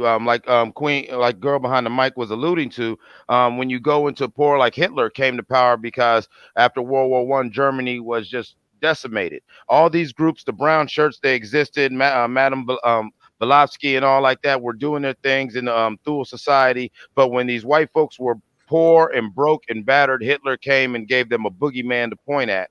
And so they got galvanized. What is a spiritual thing is because when I get around rich white folks, especially, you know what I'm saying, in my Masonic career, before I step down from my chair, when you get around elite white folks, they know all this. They know all this like the back of their hand. And if you talk to them, they get amazed that your mask don't know this. It was an old white man you know what I'm saying, who told me, he was like, yeah, you could be white with the wrong last name and you're just in there and you're more of a nigger than Black folks because elites look at you like, what the fuck? You feel what I'm saying?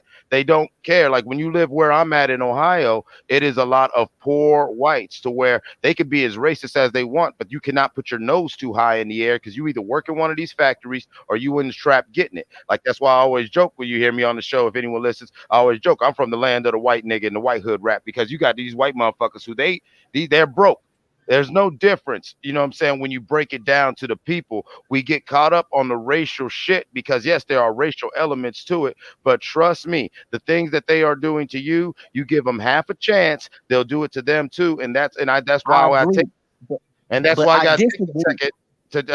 take this second to let's acknowledge, because there are other people who are not melanated, who recognize this, who go to bat all the time, and I'm not even saying they're their allies and let's build them up, but let's not act like we're the only ones who see what's going on. We just got to be unapologetic as we do our thing.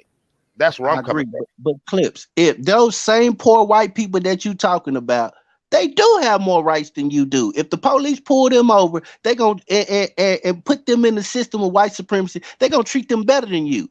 That's why the Germans were treated better than the Black soldiers. It's race. The race is there. It's there. It's there. I disagree. Obviously, when you go to let her disagree. I disagree only because, like I said, when I've traveled, and I wish I could take like a group of people, because what happens is a lot of times people are introduced to most parts of America by TV and media that's biased and filled with rhetoric of propaganda. And if TV was to spend as much time as they spend on air quotes black on black crime in Chicago and everything, if they were taking films and shooting footages in these impoverished communities in America, you all would not believe it's America. You wouldn't even believe it's a third world country. And so in those places, and what I've realized is these people live in these communities where it's like probably 100 miles out of the city, it's country town, it's desolate. So obviously you got one sheriff who's probably a family friend to everybody in town. So it's positioned before it's racist, and then of course you're not going to see a lot of people that are black or brown in this community. So therefore the sheriff is not locking these people out. That's what's different about it. But when you look at urban living, when I come into urban communities, we're being patrolled by a lot of police officers. When I look at some of the towns that I've seen here, where it's predominantly a lot of black people in these towns, but it's a lot of white police officers patrolling these communities. So whether it's individual agendas within these police institutes or whether it's collective or whatever it is, then yeah, you can say that there is prejudice. I'm not going to just say racist, because for as long as I've been here, for over 20 something years, I've been pulled over a lot of times with alcohol in my car and all kinds of stuff in my car in Arkansas, in so many places, open container, yes, an open container by a white police officer. He let me go. You understand? He didn't say, he let me go. That doesn't mean that he's not racist. That's an incident, and what you're describing with white people and poor white people, that's classism amongst white people. That has nothing to do with race. When you talking about race, it's race first. That's how they differentiate. Racism in America. That's how they differentiate us. Bro, whatever you just did right there, bro, you was so loud with racism in America. You overpowered Brandon. I couldn't hear nothing he said. You turned your mic up real loud. Say something real quick, Clips. Let me hear how your mic sound out. I'm good. Yeah, I thought I was muted. I'm sorry. No. Whatever you did, your mic is actually super loud now. Go back to how it was. All right. Yeah, whatever you did, it's almost too loud. Yeah, sis, I think you talking about classism amongst white people. We don't have the luxury to participate in that. It's race first. That's how they differentiate us. That's how they mistreat us. That's how they decide. Racism. What is racism to you? We went over this earlier. No. What do you classify as racism? Hold on. Because I need to understand. Before you answer, when you say classism, you saying because she's like, what's her class? Like, you don't know what car she would do. What kind of car was she in? Like, or did I miss that part? She was talking about going into these poor white towns and how they mistreat each other because they poor and white people and all that. That's classism. No. But she was talking about the white officer who pulled her over with the open container. That doesn't mean that he's not. That doesn't mean that he's not racist. That doesn't mean that because he let her go. Because that doesn't mean that. That goes back to the his shift could have been ending. He just could have, or he could have thought she was pretty. Right. That goes back to the Donald Sterling argument. I mean, look at his face right here. I would let her go if I was a cop. Like, you know what, and that was the point that he was trying to do. I might see her at Kroger tomorrow. But like, hey, remember me? What's up, boo? You know my phone died. He said his phone died. All right. Well, I just wanted to know what was classified as racism. Listen, I'm not. He's gonna charge his phone though. Okay, I'm not naive. I'm not naive to the fact that there are racist people globally, and then when you come into America, racism is on a racism matters of black and white are on a magnified glass. I'm not naive to the fact that there is racist people, and that's the reason why I always like to ask people, what do you classify as racism? Because if we go on spilling this rhetoric of racism, and we don't have examples of it, of what it means, then we're watering down the true racist and the true racist events that are actually happening. That's why I always ask, what is racism? What is your definition of racism in America? My beloved queen, can I give you my definition? Yes. Okay, queen. All right, listen. Racism is when somebody uses their personal prejudices and biases and uses their position either by financial or economic and political means to limit the options and resources of others based on their personal prejudices and biases. And therefore, everyone is prejudiced. But there is, I'm about to lose some white people in the neighborhood. I love all y'all. That only white people can be racist because in America, only white people are in a position to truly wield their personal biases and prejudices and use those opinions to influence financial, economic, and political decisions that will affect you.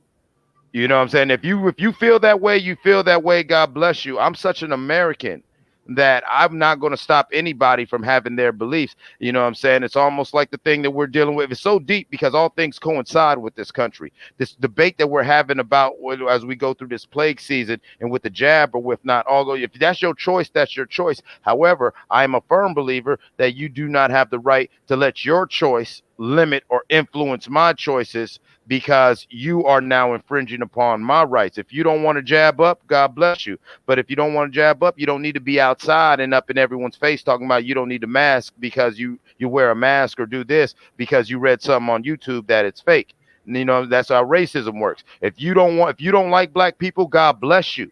But you know what? You are a CEO of a publicly traded company, blah, blah, blah, blah, blah. There's only so much that you can do taking your personal biases into this company without it being racist at some point. Your prejudices, I can only just say, hey, he's prejudiced, he's a dick, oh well, and move on. But when you start taking those things and you start bringing them into the job, into now all of a sudden now you're a mayor of a city and this is how you're a gerrymandering, or you're a governor of a state, and now you're gerrymandering your district lines to where these black cities that are your urban centers where all the population is, they're attached to these rural areas that have nothing to do with the city, but the congressman or the senator that represents all y'all, he can cater more to these rural people and not give a damn about this big city filled with millions of people because you've been gerrymandered to be all in the same district. That's racism.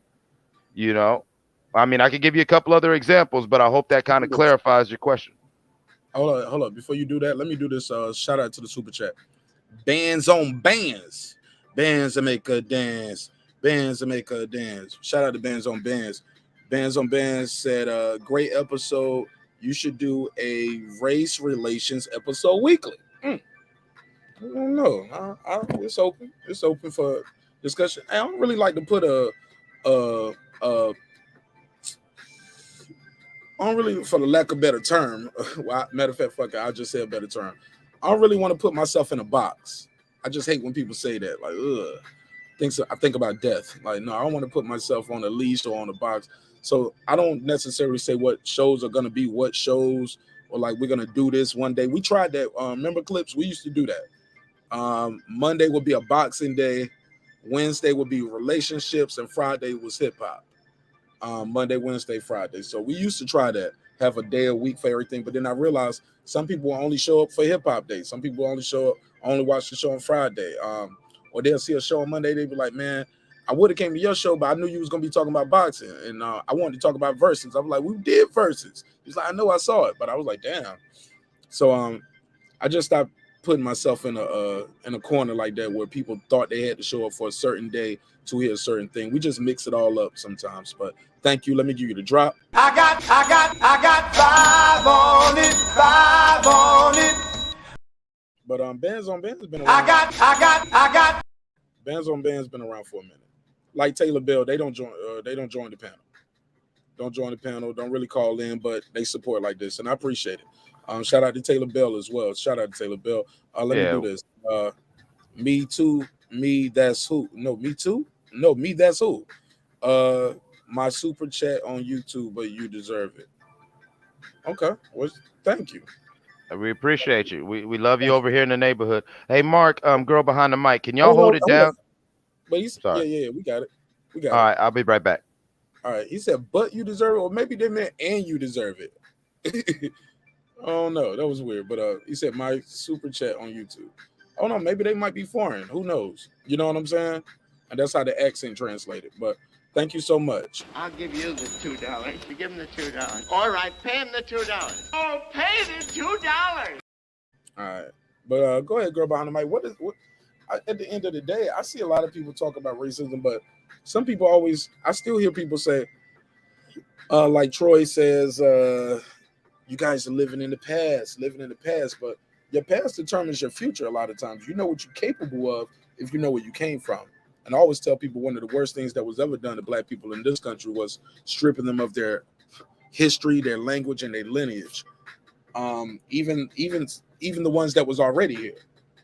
You can look up old case files where people's like, hold up, they tried to make me a slave. No. Just because I'm black don't mean I was a slave. Like it's a case in South Carolina where these people like, no, I work for Prince such and such. And damn, I wish I knew that, man. I got to do better to be able to spit the names out. But you can Google it where these people went to court and they had to prove like, no, I'm not a runaway slave and y'all don't owe me. I've been over here and I work for somebody from another country, and they had, people had to, it was a whole big thing. And that was in South Carolina, I believe. Somebody in the chat gonna know, or somebody gonna watch this video and hear the segment, they're gonna know. If you want to beam in and call in and join the panel, I know Brandon, his phone died. I know Anthony was out there. Shout out to the UK. But if you want to beam in and join in, it's out there, straight up.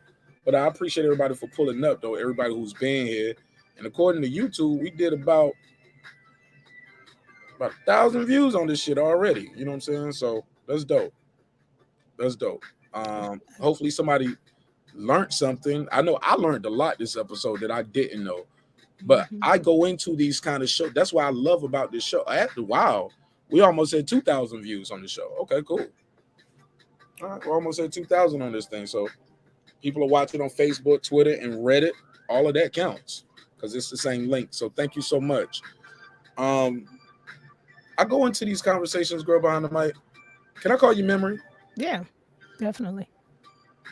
Memory, I go into these kind of conversations like excited about learning something. Excited about, I know the topic is going to bring certain people out that I probably never met before. And also the type of people that I know who frequent the show. I know you guys are intellectual individuals. Most of you, some of you, a few of you. Hey, look, I went from most to some to a few. You know what I'm saying? And look, take that triangle and turn it upside. Take that pyramid, turn it upside down. Like, yeah, it's starting to trickle down. It's not that many, but the ones who I entrust with the responsibility to trade dialogue and bars with me, man, this shit is always dope because I always walk away from these shows learning something. And I always realize I am not the smartest person in the room. Everything that I thought I knew, put that in a bag, put that right there in the corner, go back to it after the show. But right now, go into this shit right here with an empty bag and see what you can put in your bag. It's like a supermarket sweep. Y'all remember that show? I go into these conversations like that, supermarket sweep. Let me see all the information I can grab. I'm over here Googling while you guys talking, and I'm opening up other tabs. I'm communicating with the chat, seeing what the chat is saying. I'm screenshotting that so I can go back and do some research.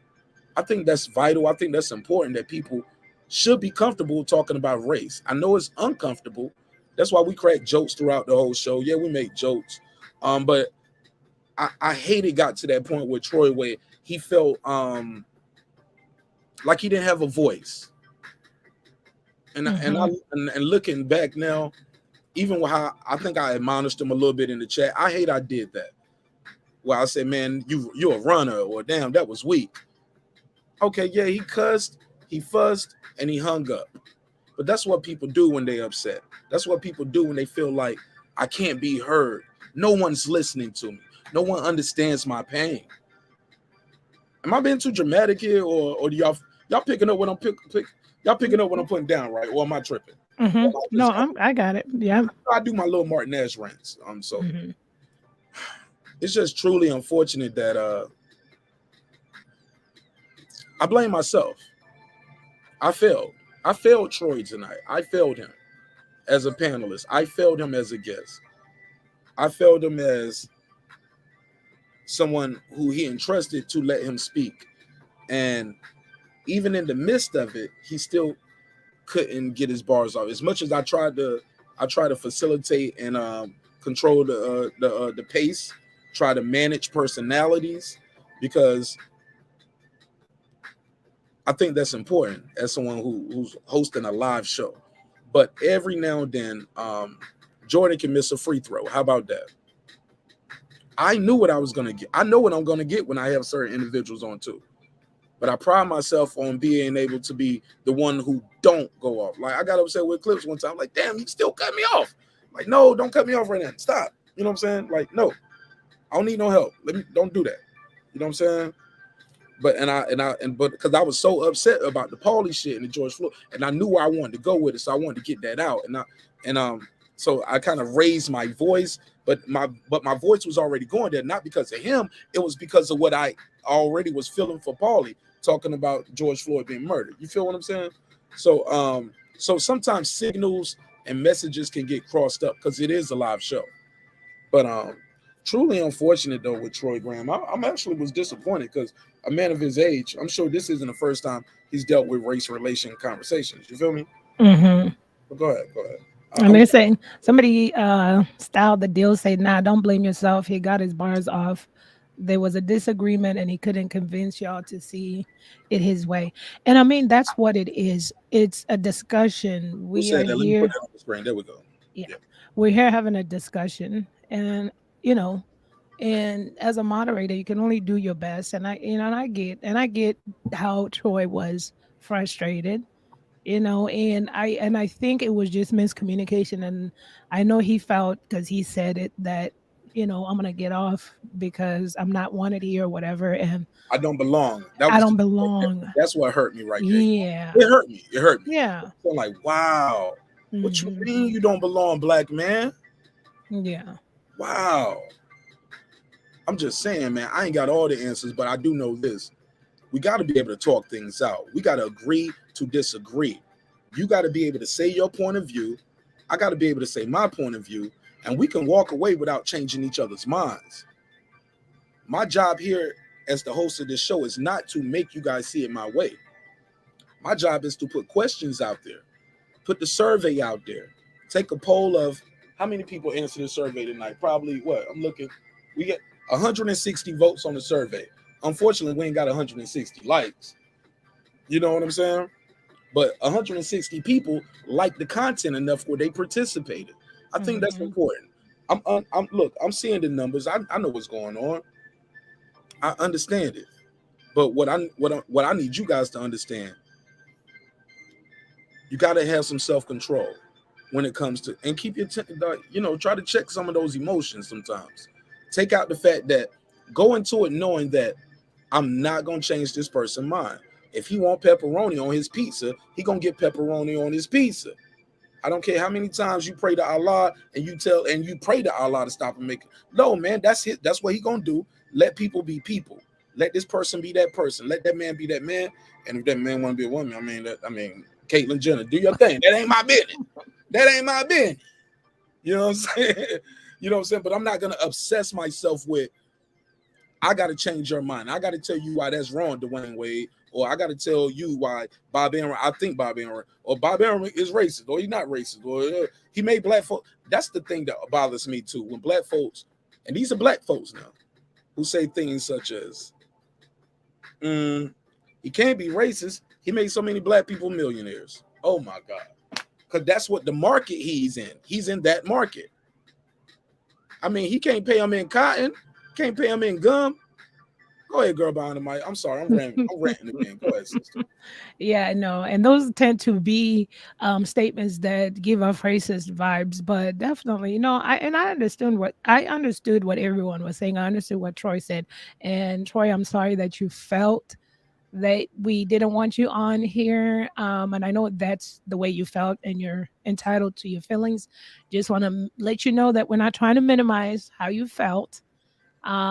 We still love you, but yeah, no, we should be able all to stand in our convictions no matter what it is, and just move forward with the discussion. So, and I get it. I get where you're coming from, Mark.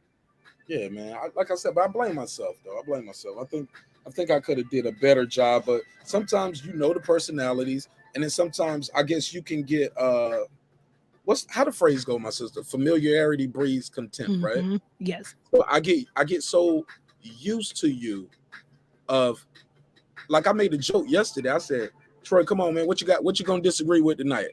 Because he's not like D-Ray, who will call in and say, hey, marqnash, good show, man. I just want to let you know, man, I'm enjoying the content. Hey, y'all smash the like.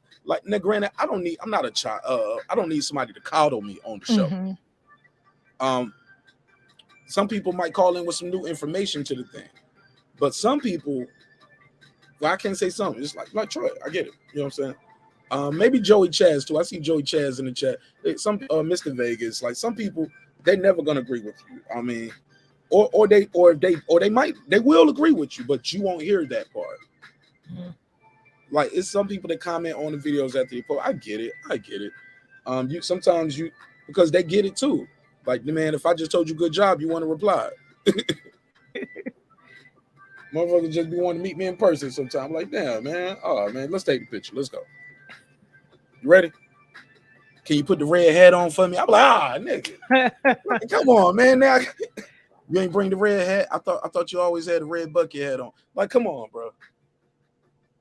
They want you to, and if you're not careful, man, you'll end up being a caricature of yourself sometimes. I heard someone say so. And yeah, I just want the show to be different. Want to have a good conversation, and I really wanted to ask people, did they think racism in boxing was a myth or a fact? Because people keep telling me, girl behind the mic, it's a myth because the sport is dominated by people of color.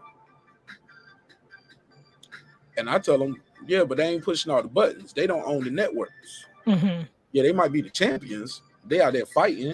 They getting the CTE. How many fighters have Bob Arum seen come and go? Bob Arum, 90 years old. He don't pay for plenty of funerals for fighters. Getting hit in the head over and over and over again. Not just the real fight. I'm talking about training. That's, you know what? I might need to shoot Bob Arum some bail because Bob Arum does come from that 15 round era. Like Bob Arum is 90 years old. I don't even know when they started 15 rounds. Bob Arum might have been hearing and watching fights when it was unlimited rounds. You know what I'm saying? If he dies, he dies. He's 90 years old. Right. And I wonder if it's like when people think it's a myth because a lot of Black people are in athletics. That's a tricky one, right? Because the reason why I asked about racism is because I feel like if I call someone a racist, I'm going to call them a racist because I feel that you've been directly prejudiced to me, or you are being prejudiced to me, or you have discriminated against me because of the color of my skin. Now, yes, a group of people could be discriminated against, or they could be dealt with prejudice ways, and that person is racist. And I see why people would think it's a myth if the larger group of players or athletes are Black. Because then you beg to differ then how, for instance, let's say even in boxing, then you would think, okay, do these individual boxers feel that they're being targeted in a racist way, like almost per individual basis?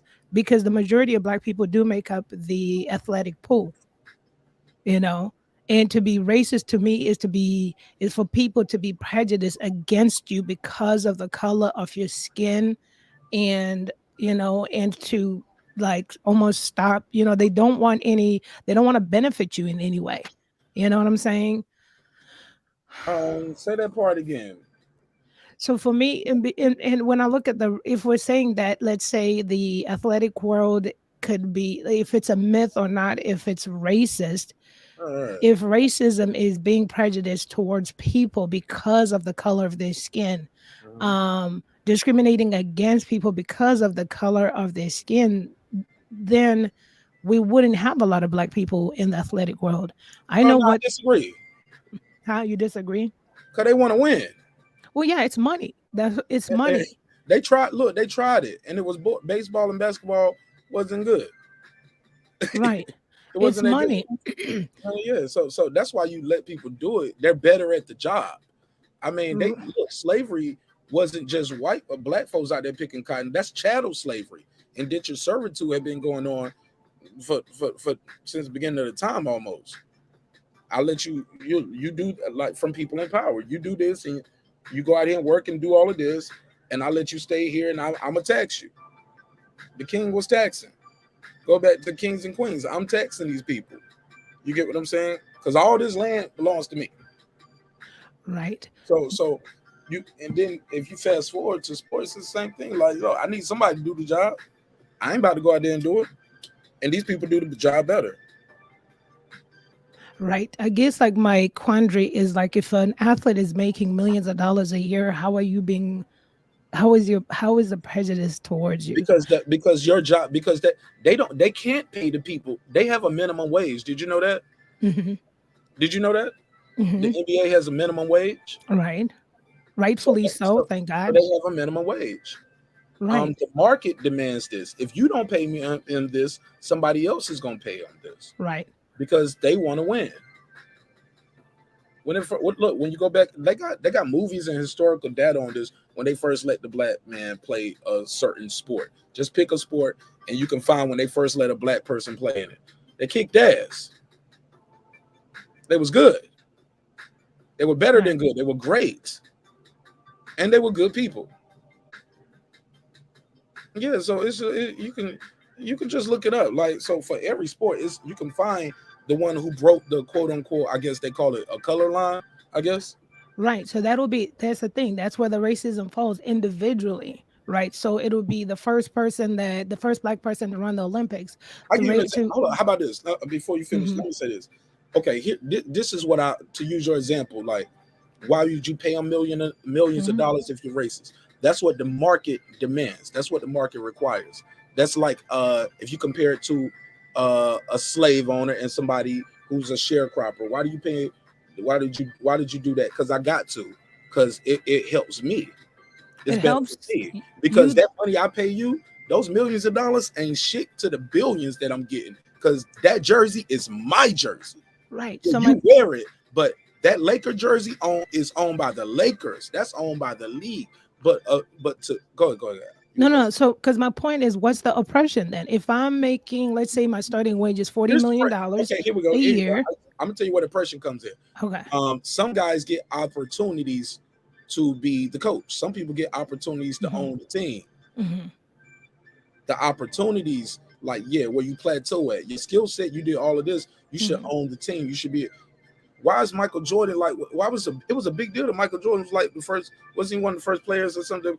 All these players, all these years that made so many millions and billions for these companies, but you'll always be the worker. You know what I'm saying? You'll always be the worker. You pay them that because, like I said, the market requires that. But I could be wrong. But that market requires that, but that's not a racist thing. Like, if I went to work in a hospital as a vice president and they started my pay off at $300,000 a year, that's what my credentials say. But now, if once I work there for 5 years and I feel like if I started VP and if I feel like, you know what, I want to make president, there's an open position, and then I have all the credentials and experience, and they pass me by and go pick like a white person, I might feel that they were prejudiced towards me. Like, why didn't I make the cut? But because I'm getting paid my pay, that's not being racist or prejudiced towards me for my qualifications. That's what I deserve. So these players deserve those amounts. So they get paid those. So how is the institute? Then my question is, how is it racist on their behalf?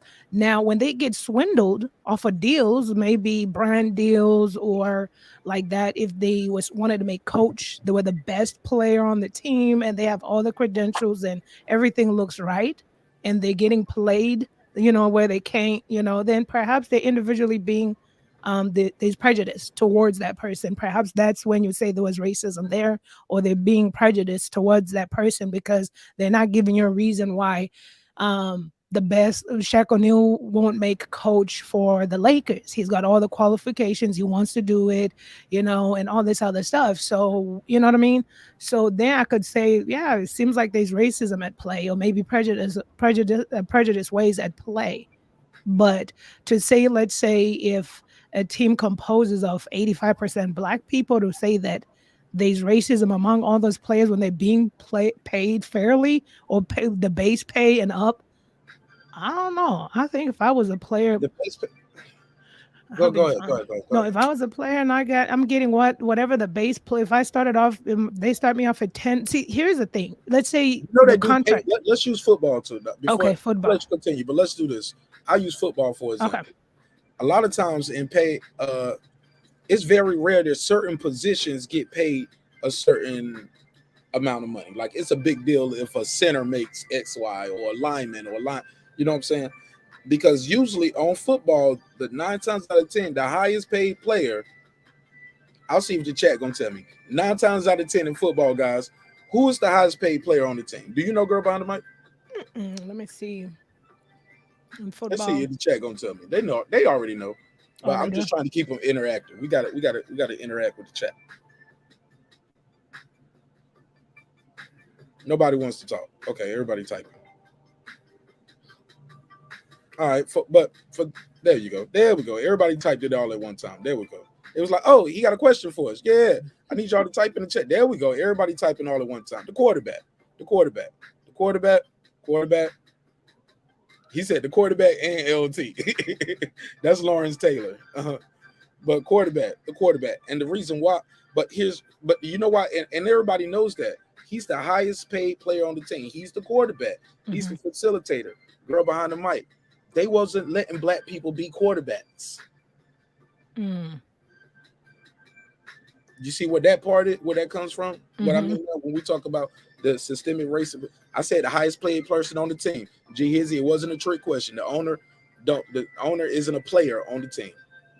But you tried it though. But I appreciate you interacting. You get what I'm saying, sis? Like that right there, everybody knows it's the quarterback. It was a big deal that a Black man was able to get the job as a quarterback. They thought Black people weren't smart enough. We would fold under pressure. They good for them other positions because Black folks don't get hurt that much. Like it's a commercial going on right now. I don't know if they air it in y'all areas. Anybody in the chat who's gonna watch this later, but it's a kid who get hurt. It's a Black man and a Black father. The kid falls off his bike. The Black father asks him he's okay. He says he's hurt, but the kid is end up walking away and he gets on his bike. Now the kid is back at the top of the driveway about to drive down, and the father looks at the camera and says, "They think he was talking about Black people being in pain, and just because you're Black, your doctor thinks you has a higher threshold of pain and don't believe you're hurt." And then they was talking about how hard it is for Black people to get pain medicine. Oh my God. I was like, baby, you watching this? What channel is this? Who's showing this? I can't believe they showing this shit right here.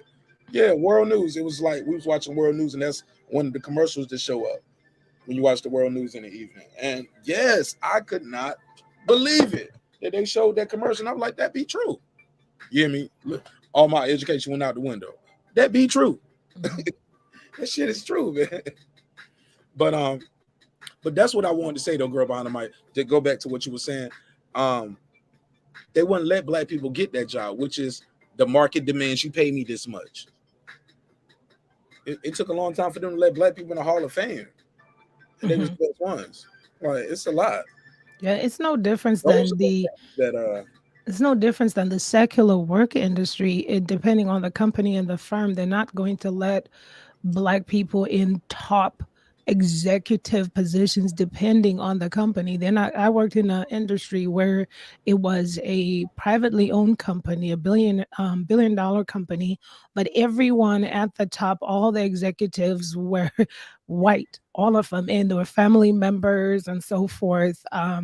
So I had the qualifications. Finally, at one point in time, 2 of the executives, the only women in the entire company, at that level, they quit, and I I had the qualifications, and guess what HR told me? HR was like, oh, we have Tom so-and-so, his last name, he's gonna be running that position, and Tom was the IT guy. I had more qualifications for that executive leadership role. But Tom, the white man with IT credentials, and it's not no like, oh no, IT software engineer, like no, it's like really IT basic. This nigga fix printers. Right. Right. That's what my HR. I mean, they didn't even try to hear me, and that's when I made my. When you get locked out your email. Exactly. I made my exit. I knew where I was, and I made my exit. And sometimes can we put him on blast so we can so I can give him a Rick James slap? You don't work there, no motherfucker. It's a privately owned healthcare company, so I'll just say their name. They privately owned, so fuck them. I'll leave them alone. Y'all can't go. So we can't boycott them anyway. So say their name. Right. No, I'll leave them alone. There's a lot of stuff that happened there. Ain't nobody gonna listen to a 4-hour and 30-minute show. Go ahead, say their name. Fuck it. No, I'm gonna leave them alone. I'm gonna leave them alone. She said I'm good with peer pressure. She said I'm good with peer pressure. Nah, I'm gonna leave them alone, man. Leave them alone. Let me tell you something. And when you talk about somebody earlier on was talking about, like, you know, the era of Karen, just the way the atmosphere moves, right? And who was I talking to? I was talking to somebody, and I say, no, you know, I talk about spiritual stuff, and I said, if you don't have the wherewithal to put on your spiritual lenses to understand that we are our ancestors, when you look at people like the McMichaels, they are their ancestors. What they did is what their ancestors did. So, and I was saying all of that to say, this whole realm of the Karenicity and all this other stuff just started coming about because people have video cameras. I was right underneath the executives running their company in several regions. And at that time, I was the only Black girl in that leadership role in this company. Therefore, in the regions that I ran, majority of the employees were white. And I could tell you how much I got disrespected by white women. They didn't care. And you know what was funny about that was, if I put my finger in an employee's face and like pointed at them back and forth and just yelled at them, I wouldn't have a job. I wouldn't have a job. They would do that to you, though? They would do that to me. And that's why I say, you know. Whoa. Try to tell you. Hold up. Mm-hmm. Not disrespect. The banyangs. Not the banyangs. Not the banyangs. Hold up. Man, I would have slapped a little wig off that little bitch. Hold up. Let me bring Rick James out for this shit. Slap! Nah, we ain't taking that. Don't be no pointing the finger in the face and be like, rah, rah, rah, rah, rah, rah. Let me tell you, I always wonder how I made it. Hold up, real quick. One more joke. So they was in there treating you like after they had to burn down the Carter, you was in there looking like G Money. Sit your $5 ass down before I make change. Yep. All I'm saying is, if you would have been handling your business. Yep.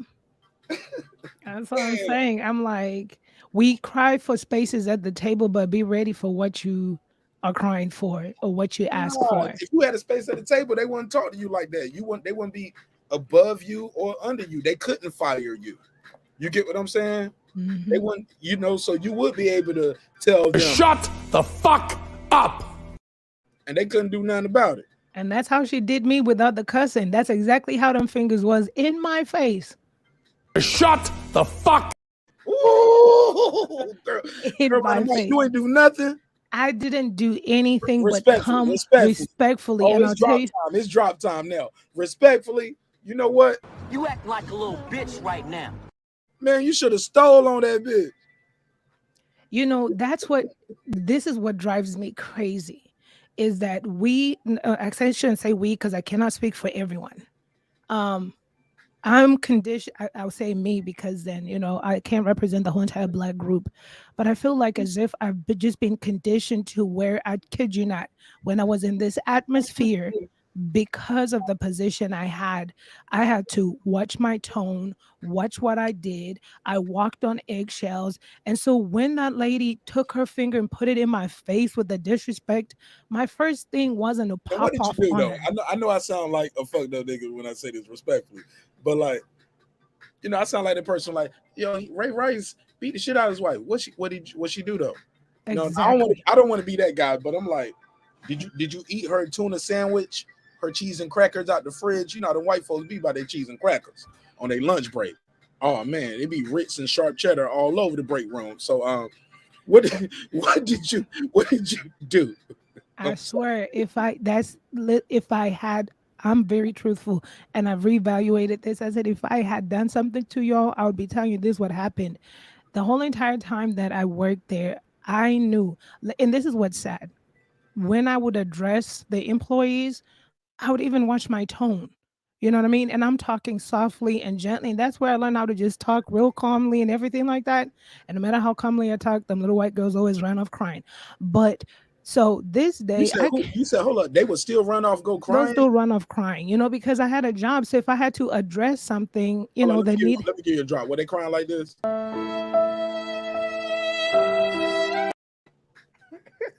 Right. They gonna tell your boss on you.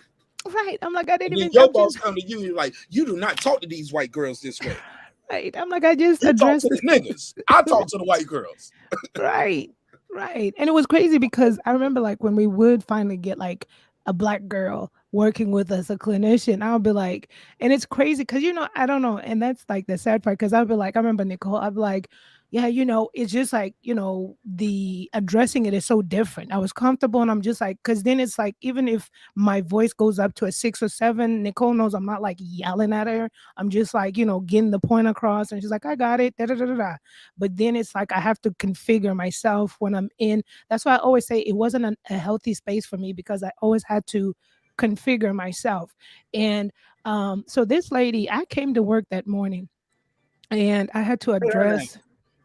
You ain't got to say the company. I said we getting close. You don't say Nicole. Go on. Oh, her name is Lori. Her name is Lori. I came. Man, fuck Lori. Let me get Lori to slap her to death. Give her the slap. Slap. Fuck you, Lori. Go ahead. So I came to work, minding my own business, helping people out, you know, getting everything situated, make sure everyone was fine. And there was a drama queen. I'm gonna do something. I'm gonna give it out to white people. And as far as I've been working with you all, y'all know how to stick together. No matter if your coworker is full of mess, y'all know how to stick it together. So I came to work doing whatever it was, and then Shelby comes out, the drama queen of the team, and she was up on some attitude. She was a drama queen, right? And she was asking about an outlet or something. I don't know why. She was asking, you know, and I was like, I'm not sure. I didn't know because with the several teams I worked at, they went and set up at different sites and so forth like that as clinicians. And so she kind of stormed off. Anthony, I'll never forget it. Anthony, this little black kid who was working the front desk, he was right next to me. He saw everything. And she just stormed off. And I thought she's a drama queen. So in my mind, I was like, yeah, okay. It wasn't that big of a deal, right? So when she went to the back, I don't know what she went to tell Lori. And this is what I have to give props to white people for. Because Lori knew me for years. We had worked together for years. We had carpooled together. What'd you say? 2, 3, 5, 6. Oh, 7. shoot. We had worked together for like 6, 7 years. We had carpooled together. That's how fake some of these people could be. Everything. Live now. Kikied with it. I mean, talking on cell phone, texting about work, even on the weekends when we're off. Did you get that? All that stuff. So it's what I'm saying is that she could have just easily came behind after Shelby and said, they called me ma'am and said, hey, ma'am, Shelby said da da da. And then the crazy part, this is what I learned. I was literally a loner on an island. I didn't converse with those people about my afterlife. I mean, work, I mean, family, whatever. But they used to always come. What they did, they'll come gossip to me about each other. And Lori was the one that used to always talk about Shelby being the biggest. She was a pill popper too. She was a pill popper, you know, sounded like Skittles back there. But anyways, when she was throwing them back. Oh shit! Throwing them back. You taking half measures. Yeah, fuck them, man. Let's go, Eddie Murphy with it. Yes! Fuck you too! Yeah, fuck you, Lord. Right. And so she knew this, like, this girl Shelby, but she, instead of coming back to me and say, "Hey, Shelby said she came up here and asked you something or whatever," whatever it is that she had an issue with up to this day, I don't know what she went over there and lied about, because she was a drama queen that embellished. But the next thing I know is Lori comes over, storms over, prances over. Her face is red in the face. And I didn't know what had happened back there. And so I went after her and I said, "Hey, Lori, is that," because I just saw her storming over like she was mad and her face was red. I didn't know. So I went over over to her and I said, "Is everything okay?" Wanting to make sure all the employees are fine. And she put her hand on her waist, one hand on her waist, and she took her finger and stuck it in my face and just went off. What I think she went off on was probably years of. And then Anthony, the Anthony that worked there, she says, "Ma'am," he was like, "Ma'am, I've been trying to tell you that lady don't like no black people. I've been trying to tell you." And I hadn't seen it though. He was like, "I've been trying to tell you, but you wouldn't listen to me." I said, "I worked with this lady for a long time." But she literally just, it felt like she unpacked all this anger on me. I didn't do if I did something, I would have told you, "Yeah, I told Shelby this," because the whole entire time I worked there, I knew how Now, to what did talk she to. think? Now, hold on, one more time. What did she think you told Shelby? One more time. I have no idea. She just went off. I don't know what she went off on a tangent about. She had her finger in my face and she was like, I don't even remember. She was just like going off. It didn't even have anything to do with Shelby at that point in time. She was like, I don't know what she was going off on, to be honest with you. And the problem is, 2 months or 3 months before she had lost her mom, and I told her to take bereavement, and she said, "No, I'll be fine." And I'm not trying to make an excuse for her at that time, but the thing was, I don't know if you know what I mean. Like that was a blow up. You shouldn't blow up on people like that. You shouldn't disrespect people like that. But I wasn't sure because when she did, yeah, when she was yelling at me, it had nothing to do with Shelby. So I don't even know. And I was just trying to diffuse the situation in leadership. I'm just like, and she was yelling. So I'm just like, okay, calm down, calm down. What's going on? Calm down. And so I don't know. It was Mm. a whole bunch of mess, and Anthony was laughing at me. He was like, "Girl, I told you." I was like, "Shoot, I didn't know." I Yeah, didn't do nothing to this lady. look, she been holding that in. She was like, "I ain't never liked your black ass anyway, nigga." Right. But That's let what me I tell felt you, like. look, she went full Bernie Mac. Like, "I don't like your black lips. I don't like your nose. I don't like your booty. I don't like, I don't like nothing about you. I don't like how you have the whole break room smelling like chicken and collard greens. Like, I never brought chicken and collard greens. Bitch, I smelled it in your weave. I don't like nothing about you." Like she went full Donald Sterling on you, yo. But look, let this sister right Hey, here Blue. speak. This is my girl right here. Shout out to the Queen Blue Dream. And shout out to my man, 100 Grand Jules Gaming Lounge. Jules, man, share the link, smash the like, and join the panel. I don't even know why you in the panel. I mean, why you in the chat? You late for class. Go ahead. Nah, I just had the same a similar experience, work experiences. Girl on the mic did, with a white girl at my job. She she went as far as to put her chest on my stomach. So while she was putting hands on her face and said, Hold on. She put her chest on your stomach. "Yeah, like she was that close, in my face. Her chest was on my stomach." Oh, she was And while she was putting her hands she in my that face short or and told me something? if I didn't let her do it. So she was a little bitch, or you just real tall? No, I'm not that tall, but she's an older lady. She got bigger chest, so they go a long way. Oh yeah, she had them pudding bags. She had them zip. She had them zip. She had garage. They go a She long had way. garbage bags full of pudding. Yeah, they go a long way. But when she did do the finger in my face thing, but she was yelling at the top of her lungs, and she was that close. And I was telling her to back up. She told me she was gonna file a discrimination claim against me because I wasn't allowing her to practice her cultural differences. So I told her, in my culture, that means you want to fight, and I'm going to jail. I don't know what kind of culture you have because I don't know her to be Italian. Italians talk with their hands and stuff like that. But as far as I know, she wasn't Italian. She was just, your typical Caucasian. It's not in their culture to do that, but she had that white privilege. How you deal with it? What ended up happening? I actually got written up because apparently I'm too aggressive. And I wasn't being understanding to her emotional state at the time. Wow. So they wrote You me was up. an angry black woman. Yeah. Because apparently I kind of threatened her by telling her I'm gonna go to jail if I react to you. So I got wrote up because I threatened her. You see, and that's what I feel. Sorry. Mm-hmm. Oh no, No, I just want to say that's what I it's a feel long like. story, but that's it.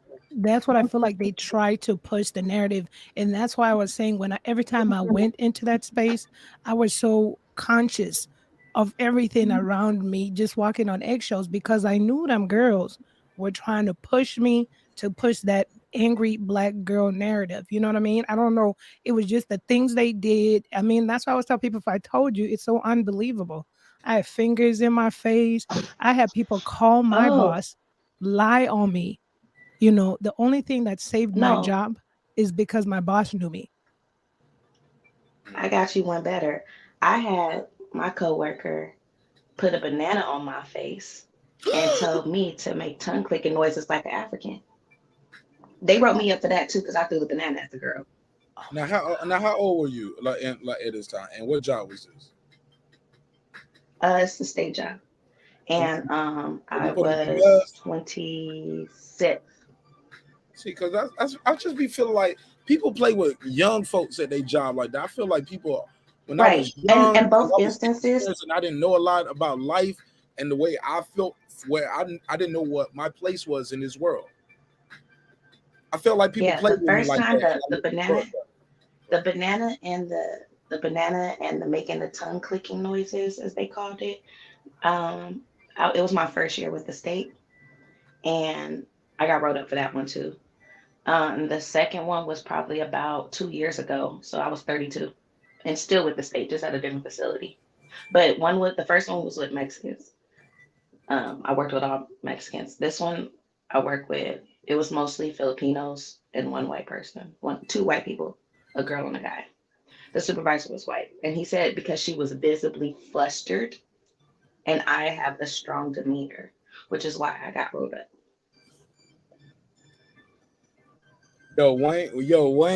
Wayne love people. I ain't even gonna be saying these people's names.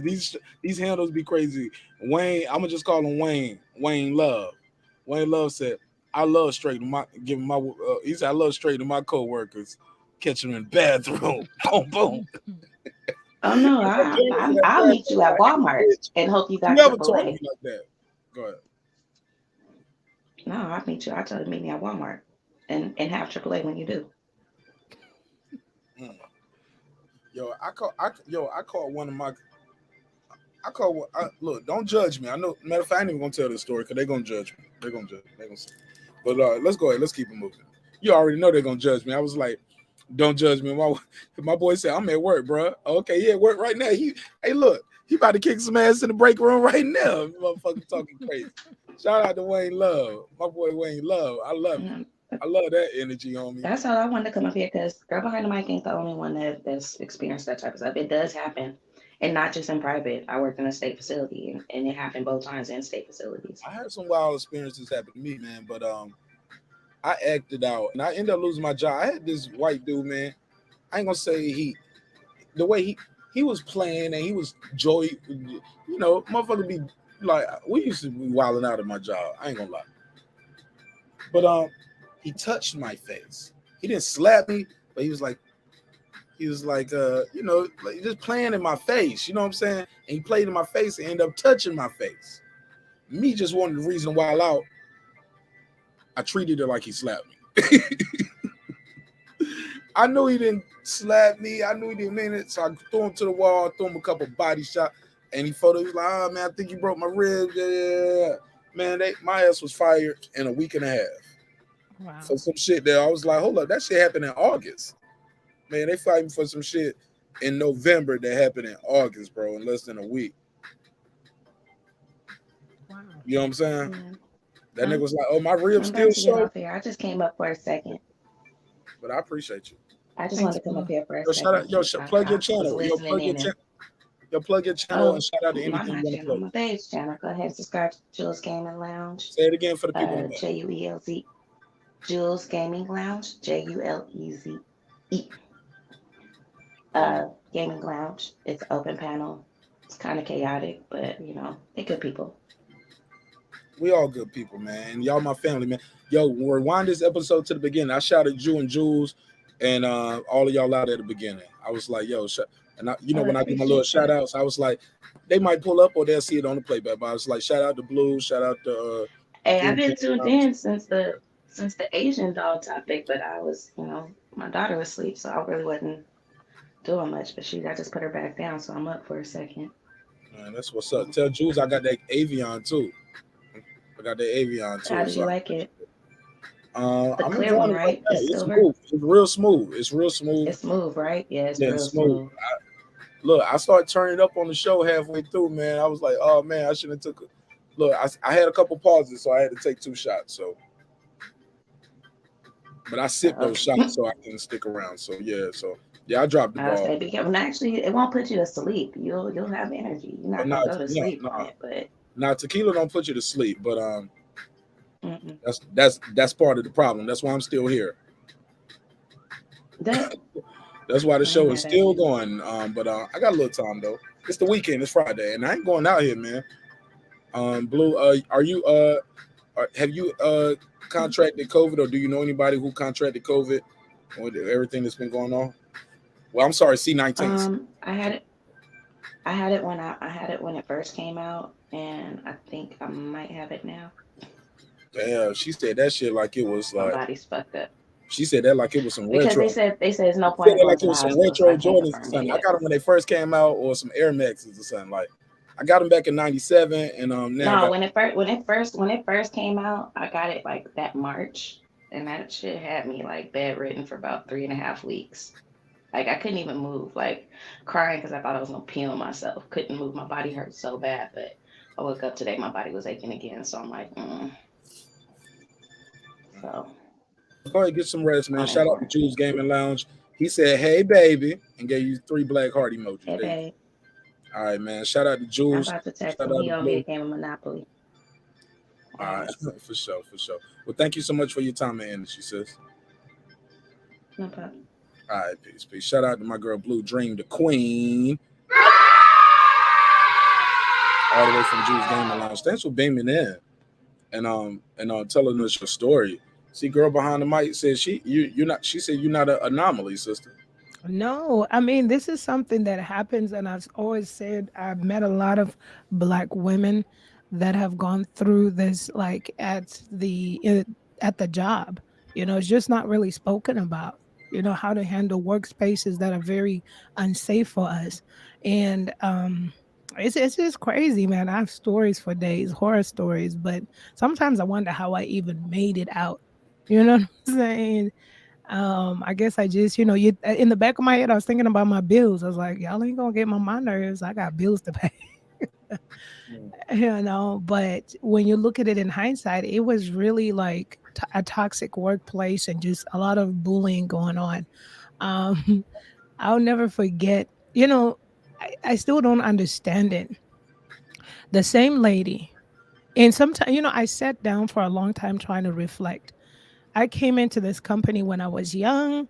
I did my what kind of work was this? You don't have to tell us the company, but what kind of work were you doing? Were you accounting? No, so I was a clinician, and I was doing tests as a clinician, ultrasound tests. Okay, and cool. I was running the company's region. They actually relocated me to Missouri to work for them between Missouri and Illinois, and to run the operations between Missouri and Illinois. And so that's why I wonder in my life, I'm like, was she hating? Because I was young when I came into the company. I was 21. And so baby. Yeah, and she was the lady was the same age as my mom, so I never understood that. Is it because she thought she was grooming you? She thought she talked to you like she was your child because she that was not, she groomed you like she was your child. No, that was hate. in our heart. And that's why I didn't understand. Is it because we're making the same amount of money and you can't stand to see me make it? You see, I was Oh, it confused. took her that long to make that type of money. You making it at 21 though.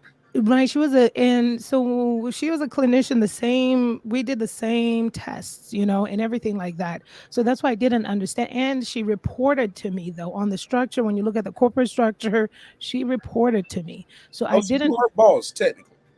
I was her boss. Oh yeah, it's definitely some hating going on.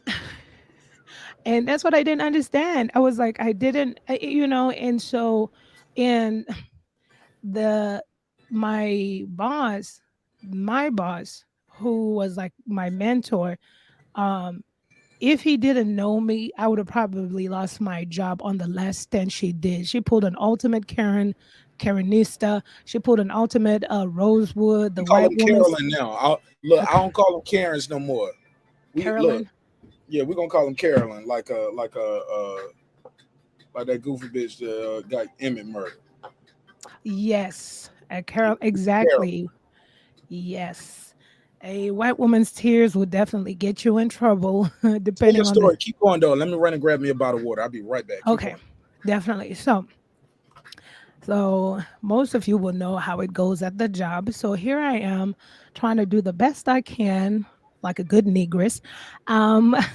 So anyways, we had new employees. It was a time where there were new employees. So trying to get the new employees onboarded, it was hectic and busy. And so this lady's daughter worked with us. And so she was actually what was considered as PRN, meaning as needed. And so obviously as also a hiring manager, I approved all of those processes. I loved her daughters. I mean, who at a leadership role doesn't like a lot of help or extra help since you are always short staffed? And so what happened on this particular day, it was a Friday. There was a lot of onboarding going on, trying to get everybody on board. The thing is to make sure that everyone is on one accord. And so routinely what I did was send out memorandums. And so a tip to anybody in leadership, you always report everything to your boss. It was my system so that my boss will never feel like, well, I didn't know that was going on. And it's called paper trail. So I kept an email correspondence with my boss on everything I did, whether it was meeting minutes, whatever it was. So it was a memorandum and the memo was going to be talking points at the meeting on Friday. So there were some employees that were off. Lori, and her daughter, Carrie, happened to be off that day. And so her daughter, Carrie, was as needed. So she did not have a corporate email account, but her mother did. So that the mother's in the loop, I sent her a copy of the memo, and I copied my boss a copy of the memo. In the body, I wrote, here is the memo for what we're going to be discussing at the minute, thought that you all would get the copies. So we had the meeting that Friday. It was busy, very busy, onboarded, did the new employee reviews, let them know how they're doing, what we need to improve, And so it was a long day. And we were out of town, probably an hour and 30 minutes out of town. And before we left that site that day, I get a phone call on my work cell phone. My boss never called me on Fridays. He called me on Friday. And this is around like 5 when we're getting ready to leave, to come back home, which is to come back to town. And my boss says, can you give me a call when you get back into town and you're by yourself? And I'm like, okay, weird. So I'm thinking something is going on the corporate level status, things about to change. So we rush back, we come back into town, and then I'm on my way home by myself, and I call my boss, and I say, hey, Kevin, what's up? What's going on? And he says, this is how he sounded, family, this white man. He goes, I will never forget it. He goes, because they called me ma'am. And so he goes, ma'am. I say, yeah, Kevin, what's going on? He says, he sighed. Started talking under his breath, and I'm like, wait, what is everything okay? He said, no. It's not. And I was like, what happened?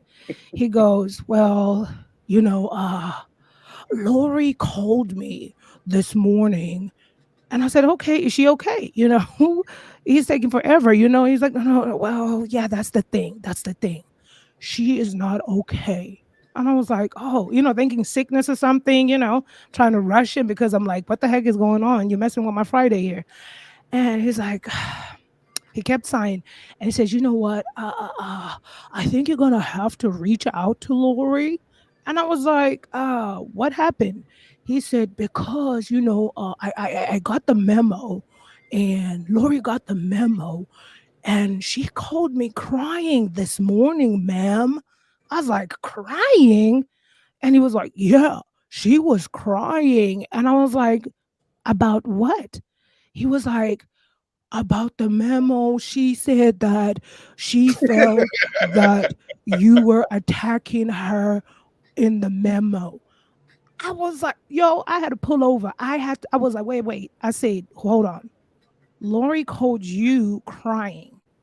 And she said that I was attacking her in a memorandum, a business memorandum.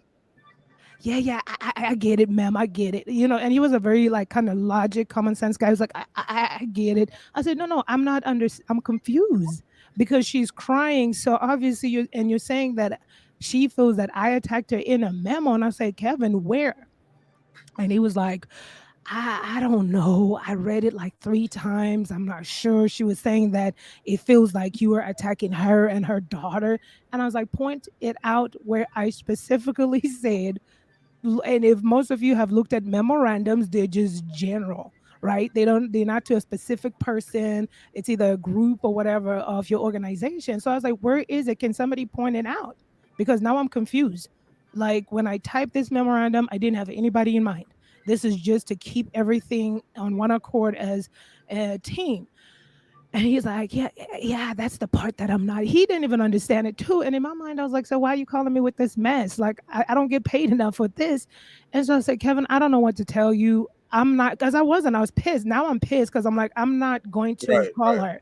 And the reason why I automatically became pissed, once again, be reminded that this lady had my direct cell phone number, my work cell phone number. She's called me after hours before. She's texted me, anything like that. So if you felt there was miscommunication, like a normal person, you would have just texted me and say, hey, I saw the memo and can you elaborate? Can I talk to you? Can you elaborate further? Whatever, any clarification? That's what normal people do, right?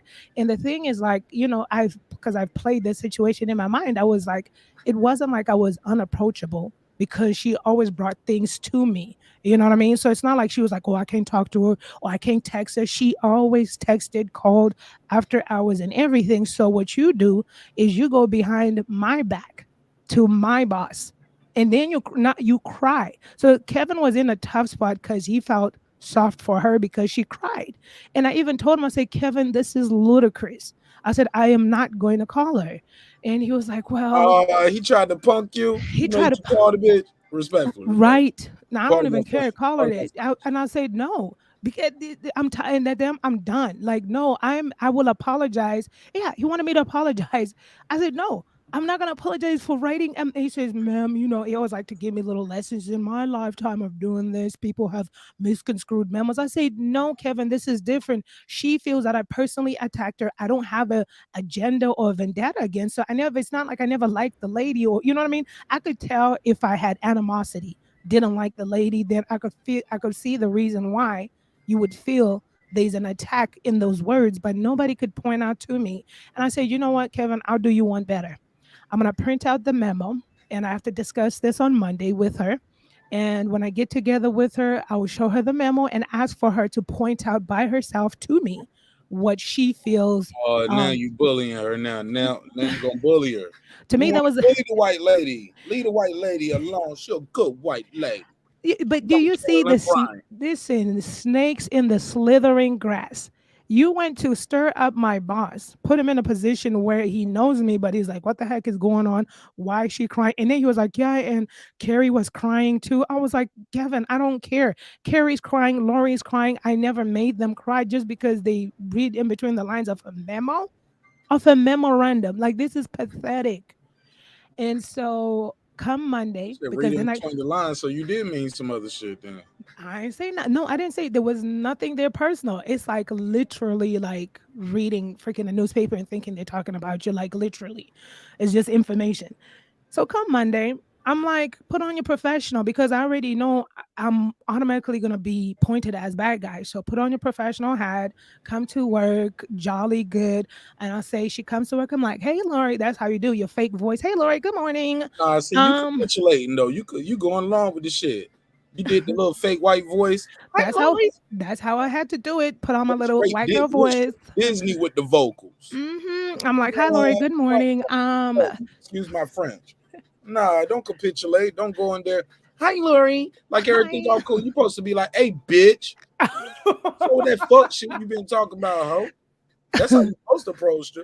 Because that's what she did. I'm joking. I'm joking. Right. No, listen, I'm telling you. They're going to record you and you're going to go to jail. Listen, that amount of discipline it took, but I had to game face, because even in my leadership role, it wasn't more so I felt like a magnifying glass on me because of my race. You don't sound like you're in too much of a leadership role. That sounds like a token. Right. It was a title. I get it. I know. I was a title with a pay. I ain't trying to insult you. No, you're right. What your check said. Your check said you this. Right. But we got to put a black face in the office sometimes. Right. We was doing the heavy bidding. I get it because I know. But so even with that though, even just being a lady in that role, because a lot of people always say, women leaders they run with emotion. So I'd always trained myself to make it completely business. It was never personal. I'm not related to you. It's not my personal company. We just want to get work done. So anyway, so game face. Hey, Lori, good morning. I would like to discuss with you this memo because Kevin brought it to my attention that there may have been, some areas that need clarification. So I approach it like that, so let's go to the side, because there are employees everywhere. We didn't take about 3 steps. So I'm like trying to flip through the memo just to, get it all straightened out. And she was like, I don't have to talk to you about this. And I was like, whoa, you feeling guilty? And I said, no, I understand. See, I was always patient with people because I'm like, you're not going to bring that girl out. She could come out, but she ain't coming out here at the job. She ain't going to come out to the white folks neither, it sound like. No, I'm joking. Nope, you're right. No, she ain't. I got bills to pay, okay? I didn't have no zaddy, you know what I mean? Would you turn up on the black folks, though? Or you just wasn't a turn-up person at all? No, I was you just... turn up on them niggas a little bit. Come on, man. Because you had leeway with them. I had leeway with everyone, really. Kind of. Don't sound like you got leeway with Lori. She go do them white tears. Now Anthony calling you and they talking to you about the email, and now you got to go apologize and shit like that. And you got to use your fake voice. Hi, Amy. I'm sorry. Hi. Good morning, Lori. Hi, Lori. Like, man, we got to do all that bullshit, man. And you are boss. I gotta get paid, man. Right. Make that make sense. You're boss, and you got to talk. Hi, Lori. Look, I'm sorry if maybe I don't mean maybe you misunderstood what I said, but I was not trying to hurt your feelings, and I did not mean any disrespect or any way to disrespect you. I just want you to do your job better, bitch, because you will be replaced. If people are replaceable, but no, see, but you know what? I think they do that though. She said, "Man, motherfuckers be smart." They be, but the thing she set the trap so when she still do her job bad, she could say, "This is retaliation." Yeah. Oh, yeah. 3-dimensional chess with you. I called it I worked with slithering snakes in the grass, and the thing was, so and it wasn't even just that. I had respect for people. I was always the youngest person in these crowds. So everyone was like older than me, so I always had respect for these women because it's like, And I know a lot of people come into positions, it doesn't matter how old you are, you're not my family, and just be disrespectful. That wasn't me. They were older women with children, families, and everything, grandbabies. So I respected these women too. And that's how I talked to Lori. So when I pulled her to the side, she snapped. She's like, I'm not going to talk to you about this. I said, well, we need to come to a resolution because we work together. And so I just want to clarify. You know what I'm saying? I just want to clarify anything. Listen, she didn't want to because there was no issue there. She didn't cried already and lied, right? Got Kevin's pennies in a bunch. So now she doesn't want to talk like an adult. And I'm trying to do the bigger thing here. Like, let's clarify this. And she starts snapping at me. I don't have to talk to you. And I said, I honestly was done. I said, listen, because like I'm not the type of person I've always been. I'm not going to match you. We're not going to get into an all out yelling festival. And no, I was just like, okay. I raised my hand. I said, no problem. I'm going to call Kevin. I'm done. He could come deal with his people. Come deal with your people. You don't pay me enough for this. I'm going. White zaddy on you. Come get her. So Kevin knew how I feel about this whole entire situation. He knew, and I called him up. And even though I had bills to pay, but I was willing to risk it all that day because I was done. I said, Kevin, I tried to come to an amicable resolution with her. She's out here snapping at me in front of all these employees. I'm not going to stand for that. So I said, listen, I can't work here with Lori. So I don't know what you all want to do. It's either she stays or I go. I have no problem. I'm here right now. I'm going to get in my car and I'm going to leave. I'm not going to do this. This is one key. If you're bringing a company in money, you're producing top numbers, or they're going to kind of lick your butt a little bit. He was like, well, wait, hold on. Let's talk about this, ma'am. Hold on. Pause. Hold on. Did you say you're going to get a rim job? Yeah, if you... Sound like you said somebody going to give you a rim job. You get a rim job. If you're bringing corporate America, it's dollars. If you keep performing, if you're top performing, press the like button if you're a top performer. If you're a top performer, baby. Rim job at work. Okay, I might have been a nigress for the top performers. I might have been a nigress, but I work hard, massa, for ya. No. And so listen, I told him I was done, man. I was done. I was willing to lose it all, man. Car notes, house, everything. I was like, nope, I'm done, Kevin. I can't do this. This is no. She gotta go or I gotta go. First time in my life, a white man was like, hold on, ma'am, let's talk about this. I'm gonna make sure that we get her to another region. I'm gonna call you back. Let me see what we could do. She's gotta go. I agree. I said, oh, okay. Thank you. Bye. You know why? Because my boss knew how hard it is to find someone, replace them. Training is expensive. Put them in that role, get them situated. Besides, I was doing my job very well. Thank you very much. But that's how it ended up. She ended up being, they'll shuffle them. Oh, newsflash. She got a position. They created a position for her. If I'm lying, I'm freaking flying. Okay. They promoted her in a sense. So that just got her away from where I was, but she got a promotion. But heck, she was away from me though. Toxic as all get out with your tears. She still came up. The troublemaker still came up. The lady that went. Was she blonde? She had blonde streaks. Okay. Lady who lied on me, and that's why I say if Kevin didn't know or respect my performance, he would have been any other boss white that would have been like, the nigga gotta go. She out of here. She out of pocket. She'd have made a white woman cry. She out of pocket.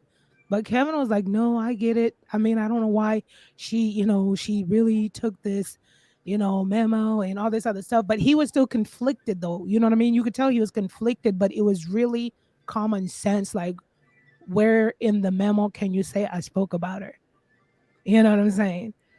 So that's life for you, man. Keep it moving. Seeing my fair share of craziness. Crazy as hell. Go ahead, Clips. Hold on, before you go, Clips. Hold on. I said, Bully said, bruh, did you say rim job? Look, man, sometimes the show need a shot in the arm, man. I saw Jafar, shout out to President Jafar. President Jafar said rim job. I want to hear that. Shout out to y'all can't. I mean, I wish Facebook people, man, y'all like the show on Facebook. Y'all Facebook people need to come on over to YouTube. Fuck with us, man. Because y'all comments just pull up as Facebook user. But Facebook user, I ain't even gonna put this on the screen. I'll just paraphrase it. But basically, Facebook user says something to the degree of about rim jobs. You do me, I do you.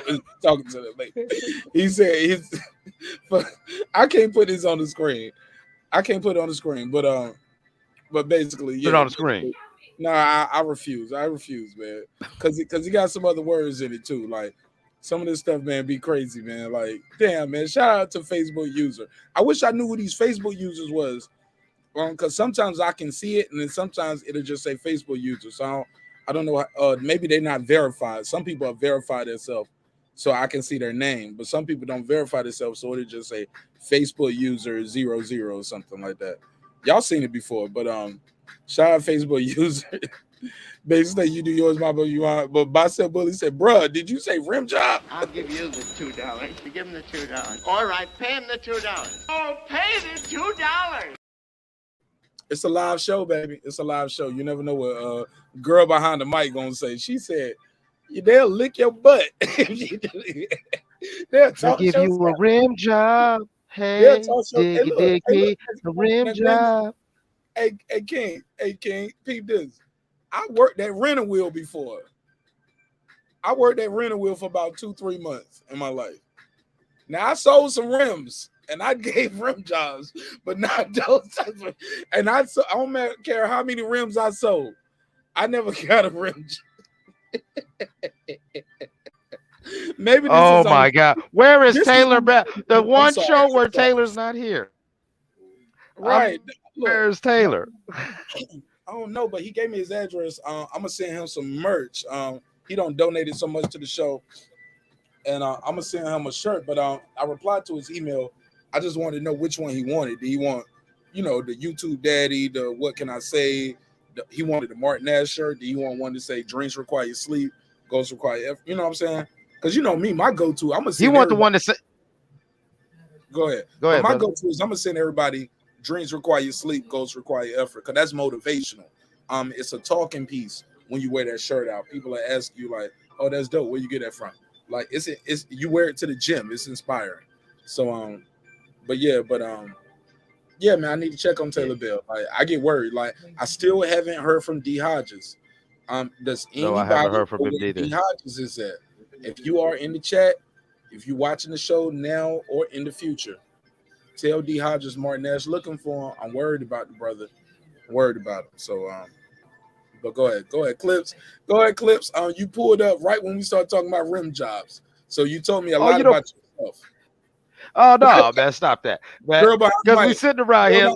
Hey, look, that's his business, ain't it right? Shout out to Faith Evans, man. Faith Evans, that's a good woman. She said she do whatever. She laughing like she thinking about it though. Look at it. You nasty. Mic, I look. God bless you. Episode. Girl behind the mic, get her money. Look God how she damn can't it. go to college. That's her business. I'm joking. I'm Hey, joking. God I'm damn joking. it. Hey, I'm from Ohio. I'm she's from a Ohio, married girl woman. behind the mic. It ain't tricking if you're getting what you paid for. Listen now. Okay, so I know that. Hey, Clips, say it again for the people in the back. It ain't what? it one more time. It ain't tricking if you getting what you paid for. I heard that. Hell yeah. You know what? You might And be so, right. with that. goddamn it, if you putting sprinkles on top and got sprinkles and a cherry on top with the goddamn all the swirls and all the extra shit, then goddamn go on and get you a couple dollars, and I ain't even mad at you, because sometimes you want to have sex, sometimes you want to just fuck, and when it comes to shit like that, you want something. It's a difference. Put a case on that. It's That's a big difference. Yo, I had to tell my wife that. I said, yo, go and put that WAP on tonight. She was like, what? I said, yeah, go and put that WAP on tonight. I ain't got all night. I'm about to start the show in about 5 minutes. I'm gonna be a little late on the show tonight, but go and put that WAP on. Yeah. Yeah, like, sometimes it's a difference. Trey Songz, I was like, he's a rapist. Put on the. No, I'm joking. I'm joking. Jokes. Assaulter. He's alleged for some assault, but he makes great music. Yeah, I'm joking. We did a show on it. It's a joke. It's a joke. I like Trey songs. But go ahead, Clips. I'm sorry. I'm getting in on all your jokes right now. I'm sorry. Trigger, my nigga. I ain't mad at you, man. We in the neighborhood, man. We having fun. Hey, girl behind the mic, man. It's just so great to be back on the panel. I missed out. I'm like, damn, I get off the panel. Then the ladies jump on the panel. I get it. Blue had to get off. But I love the female perspective. And your story, and I was just listening to your story. We laughing, but we just laughing how, yeah, Chopping up when bad. go You ain't get a on your rib laptop. job. You chopping up bad. You on No, the laptop? I'm on the laptop. Yeah, Oh, I'm on the you laptop. I don't chopping know up. why it's doing this. Go ahead. Keep going. Like it faded out. Maybe it was the Wi-Fi, but go ahead. I'm sorry. Yeah, but these are real things. I actually jumped in to talk about the different levels of Karen, and because I believe I've been on this new tangent where I'm saying we're in a Karen culture, and we've really got I've said it before as we deal with toxic masculinity, we are at a disservice to ourselves as a whole when we don't talk about toxic femininity, and that black Karen and the Karen at workplace, like especially any man who's of an adult age, you know what I'm talking about, the Karen or the black Karen at your damn job, who actually turned sometimes a job that was a 100% cakewalk into a very, very touchy, weird environment. Because as girl behind the mic was alluding to, oh my God, you'll be surprised at what can happen by all behind a white woman's tears. And you know what I'm saying? And we could all know those tears are artificial, but that visual and that image is so been ingrained to us in this culture that, yeah, you know what I'm saying? You definitely, you know what I'm saying, or probably be behind bars giving out rim jobs, you know what I'm saying, if that white woman gets to crying. These niggas I'm won't just let saying. it go. They won't let it go. Niggas are like a dog with a bone. I'm looking at the chat. My man said dark-skinned women love them worm jobs. Giving or receiving. But regardless, don't put that on nobody, my brother. Like, it's not that. Who said that? No, my nigga Wayne out here tripping at the job. Wayne, the same nigga, he remind me of you. He talk about he beat up the white boys in the bathroom. They start disrespecting him. Oh yeah, that's how we. But it was different. See, like I spent years of my life working construction, working on the oil fields, and being like an industrial painter, painting bridges and shit like that. To where you're in these tight little crews, and I was blessed that some of my companies, white boy or not, because Ohio is very blue collar or either very country, they have that sort of whatever in them to where it's like, as long as you know what I'm saying, as long as you go to work, like for real, when I was a foreman of some of my crews, like they get to argue it in the truck, I'd get on the phone with the owner. The owner would he'd get on speakerphone and be like, listen, Mike, pull the truck over, tell them two motherfuckers to get out and goddamn fight, and goddamn whatever happens, but goddamn it, anybody, if you can't continue or if you got to go home, you're fired. Get it out, because we're on the road for like 2-3 weeks, you know what I'm saying, with each other. You're seeing each other more in your family. You in the hotel or whatever, niggas gonna bang. So yeah, when cats would do, but that's men.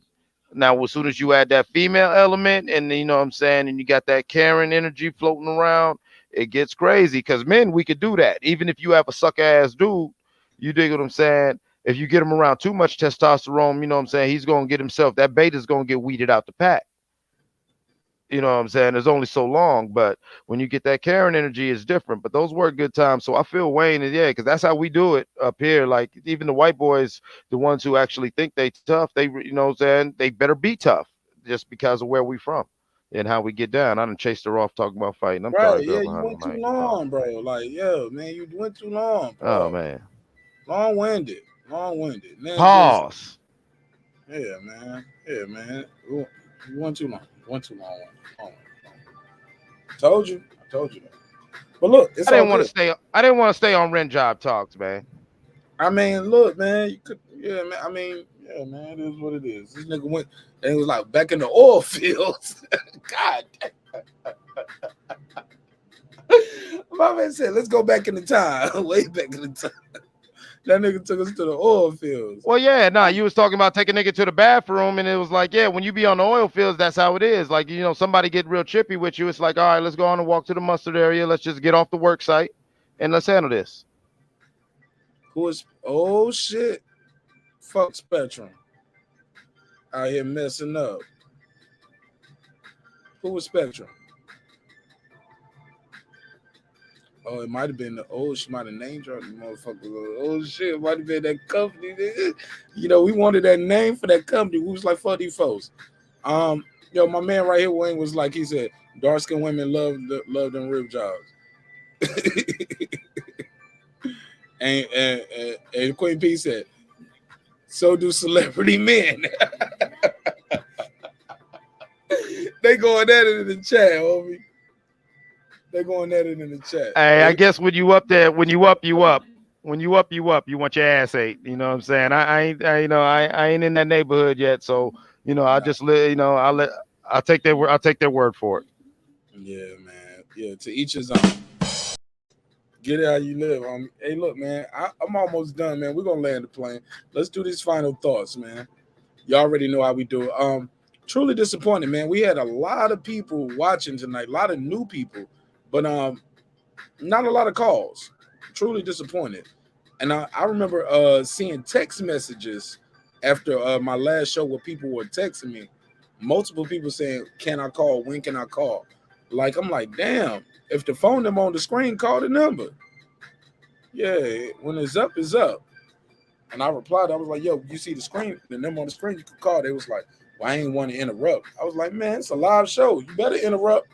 We don't take commercial breaks. I take a bathroom break like I did earlier and got some water, but other than that, nah, it ain't no we don't go to we don't cut to. I should do that. You think that'd be cool? What you think of that? Oh, just have like a time when you call in where you open it up. I take a break, like where I actually take a break and during that break, like we might play like clips from old shows, and I put a timer up there or something so people know we will be back in 5 minutes. Well, I put the banner up, but I put a clip from old shows, like good moments from old shows, like or do skits. You know, go out Dope, here. Recap it. That'd be a good way, especially. I'm gonna tell you what I'm looking for out here. I'm looking for a good animator. Everybody who hit me up for animation, they all do the same shit. They all do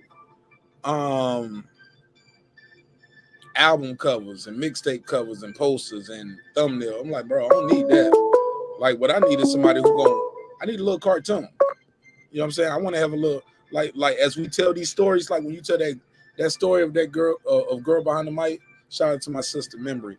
Hey, Girl Behind the Mic, please drop the link for your book, Girl Behind the Mic or Queen P. Anybody can drop the link for Girl Behind the Mic book, please do. And if you got a wrench, that means you have the ability to drop and plug anything. All moderators and all neighbors, please drop everything where your social info. I think Rob G, you got a channel. Drop your channel link. Nick Rich, is Nick Rich wrenched up? Because she should be. Nick, but no, she ain't got no social media. Shout out to Monica. Monica, welcome back. I didn't even know Monica was here.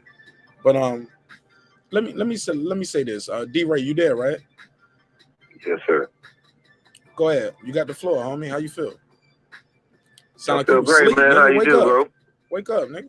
Damn, turn up. Hey, man, but at least I ain't gonna take it to the oil field, bro. So I'm good. Right. Don't take me to.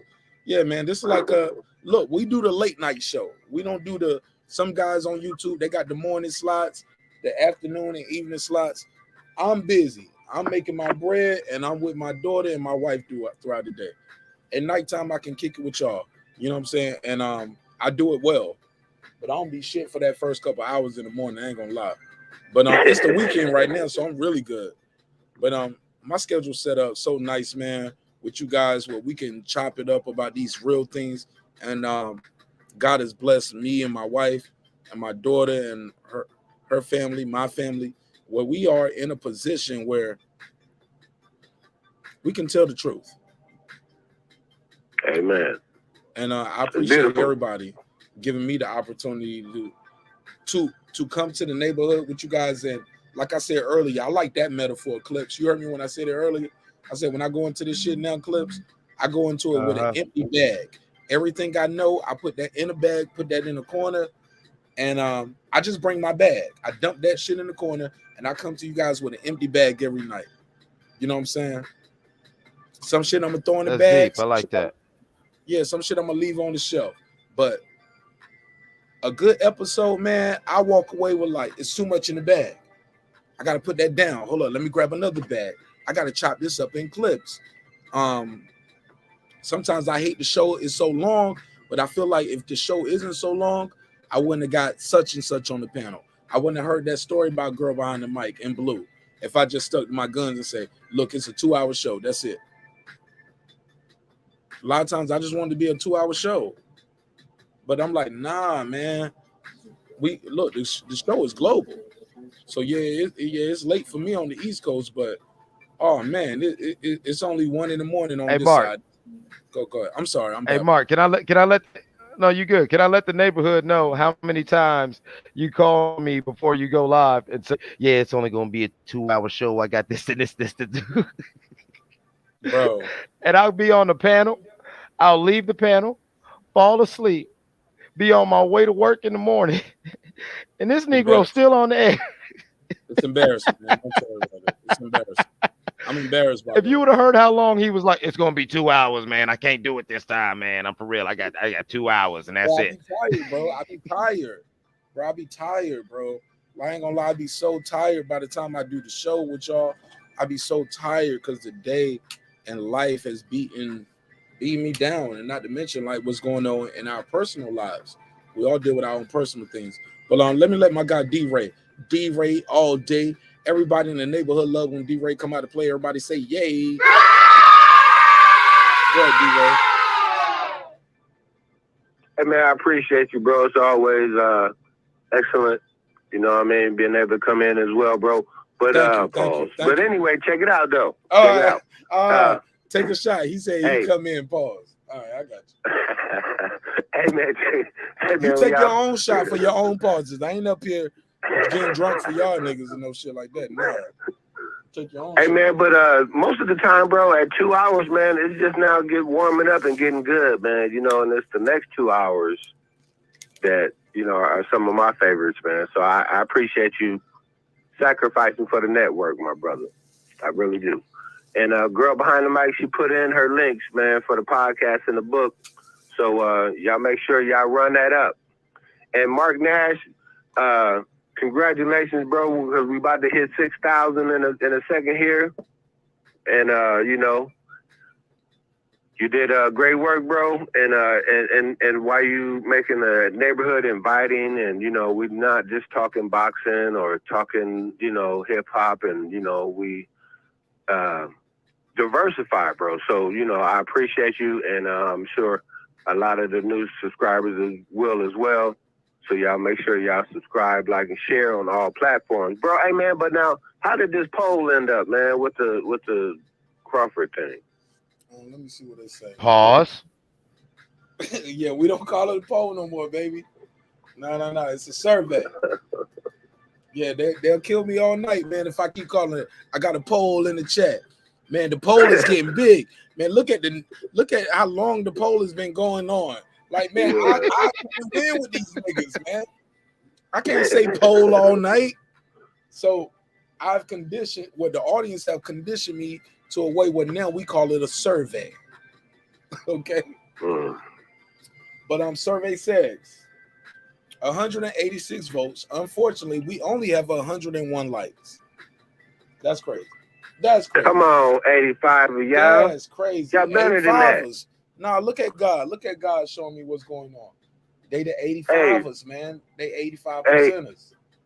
Hey, Mark Nash, real quick. Go ahead. No, bro, I just want to say how my man said that we ain't going to pay for the fight. Tell him we won't even hit the like button. Nah, come on. Facts, Crawford, bro. people stand up. Wow. And somebody hit unlike. Hey, look, it was at 102 when we said that, and then it went to 101. Somebody click unlike.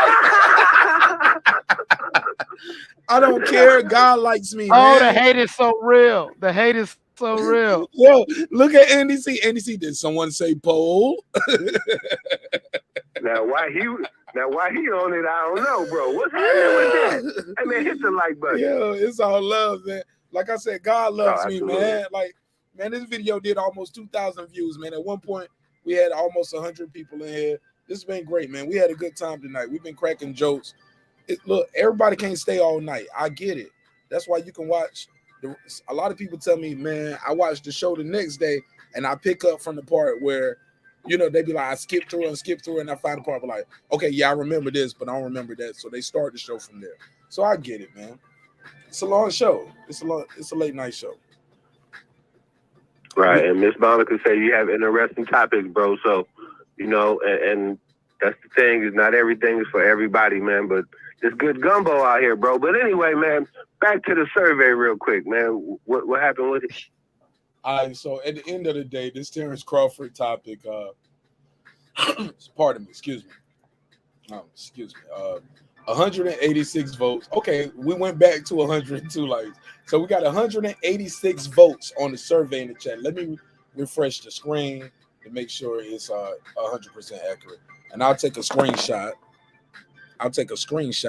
And put it on the screen so you know what I mean when I say these things. Because I think it's important. I think it's important. I think people like visual things. I don't know about everybody else, but me, I'm a visual learner. You can tell me all day, but I'm from that era where we got whoopings, homie. Oh, absolutely. You know what I'm saying? Like, I'm from that era, so yeah. I'm from that. I don't believe shit stink till I smell it. I don't believe fire hot till I touch it. I should have been born in what state is that? What's the show me state? Louisiana, right? I mean Missouri. Missouri. I always think of St. Louis. He's in Missouri. Missouri, the show me state. You would think of Missouri. You heard me, D-Ray. You heard me earn my country ass. I couldn't help it. He put the eye on it, huh? Missouri. Missouri. Missouri. Oh shit. That's how y'all say it. Yeah. Some people call it the state of misery. But go ahead, bro. Damn, because niggas get murdered, respectfully. Like, they worried about they had the murder rate. That's sad that people be competing for the murder rate. And they put it on man. We have t-shirts about Youngstown. Yeah, we have t-shirts in Youngstown because we had the murder rate twice in the 90s. Yeah, man. 2-time champions. Yeah, exactly. Like, what the fuck? Right? We right beside Jordan. Yeah. That's sad. We almost man. That's 3 sad, times. bro. But Hold up. Let's get real though. We laughing, but that's fucked up, homie. Oh, absolutely. But check it out, man. It's fucked While up. you was It's there, I fucked was up gonna say because that. No. I'm saying it's fucked up because somebody somewhere was like, "Damn, man, we was 2 bodies away. We could have been number 1." I'm gonna kill you. Man, I told you. Nah, it was TJ's fault. You know that nigga can't aim. Shit, I got 2 niggas, but that nigga didn't hit nothing. Fucking it up all the time. The doctor revived him. We gonna have to delete this video, man. People clicked on this video, man. People clicked on this video to hear about us be pro-black, and man, we did that the first part of the show. Now Yeah, we love part. Missouri. I missed the first part, man. We was pro-black the first 2 hours. Now we've been in the neighborhood. I think the first 5 hours we was okay. Then my shot kicked in, and then we just don't lost. Then we don't lost all control. We have lost all control. We done dove head first into the niggatry. We are live from Jesse LaRoy Warehouse of Wings, Waffles, and Watermelon, right across from Wanda's Weave Emporium, next to Willie and Tinker-Nams. What else? What we got? And you already know. Oh man. Oh yeah, we got everything. You know, we got low fat back. We got you feel what I'm saying? We got Lucy's. We sell Lucy's. You dig what I'm saying? Do we got quarter waters? What else? We got quarter waters and we got premium top shelf malt liquor. What's the difference between the top shelf and the bottom shelf malt liquor? It's one is colder. The top shelf colder. Yeah. You know, that's the difference between, you know what I'm saying, Schlitz and Red Bull. Not the drink, you know, the Red Bull. You know, if you're from the hood, you know the old school Red Bull and Crazy Horse. You know what I'm saying? This is why I gain all my subscribers, then I lose them. Cause they be like, man, hey, we got that Fago cream soda, man. What'd you say, cuz? Yeah. Fago. Tell them, Rob. Hey, man, we got that Fago cream soda, man. You can get that Skittles on deck, man. Fuck what you talking about, bro. Yo. Hey, man, we turning up in this bitch. Hey, man, that's the only reason I turned in. I see y'all turning up. Rob G was you like, already man, know. They were serious earlier. He was muting mics earlier. That You nigga know was what I'm like, saying? What you talking about, man?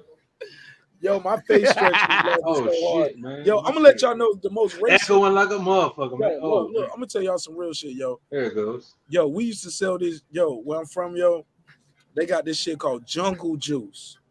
That got to be the most racist name of a drink that you can have in the hood. But we used to fuck them shits up, man. They only at first when I was a kid, they only came in 2 colors. It was red and orange. Then they had red, orange, and lemonade. Man, I went back. They had that strawberry kiwi, nigga. It was over. They was like, that sounds good. Oh man, and they was we like, had jungle juice. Bro, jungle juice. It'd be come in a carton like milk. Like yeah, carton at school. Yep. That shit was 65 cents. But you get a lot, and it'd be like $3-4. Big ass carton, yeah. Let's get that. Run that. Yep. Hey, yo, you remember your motherfucker? Yeah, you remember that nigga be in the hood trying to look hard with that red motherfucking shit all around his lips from drinking the big ass carton of jungle juice, but he's still trying to look hard and move his motherfucking packs like nigga stop. He got that motherfucking jungle juice dripping all through his beard and shit. Like, yeah, them shits was good though, man. Bro, that shit was shit. I know what you're talking about. I'm about to put this shit on. Nigga. Bro, these shits was like, they used to be like 4 for $1. Then they changed them to 3 for $1. I might go home now, man. Bro, they don't sell jungle juice here. I don't know what's going on with jungle juice. Yeah, like, they extinct. They was that shit though. Oh my that shit was 35 cents. My nigga, like, yo, when I hit my lick, in the words of Joe Williams, when I hit my lick, homie, I'm gonna pull a Rick Ross, nigga. I'm going back home to my hood and I'm buying jungle juice, nigga. I'm about to own the jungle juice. I'm gonna bring back. Let me. If you can find it, huh? If you can find it, man, I'm gonna find who owned the company. I don't see it. No, somebody. I got the pictures. Oh, I got it right here, baby. We got the files. You on Breaking Beats? I mean, I don't talk about the shit and don't put it on the screen. I ain't talking about now. I'm there talking you go. about now. I'm talking about now. Okay, so where can you get that now? It's a real thing. Nigga, I'm gonna buy this company, yo. That's gonna be one of my lifelong dreams. Y'all heard it here first on Breaking Beats. Straight sugar. Yep, I'm selling this shit. If Rick Ross can sell hot wings and fries to y'all niggas, Martin has about to sell jungle juice. Hey, look, he's about to sell cartons of. He gonna put the bucket head on the kangaroo. No, stop. You taking my joke before I do it. Look, I'm gonna make it a black line though, and I'm gonna put a crown on him. So he's gonna be a black line with a crown on him, and I'm gonna sell it in there. Like I might put a gold chain on the nigga with and put an earring and a face tat on him. Like, yeah, that lion. Yeah, we're gonna hook this up. The kangaroo gonna have a gold chain on it. Gonna say that shit right in. Damn, man. We lost D-Ray.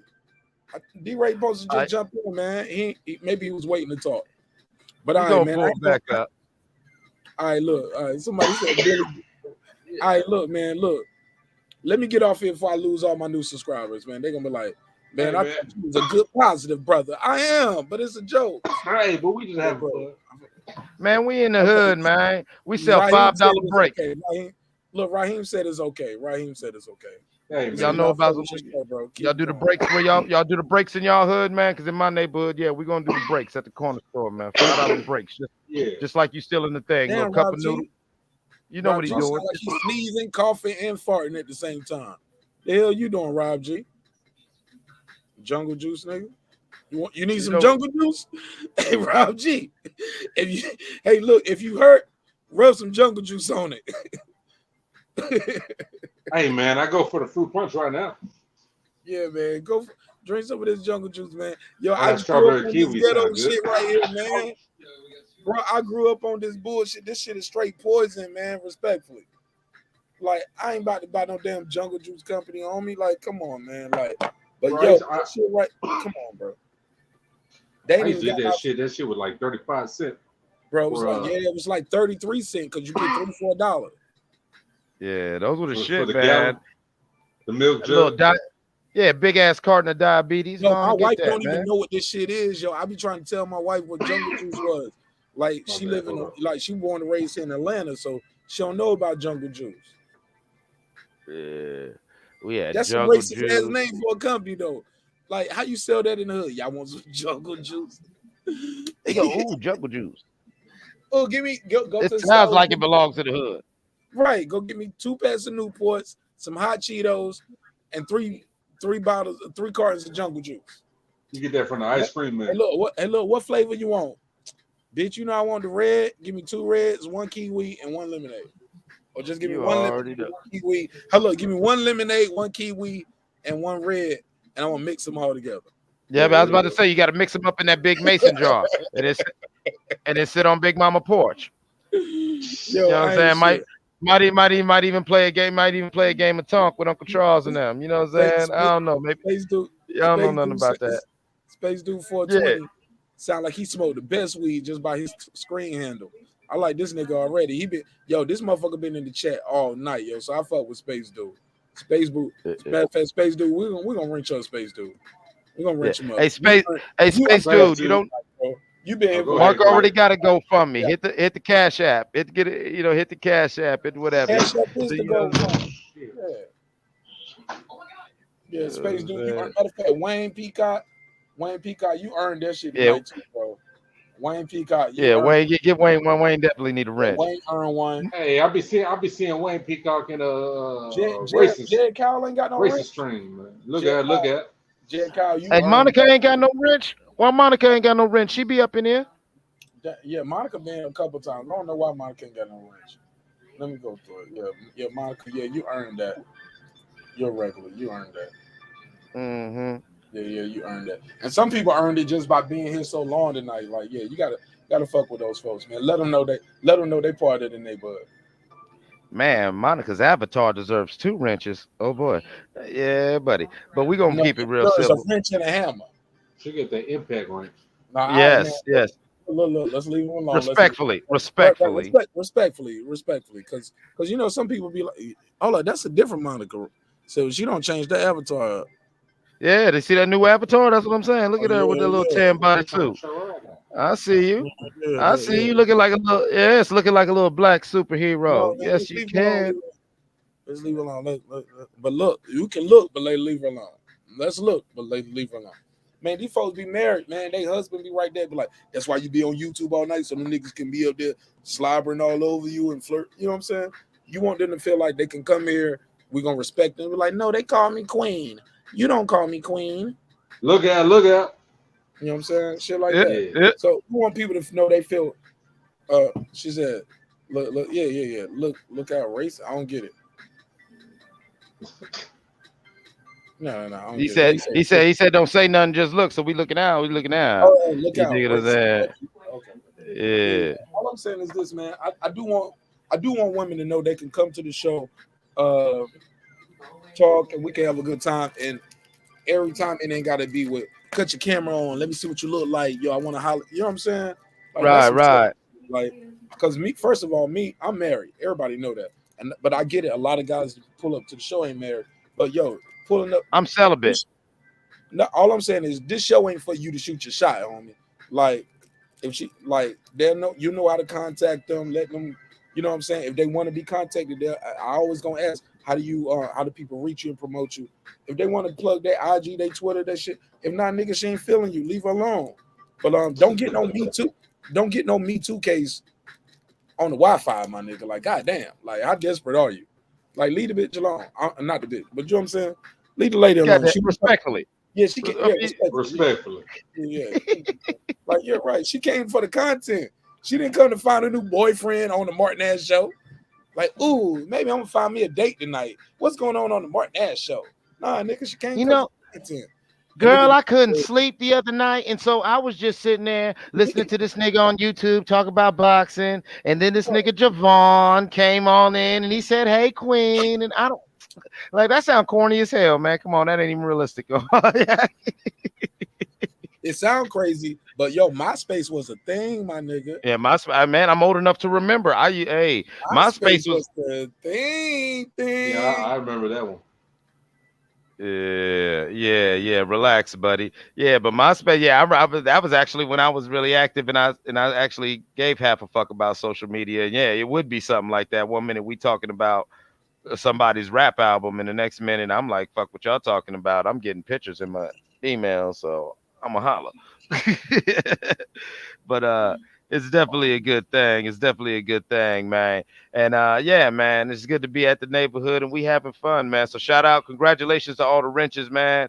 Just come on, stay involved in the neighborhood. You dig what I'm saying? And to Jed, you know, I don't think they spiked this drink, and it definitely wasn't jungle juice. Because if it was jungle juice, if they spiked Wilder's drink with that jungle juice, he would have came out swinging with all the energy. You have never drank a carton of sugar. That's a carton of liquid sugar. Do you understand that? Sometimes, hey, remember what, depending on how hood the corner store was, if the freezer was a little too cold, it might even be like almost like a syrupy. Got ice in it. Got a little right. ice in it. I ain't the only one. Okay. Come on, bro. Bro, we call that a 2-in-1. You got you a popsicle and a juice. Right. No complaints. That's what I'm saying. Damn, Be a grown ass man in the hood. Grown ass man in the hood, hard as hell, and he got motherfucking bright red stains around the corner of his mouth and teeth. Got you. Pause. Yeah. Don't be telling me how hard he is. Pause. Yeah. Put a case on. You got Put me. a case on him. I gotta take a shot. Taking a shot. All right, taking a shot. All right, and also to all new people in the neighborhood, the pause game is real. We try to get people to watch their mouth and watch their conduct because we're all adults here. So if you say anything that is overtly can be construed as something that's overtly suggestive, we say pause. And if you know what I'm saying, free when you're in the neighborhood, I hope you got something pulled up, hope you got something rolled up, and you go on to take you a shot and get yourself together and learn to articulate yourself. And so Man, I made a mistake. Hey, man. Look, man, the show is full of wine sippers, champagne, wine drinkers, champagne sippers, you know what I'm saying? Connoisseurs of the finest herbs that God has placed on this earth. Yo, my wife found this clip on the internet about COVID, about the cannabinoids and COVID. And the cannabinoids. Cannabinoids. Help you with how you say it? Cannabinoids. Cannabinoids. It's just you can say it either way. It's how you want to enunciate Look, it. I don't know how to say it. I know how to roll it. Yeah, that I mean. My G, all I'm trying to say is this. She said something about how it helps with the CVID. And I was like, yo, for real. And I was like, let's start. She was like, it do, but that's what I'm reading. But I know people who smoke and they got COVID. I said, but they didn't die though, did they? She was like, no, they didn't. They did get it. I said, but they did. Did they die? No. I know you go on to something because I had that conversation 2 days ago with Lil Cuddy, and he was telling me about how, it's supposed to, and it's like it makes sense because I know long before this current plague season, that was always my thing. Just be, you start feeling bad, you just might, sit in the crib and just burn some and just play some beats and write. And I'm just going, I'm just taking it in. And so I could see how, ingesting that'll make make you feel a little better, regulate yourself, regulate your body. If you're putting it in the air, it's making you open your lungs one way or another. And to the people that are dying, maybe they just need to get a louder pack. Because maybe if you got a real proper, maybe if you got a proper, let's not do that. Maybe if you got a proper bag that you're putting up, you know what I'm saying? I can't be. Maybe if you got something potent that you putting in the air, you know what I'm saying? It's like almost like burning sage. You feel what I'm saying? It's like a disinfectant that's going in your lungs and in the air. If it's the proper potency, you get what I'm saying? And so what all I'm saying is that down here at Jesse Leroy's Warehouse of Wings, Waffles, and Watermelon, right next to Wanda's Weave Emporium, across the street we got Willie and Tink and them. And I ain't saying what they do over there, but I just know that the bags at Willie and Tink ain't never had a bad bag. They don't even wear no mask. Go ahead. Yeah, there's no, I'm just saying that, and we don't, we've had some people who've, contracted it, but at Willie and Tink and them, we've had no fatalities. And the only time that anybody's wearing a mask is when there's about to be a casualty. It's a business as usual in the neighborhood. Go ahead, Troy. Hey, somebody time me out. I time you out. I don't want to hear about you taking those showers, nigga. What the fuck you on? No, What you mean somebody time you out? That was me. That was a Oh, beans and biscuit head ass looking. You was post, didn't you? You didn't read the other comment where I said I'm starting a new show after 1 o'clock called Naughty Naughty. It's a grown and sexy. Man, I don't want to hear that promotion. Man. So you hang up on me earlier, and then you call back to do something. I told y'all. Turn up, Troy. You cuss out the panel. Hang up. I don't belong here. You don't belong here. But you pull up. But you in the chat talking about you about to take a shower, and then you call in to promote. Come on, Troy. What we on, bro? Do you fuck with the show or you don't fuck with the show? Let me answer you. I didn't cuss nobody out. I cursed. Yes. And number two, I told y'all jumping off that it was just bothering me. Man, I love you, Troy. Troy, I love you, bro. But like, be stronger than that, man. Give me a chance to make it right, bro. Give me a chance to fix it. Don't do that. Don't hang up on people. The next thing that can say could be the thing to make everything all right. You know what I'm saying? So I was on the panel. I couldn't have hung up on anybody. Well, I mean, you know what I mean. You banged it though, bro. You banged it on me, bro. You was like, and now I'm tired of this fucking bullshit with you young niggas. Y'all don't understand. I didn't say that either. You went full Uncle Ruckus on me, homie. I didn't say niggas don't know niggas. shit. You know I don't like the word nigga, so you know I didn't say that. Nah, you did go Uncle Ruckus. Yeah. He said, "I'm sick of y'all motherfuckers in this motherfucking neighborhood," and then walked out like Samuel L. Jackson. Shit like that. Hey, can Troy hear us?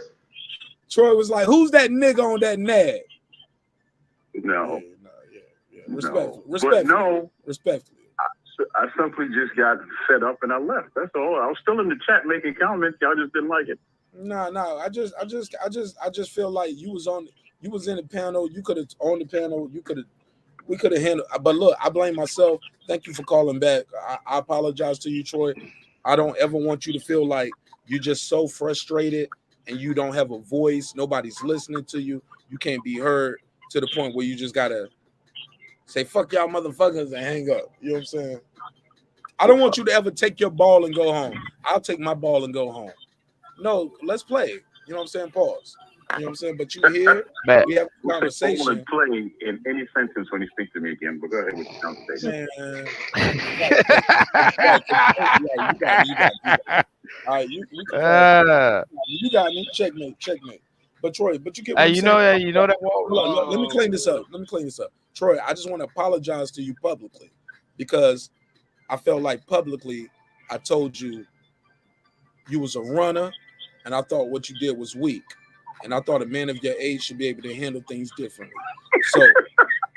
So publicly, I'm going to tell you with my apology, I'm sorry, but still, I need you to give me a chance to have a conversation with you, and let's let it go that far, because the whole point of the show, Troy, is for you to say how you feel, she say how she feel, I say how I feel, and then we move forward. We do not have to agree. And you shouldn't get so frustrated and where you don't feel like you got a voice here, because you always got a voice here. Okay. All right. Go ahead. Thank you. Well, all right, then bye. Good night, nigga. I'm hanging up. No, I'm joking. Because I didn't get my point. See, honestly, you said that. You said I wasn't educated in so many words. You said I was a runner. I don't know where that came from because I had difference of opinion. Oh, you know. I can't hear you. Sound a little muffled. Say that again. Oh, that's because I'm moving while I'm talking. Yeah, get still. You said you was next gated. No. You said I was uneducated in so many words. Unmute. Look, whatever you're doing, you sound muffled. So. I do? Hold on. Yeah, you said you was what? Hold on. That Motorola Razor, man. I can hear you. Yeah, I can hear you now. I'm gonna mute Rob G. Rob G, I'm muting your mic. Yeah, I mute mics, guys. Go ahead. Say that again, Troy. Like sounded like that. Say it again. But I had the YouTube on. All right, go ahead. Yeah, but in so many words, you said I was uneducated. You said I was a rep. I didn't call you uneducated. I did not say that. No. I said in so many words. But don't mischaracterize my statements like that, because some people gonna hear this and not gonna hear 3 hours ago. So let's not do that. Okay. No, I'll just say I didn't say that. Okay, fine. You didn't say it. You didn't say it like that. And then I don't know where Wonder came from, because that started in the chat. That started in the chat because I said what I said. But as I stated, I got sick of hearing I can't. And when I said that you have to have a purpose, to have a reason, nobody signs a piece of paper without having a reason. Put your mic, hey Troy, you got to get closer to the mic, bro. You sound far away from the phone. I think now you good. Now you good. Whatever you just did, you good now. No. I had you on speaker. Okay, now you're good. Say that again. Okay. This whole thing with runners started when I made my comment about going somewhere else. We good that part. I don't care you said about nobody that. signs I a don't piece care of about paper. that. Go But back to that part. The whole saying that the signing of a piece of paper is what gave us our freedom is absolutely not true, because what caused them to sign the piece of paper? You have to have a reason. You have to have a reason to sign the piece of paper, and that reason came from a purpose. That's all I was saying. You said the reason came from a purchase or a purpose? Purpose. And what was the purpose, Troy? The purpose is that our ancestors took the initiative to say, no. Yes, we're scared. Oh, my God. You That's ask me a question, then you say no. That's not even historically accurate, Troy. Mark, you don't know because you weren't back then. No, Troy, I know. Somebody had to be the first slave okay, to well, run, what makes, Mark. hold up, Troy.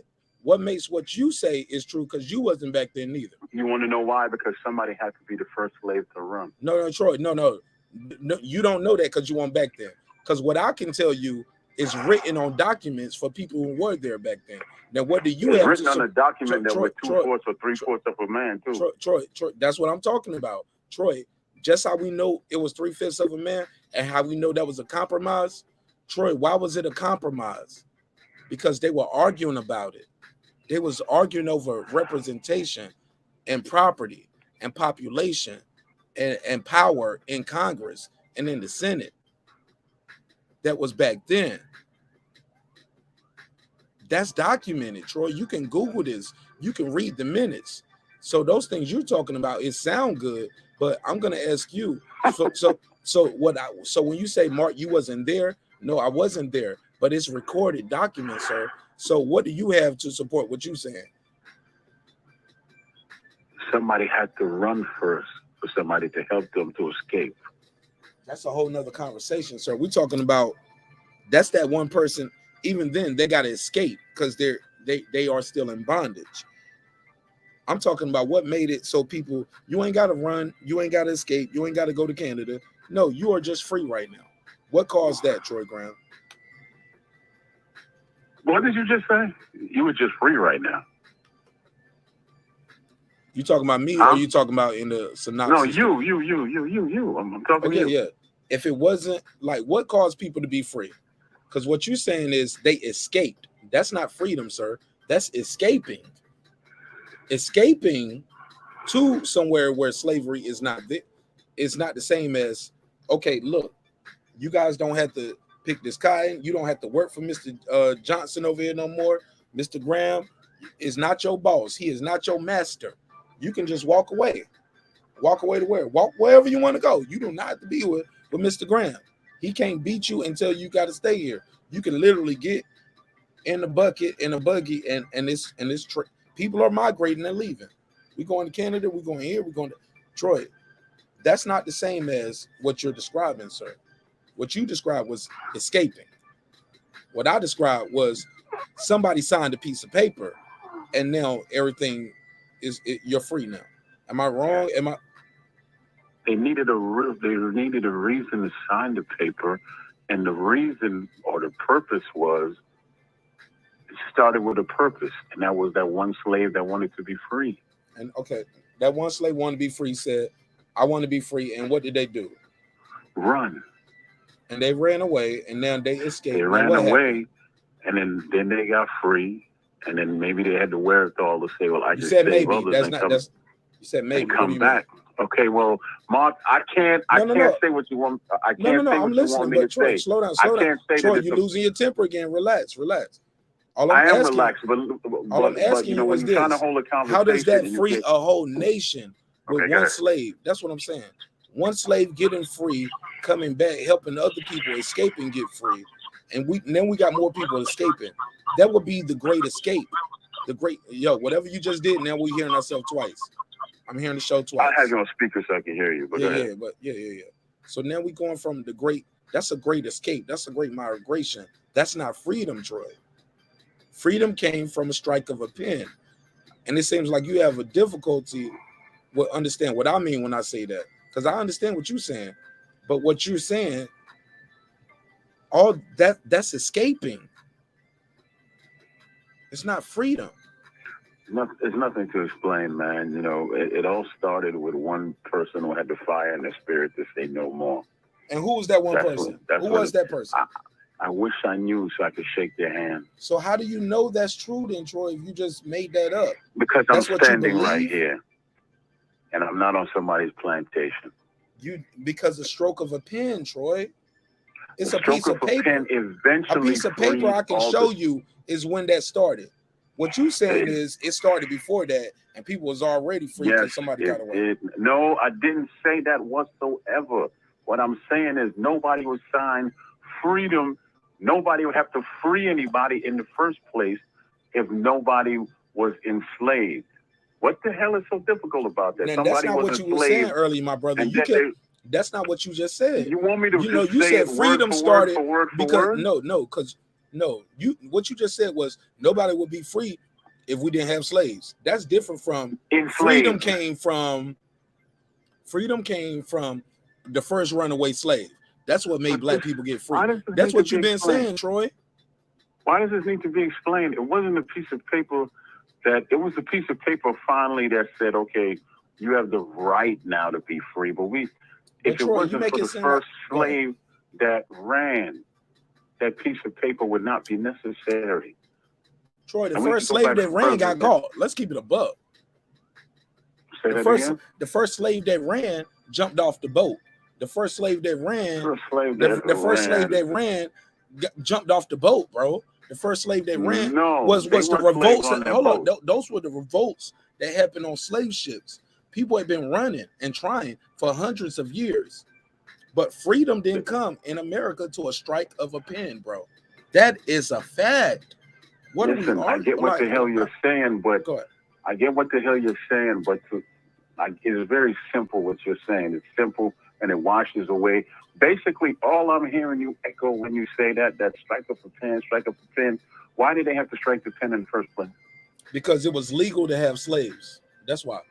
Okay, no. But why? How did it come to their attention that these slaves need to be free? How did it come to their attention?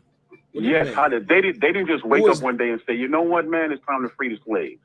Oh, that was the president that was trying to end the Civil War. We was in Civil War, Troy. You know we had a war going on over. No, I have no idea because I never read a history book. And then that's disappointing. And why you didn't know that? I don't know because I was in Jamaica. We don't have them type of reports. But go ahead. All right, but that's what happened, Troy. We had a Civil War. It was a war.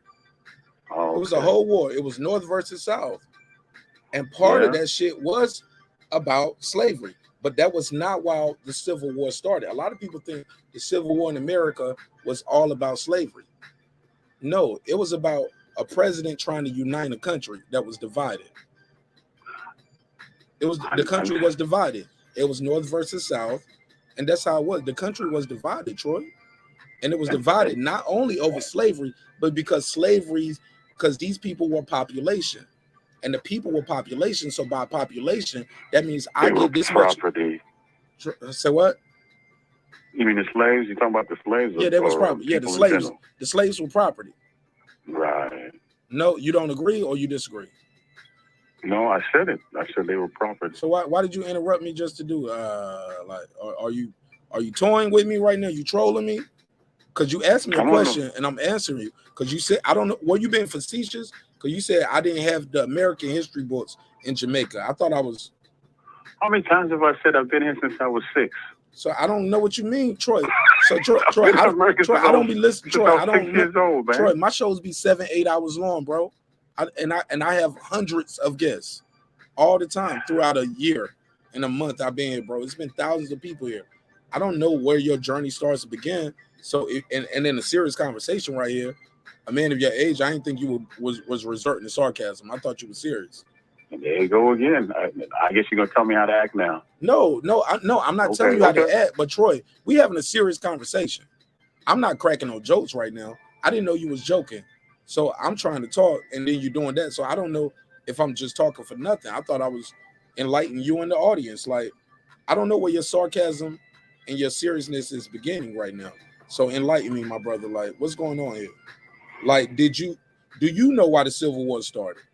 Because when you say, because why are we having this conversation back and forth where you tell me slavery did not end with the stroke of a pen in America? Like, I thought everybody knew that. You telling me that's not true? And Nick Rich said, I had a feeling Troy is from Caribbean. Yeah, he is. I used to blow big greens, but not anymore, regulated. But Troy, what are we talking about here? Are you trolling me? They didn't wake up. I mean, that whole signing up for pen, those folks didn't just wake up and say, you know what? It's time to free our property. They were given a No, that wasn't it, Troy. I didn't say it was time. That's why, Troy, they went to war. They had a fucking war. Not over slavery. That was part of it because slaves were their property. And their property was also how they had power. It was about power. It was about control. It was about control in the government. That's why they just broke off and just said, fuck it, we're going to go to war with y'all niggas. It's North versus South. Like, we want our own country. And they was like, no, it ain't going to be two countries here. It's going to be one country. And we had a civil war, Troy. That's what a civil war is. The country is divided. They didn't. You're right. They didn't do what you said. They didn't say, hey, man, we just gonna. No, they didn't, Troy. They had a fucking war. Yes, no. Contradictory statement, man. We don't have to agree with this. No. Say no. I want you to explain that right there. Why do you think the slaves got free? I already did. I don't know how many times, because somebody had that in them to run, and then everything else came into place. But the one slave decided to run. He or she may have died in the process, but that gave someone else the strength to say, we could do this too. And then the good Lord said, okay, well, I'm gonna guide you to these people over here, and they could help you get a little further, and things start happening like that. That's how it all started. All right, Nothing happens I without got you, Troy, I got you. So those people got free. That person. So, like, keep going. What's the next step? Like, how does everybody get free? Because everybody. Hold on, Troy. Now, Troy, I'm being fair, and I'm gonna change my tone because I don't want to run you off. But Troy, I want to ask you this, and I want you to give me an honest answer, not just trying to be facetious with you. How does the whole nation of black people get free just off of that one person that you and I have said by your own words, not mine? You don't know who that first person was.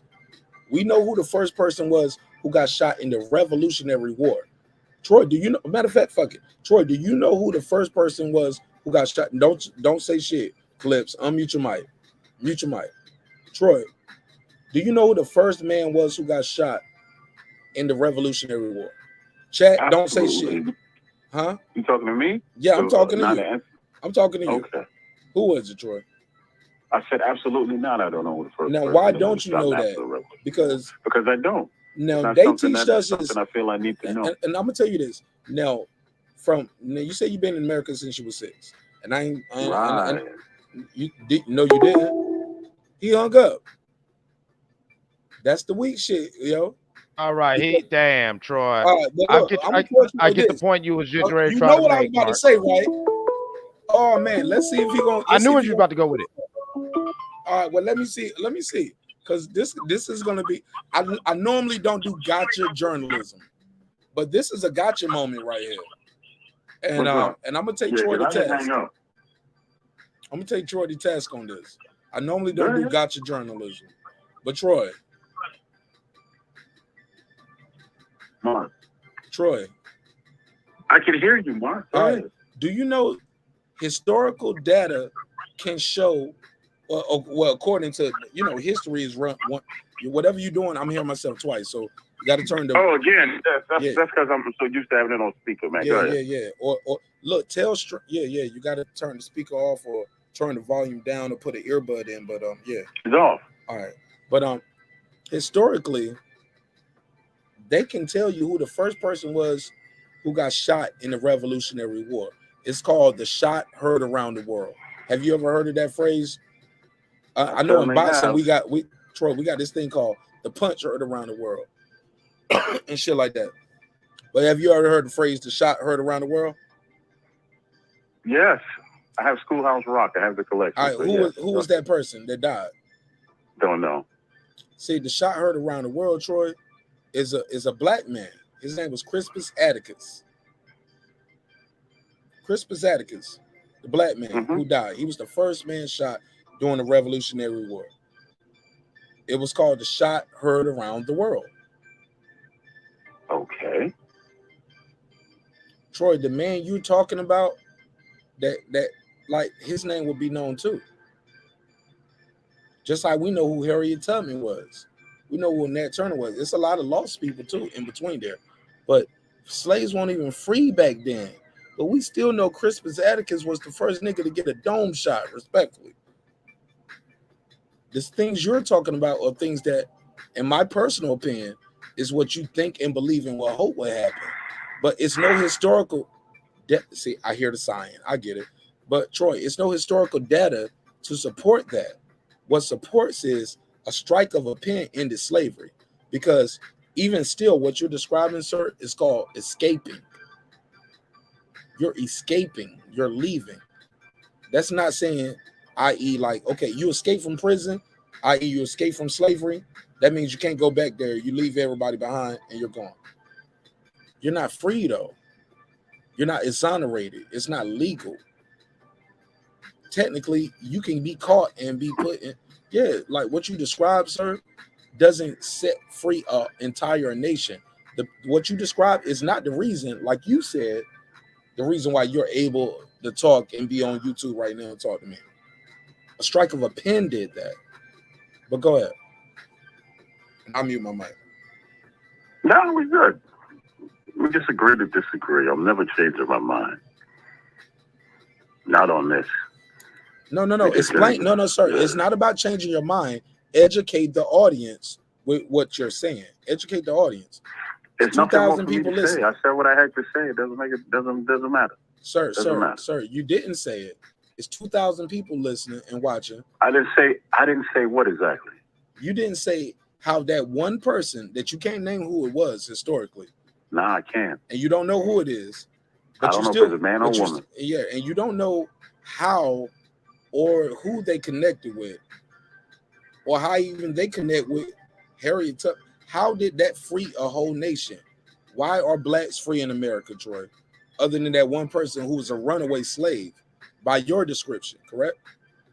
The only proof I have is that I'm standing here free. And my grandmother was free. Her grandmother, I think maybe her grandmother was before her. She was born in 1910. So I don't know if her grandmother was free, but the only thing I know is that I'm standing here as a free man. That's the most honest thing I think I've heard you say all night. Thanks for your time and energy, Troy. You're welcome to call back anytime. Yeah. Yep. Straight like that. Go ahead, Clips. Troy sounds uninformed, and when faced with facts and logic, he seems to curl up like butterfly shrimp. Go ahead. Yeah, I mean, here's the thing. I respect everyone's opinions and positions, but I'm the person. I'm a big person. That's exactly stand up. Say have some sturdy to stand on. Real thing, bro. It's a real piece of paper that it was written. All right, the Civil War was started. There was a lot of contention within the Congress and the Senate. There was even a senator beaten to death on the House of the Senate or either Congress by a southern senator from South Carolina. Took a cane and beat this man to death right there on the floor because they was arguing about just all sorts of shit. It was chippy like it was today. And then finally, some people in South Carolina attacked a Union Fort Sumter, in South Carolina. And now that, you know, shots is fired, niggas is fighting. Now you have a civil war. It was not about slavery. Slavery was just one of the issues that was surrounding it. And the checkmate that Lincoln, thank you. And the checkmate Lincoln wanted to do as a political and business decision was to free the slaves. Okay. Crispus Attucks, born Michael Douglas, you know what I'm saying? Crispus Attucks was the name that he gave himself when he ran from when he ran from, some people believe, Tennessee or whatever, and ended up in Massachusetts. Come on, man. And everything. Talk about it. He didn't even know who History. Crispus Attucks was, bro. All right. But I said he it in a song. Mocked me earlier when I was trying to talk to him about the history. He mocked me. He was like, I was, oh my God, bro. I can't. Yeah, bro, it's I'm like done, I'm done. Yeah. But go ahead. Yeah, exactly. Yeah, they beat that man. Yeah, they beat that man. And thank you. These are the things that caused the Civil War. There was arguing about everything, and instead of Democrat, Republican, it was the Whigs, the Republicans, and I forget the other two parties. But people were divided among North and South lines. I don't mean to cut you off, but I just want to interject this. That's the difference between me and your YouTube daddy. A lot of these dudes sit around and they'll talk and they'll tell you shit and they'll babble. But marqnash, I got a super fast computer and I got another computer over here. While y'all talking, I'm Googling, I'm fact checking. And I challenge people to fact check me. I'm okay with it. We fact check the fact checkers over here, homie. So like when you talking, we Googling. So when all I had to do was type in senator beaten on the House floor, senator beaten to death. This first thing to pop up. Like some dudes just be talking, bro, and I'm done, bro. Like I see what your motive is, and I don't respect it, man. That shit ain't cool, man. Like, bro, you ain't even trying to have a real conversation. You ain't even trying to do the research. Like he said, that's my opinion, and I'm not gonna change it. That's what you are, bro. But hey, Mark, no, but chill. Hold on, no. Let me say this. It's not no opinion. It's historical data, and it's fact. Blacks in America were freed by a stroke of a pen. This ain't even, why are we having a debate about this? You just want to argue for nothing, homie. You just want to argue for nothing. It's called the Emancipation Proclamation. Like, what are we talking about? That's why Juneteenth is a thing. Because come on, bro. Like, some people didn't even know they was free yet. Troy, get out of here, man. I'm done with you tonight. I don't even want that poison no more. You're totally toxic right now, Troy. And I'm disappointed in you. And I can't have you up here calling in, hanging up on me when we trying to have a conversation. I try to give you another shot. It is what it is, man. I never do. I go to these nigga shows. I don't do none of this shit on these nigga shows, bro. When I go to nigga shows, bro, I be quiet as a church mouse. Humble mumbles. Might make a joke here and there. But, bro, I don't do none of this shit these niggas be doing on my show. Where they want to call in and get wild, cuss niggas, hang up. Like, bro, you can leave quietly. All that, man, that shit sucker shit, bro. And these be niggas older than me, bro. Exactly. I'm done, bro. I'm done. It's a new day, bro. It's a new day. It's a new day, bro. I can't even take it. Hey, Mark, but watch God work. Mark. At first I blame myself. Mark, watch God work, though. No, man, you just toxic, bro. You just toxic, man. Toxic individuals, bro. Nah, man. My fact checker is the Almighty God. Man, come on, bro. I see that. Yeah, that's. Come on, bro. Listen. But that's God. Watch God work and watch the full circle that this fucking long. 6 hours and 15 minutes. I mean, 6 hours and 15. 6 hours and 15 minutes close to. But dig it though. Watch how God works. Everything goes in full circle. Mark, just chill out. Watch how everything goes in full circle. You know, so what was we talking about? No. What was we talking about? About we're in a weird, I said earlier, we're in a weird time. It's a Karen culture where feelings trump facts. Where you feel something. Watch me. That's what I'm saying. Chill out. I got you, Q. I got you. Feelings trump facts now, people. This is the world we're in. We're in a world where I can tell you something, and I don't care if you don't like the tone of my voice. I don't care if you think I'm a bitch ass nigga or a clown or buffoon or whatever. But what I said, you can verify this. It is tangible. You could put your hands on it. You could have anybody else tell you this, but they got to put these things in because these are a fact. But you will deny this because of your feeling towards me, your feeling towards my tone of voice, or your feeling towards the subject. and take it to a negative place where now we can't exist in harmony as brothers and just communicate, or just be like Abraham and Lot and agree to disagree, but part as cousins and family. We cuss, we hang up the phones. Now we a motherfucker. We know saying, no, brother, you're not poison. We're saying we're expelling that energy. No, I said that. I said You that. don't. I said that. I said that. I said that. Yeah, because you And I'm want to gonna tell dwell you in why I that stand energy. hold on, let me say about that. Let me tell you why I stand by that. Troy, when you will not, Troy, when you will not accept facts over your own feelings, you won't accept historical data over your emotions, and when presented with historical facts and data that you even admitted on this live that you didn't know, all you can say is, well, that's what I feel, that's what I think. My brother, that's poison, bro. You poisoning the people. You bring it in. All I know right now is I'm a free black man in America. That's all I know. But how did you get there? You don't even want to know. You don't want to know the documents, the historical data, the facts, the information. It's poison, and I can't have it. Can't have it. There's an old saying, Mark. There's an old saying that everybody. He was addressing me when he said, I'm poisoned now. Bro, you've been poisoned for a long time. If that's how you've been thinking, or that's what you spread into the youth, it wasn't There's just an old saying, you know. just one black person getting free. I love Harriet Tubman, but Harriet Tubman alone, and he didn't even bring up Harriet Tubman. I'll do it since he won't do it, because there's no historical lineage that he can connect with it. All he know is it was one black person that ran and all. Bro, that's called escaping. That's called running. That's called fleeing. That's called what you did on the panel. But what happened in real life? Let's. Let me do this. I'm gonna give it back to you. I got to tell this brother this. I got to tell him this, and people need to hear this. Yes, Troy, that was poison. That was poison what you said, and you're wrong for that. And I love you because you're my brother, but you are wrong. You need to humble yourself. You need to educate yourself. You need to submit yourself to knowledge, wisdom, understanding, and many other pillars. Because that closed-minded thinking, well, what I said is what I said, and that's what it's gonna be. No, my brother. No, you gotta learn. You can learn from a bum under a bridge. You can learn something from everybody. And sometimes you are going to be presented with information that you did not know and did not have understanding and wisdom and understand, my brother. You just don't know.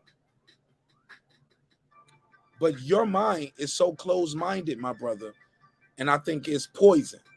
It's toxic. Because even when presented with it, you can't present nothing to substantiate what you say. But you want to hate on all the information in front of you and say, well, that's bullshit. You created an imaginary person right here on this live, bro. What are you talking about? You just created an imaginary nigga. Well, that first nigga ran, and that's the reason why all the blacks are free, and that's why I'm here on YouTube. No, bro, it was a strike of a pen. Emancipation Proclamation. That's why you on YouTube right now talking to me, black man. And I ain't saying nothing was wrong with that. I call that fake woke shit, but go ahead. I'm sorry, Cliff. I passed the mic. But I had to address that shit, man. And Troy, I love Troy, but Troy is toxic, man. And I'm starting to think Troy's doing this shit on purpose, like to get a rise out of people. And my show ain't for that. I ain't trying to be. I don't want to entertain people that way. And that ain't how you gonna grow your channel, bro. Like the people fuck with me and what we doing. If you think like I pull up on marqnash, I say this and do that, like yeah, people gonna go and holler, bro. When I share your link, they ain't gonna click on the link. They go like, this is a lost dude right here. This nigga lost. He a lost nigga. Well, I would just, you know, that. Well, his facts and rational, bro. He shuts off a part of his brain for rational thought, reasoning, understanding, deductive reasoning, hypotheticals. It's like what I think, what I feel, that's fact. Fuck what you say, it's over. And I'm like, damn, that's crazy. And that goes to the heart of what this whole show was about, even though we took it a whole bunch of directions and had a whole bunch of topics. We have all these people who they really try to impose their worldview on others. I said earlier, I am such an American. I support anyone's worldview until you impose it on someone else. You can think this all you want to, Troy, but when you deal with other people in the real world, we have to be in a real world and have a real understanding of real things, i.e., facts. And those facts will often confront, they will challenge, and they may change your opinions. But your facts can never be bigger than your feelings. I said this on your show before. Look at the crazy stuff that is going on as far as people not understanding energy and magic. People put spells on themselves all the time with the words they say. You are not mad. You are feeling that feeling and emotion of mad, but you put a curse on yourself by saying, I am mad. And so now you're no longer Mark Nash. You're no longer Troy Graham. You're just a vessel for this spirit of being mad, being sad. Oh, I'm sad. Oh, I'm depressed. You know what I'm saying? Instead of, no, I'm feeling depressed. And it's very important to say those words because now you realize that's a feeling and it should never trump the fact. And we are now at a state that as a nation, things that affect so many people's lives, you know what I'm saying, whether it's a social political issue or if it's a downright simple cut and dry medical issue like this fucking plague we're dealing with, people are interjecting their feelings and trying to impose their feelings onto someone else and act like we're supposed to ascribe and move to their feelings and acknowledge that as holy writ. That can't work for humanity and especially for black people because it is that thinking that has so damaged us. Somebody mentioned, what about Roman slaves? Yes, slavery is old. It goes back to even before the Bronze Age. But you know, when we're talking about the colonization of the Western world, we're talking about the spread of the Eurocentric ideology and manifest destiny, then a lot of those old institutions like slavery and concepts that could even was practiced and understood by indigenous people now gets all thrust upon one particular racial group. So there is a difference right there. But you are right, Stephen, that yes, these things have been around, but this current implementation of these ideologies and this class and structural order based upon a racist ideology, that is what we were talking about. And for us as a people, meaning melanated peoples throughout the world, to truly combat that, the first thing we've got to do is we've got to get out of this Karen European fucking mind where feelings trump facts. Because we are not a bunch of white women. We can't shed tears and all of a sudden it doesn't matter whether we're telling the truth or not. Okay, we live in a real world. All right, and it's cool. Like, you know, and if you, especially what bothers me about things like this is how can you be so impassionate about something while being so dismissive about the information on that subject? You follow me, Mark? That don't make no sense to me. Like, you are so impassionate about things that you, oh man, well, I don't even read about that. Oh, well, you know, I just listen to what God tells me. Okay. So when you say that, are you saying the God that you understand your inner voice? So you're just listening to yourself and listening to your higher self and your intuition? Are you listening to whatever your reverend's telling you? Have you at least the integrity to fact check that man to make sure that man ain't telling you whatever the fuck is coming out of his mouth and coming up in his mind? I mean, what are you saying when you're saying that this is why we can't stray away from facts, people? And when I say this, I'm speaking to the human race. How many things go on within our life? How much conflict, how much strife have we almost endured because somebody thought their emotions in that moment were bigger than the facts. And they just couldn't handle it because they, you know what? People can't say they wrong. I gave Mark a link to the I think what I thought was the social media accounts of a guy I used to correspond with in before the 2010s, in the early 2000s, who claimed to have ghost wrote ether. His name's Big Seven from New Jersey. He, you know what I'm saying? I haven't had time. I should send Mark the links. If it's wrong, it's wrong. If I'm wrong, I'm wrong. I have no problem with saying, oh, well, maybe I got that wrong. Maybe, you know, hey, maybe that nigga was capping and I'm out here spreading his gospel. You know what I'm saying? I'm wrong. So but these people, they get so invested in these feelings and are not willing to be like, well, shit, I could be wrong. I was taught as a Sufi.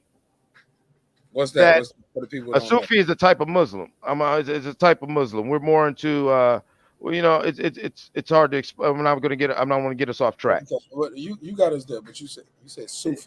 Yeah, SUFI. As a Sufi, I was always taught by my teachers that if you're unable to entertain the possibility that you're wrong, you're already wrong.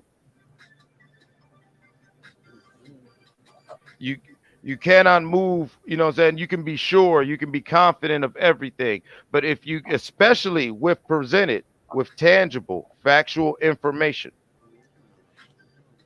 if you can't take 2 seconds to stop and think about what you're doing, everyone thinks we're being childish.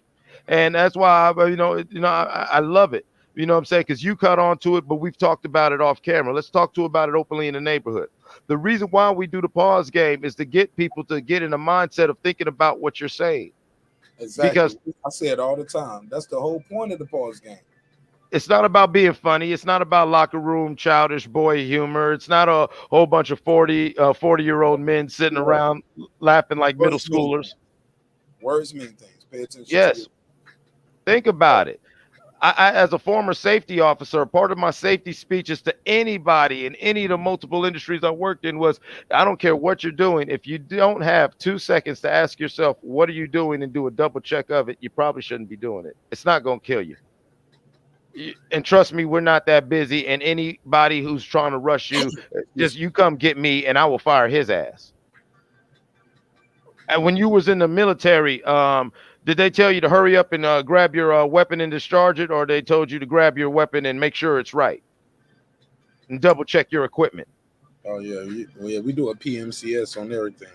Everything. Preventive maintenance systems check. You know what I'm saying? Exactly. Everything. If so, you know what I'm saying? I forgot what the anagram was. See, you know what I'm saying? Thank you for giving me that one. But yeah. Like for real, like you've got to be able to do these things, and you cannot be so emotionally invested in whatever you cannot be so emotionally invested in whatever your position is. I don't care if your position is your kid or your or your religion or your mama or your whatever. Because you know what? The minute you say that, you know what, that just can't be. If it ain't something that you personally can be accountable for, you're probably wrong. I mean, that's just life. If you want to be impassionate about something, you take that passion and you equip yourself and arm yourself with the proper information and tools to where these things that mean something to you, you can meaningfully impact or influence those things. But if you just, I feel like this, and I'm not just going to be a big bull, I'm going to be a big bullhorn, and I'm just going to just jump in the echo chamber. Now, you know, you wonder, I'm saying all this because you wonder what's going on with American politics. You wonder what's going on with the black community. You know, when people say, when you talk about gang banging. No, what I love about Reg is we talk about this shit because we're saying if you get down to all these different hoods and you actually do your research, back to once again, do your research, get out your feelings. I'm a Crip, I'm a GD, all I know is this, or I'm a Blood, No, do your research about all this shit that you're killing each other over. And you find out that all these organizations started with the same damn purpose, but these was a whole bunch of brothers who was arguing the versus the. and were too caught up in their feelings to understand that they were pushing the same white man's dope. They were doing whatever. They were too in their feeling, and now they have got, these organizations are so entrenched in their positions that now everybody, it's common knowledge that we all started out as the black man's Army, Navy, Air Force, and Marines, Crips, Bloods, Vice Lords, Gangster Disciples. Shit like that. But we'll still fight and argue, and we'll not unite. We will do anything. Like, we will do anything but unite and say, you know what, I was wrong. You know what, I was tripping. You know what, Mark? Yeah, I did not know that. Thank you for telling me that. I mean, what kind of spirit are we moving in when doing that is just it's so like you have a visceral reaction where you just can't do it. We have to break out of that. I'm done for a second. No, I'm just saying, man, I'm cool, bro. Bro, I just, bro, like, I be trying to be cool with people, man. It be disappointing when people, for years. And like I said, I even apologized earlier. I was like, you know what? Maybe it was my fault. But no, man.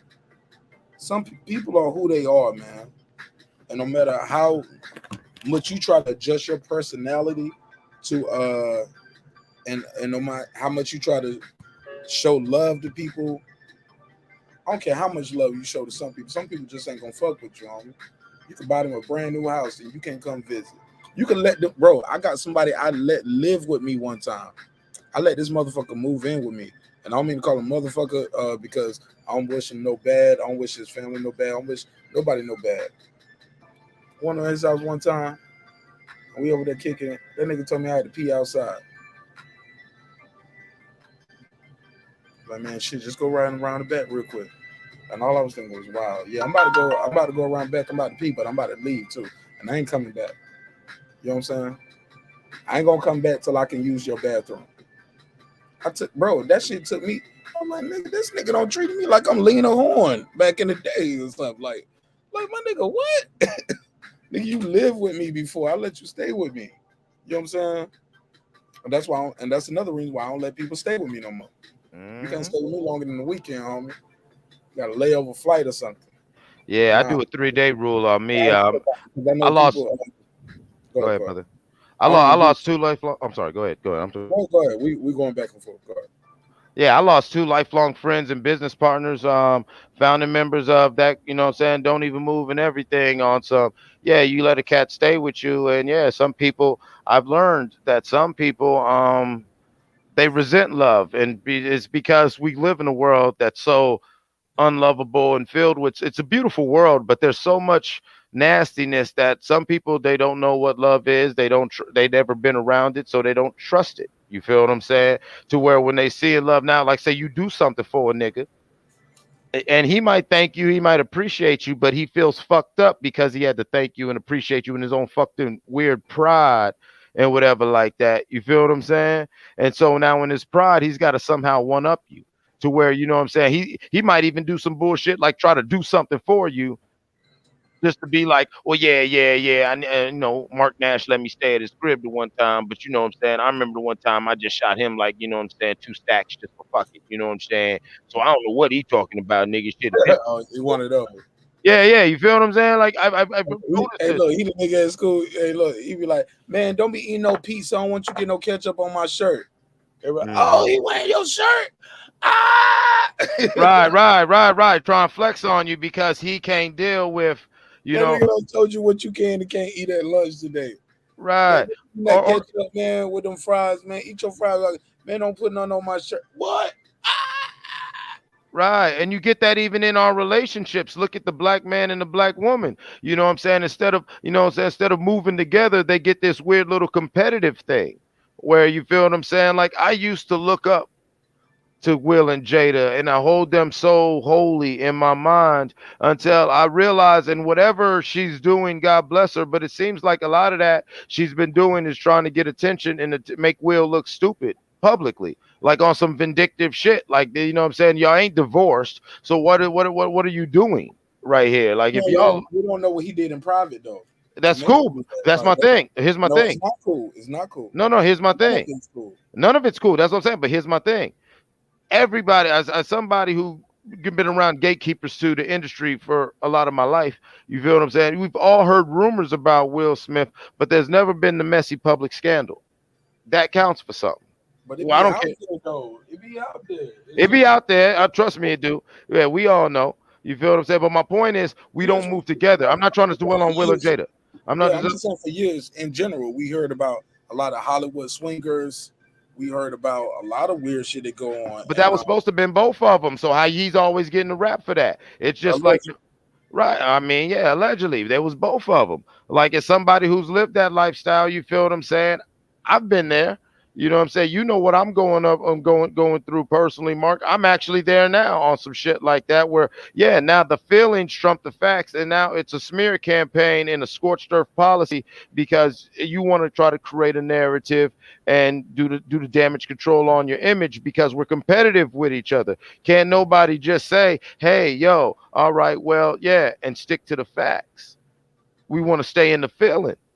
Look at how, like I said, the politics. Even look at what's going on with our law enforcement. We could talk about racist cops and institutional racism all you want to, but I've said for years, many of these murders that have occurred by deputized murderers, you know what I'm saying, occurred not on the basis of race. They really broke down to a matter of a lack of training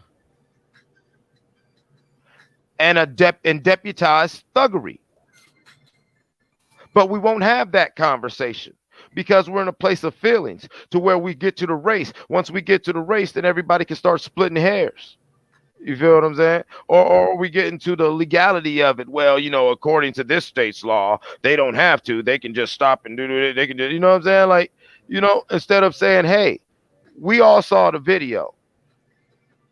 Do you really think that man should have lost his life? Do you really think that young lady should have lost her life? Do you know what I'm saying?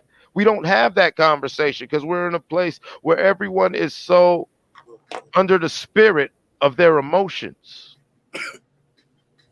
You know, everyone's mad instead of I'm feeling mad. Everyone's sad instead of I'm feeling sad.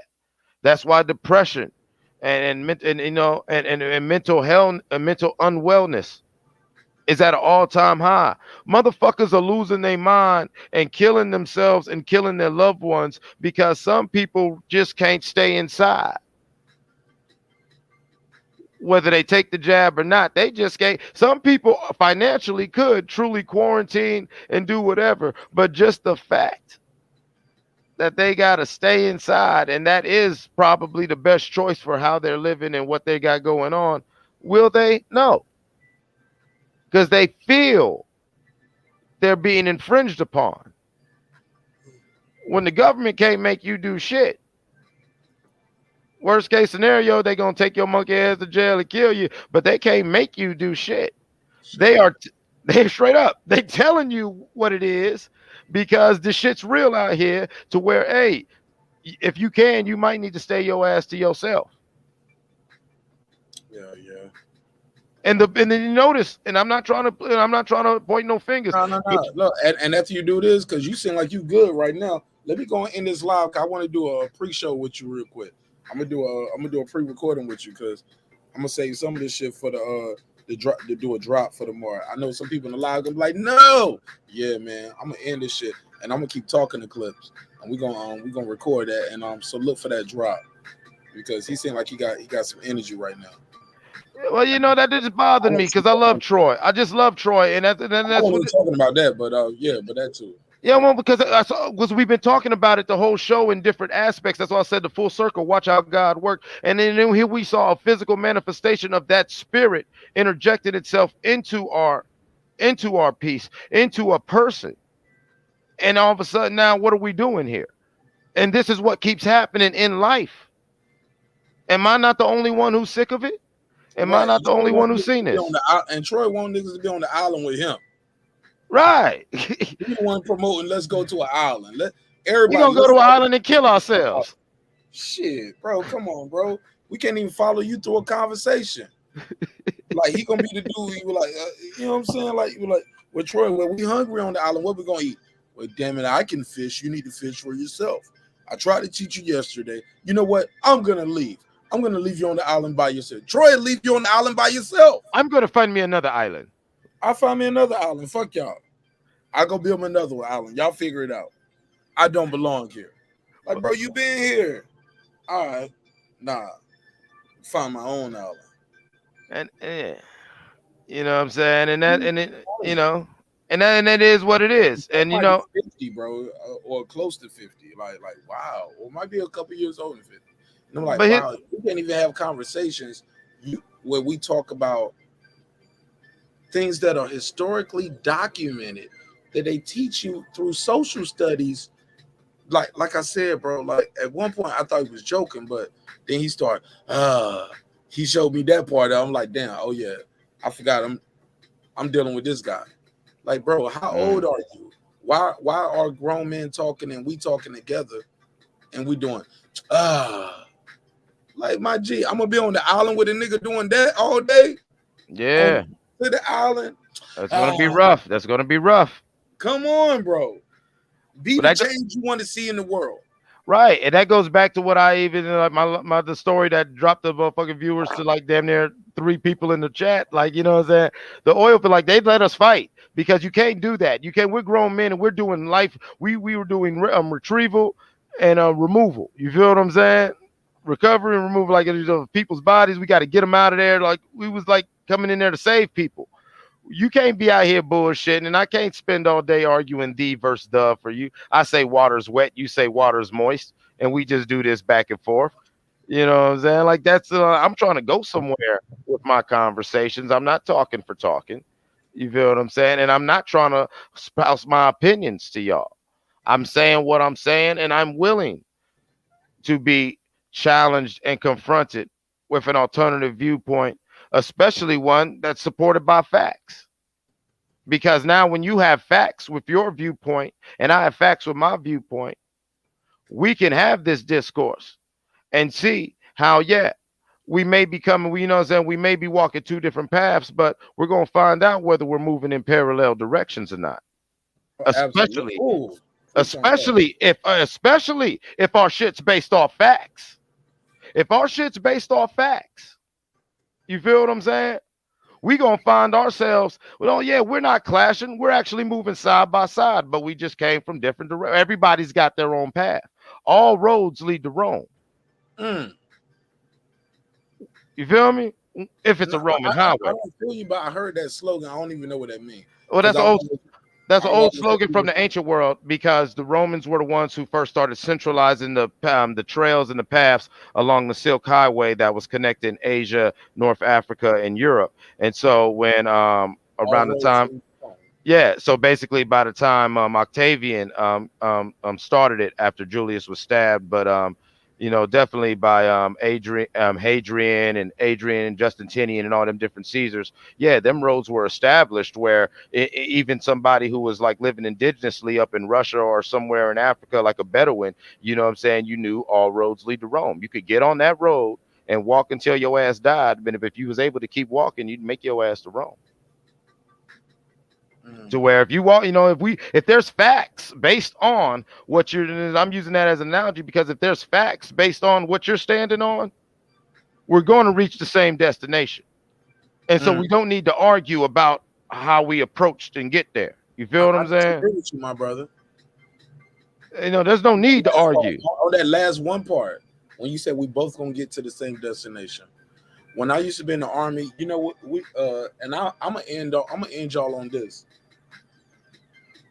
We used to chant this thing when we'd be on them long runs, and drill sergeant would lead us, and he would say, "Some people ain't gonna make it," and we would chant, "Some people ain't gonna make it, ain't got the heart to take it," because some people ain't got the heart to take it. They ain't gonna make it. They gonna fall out this run.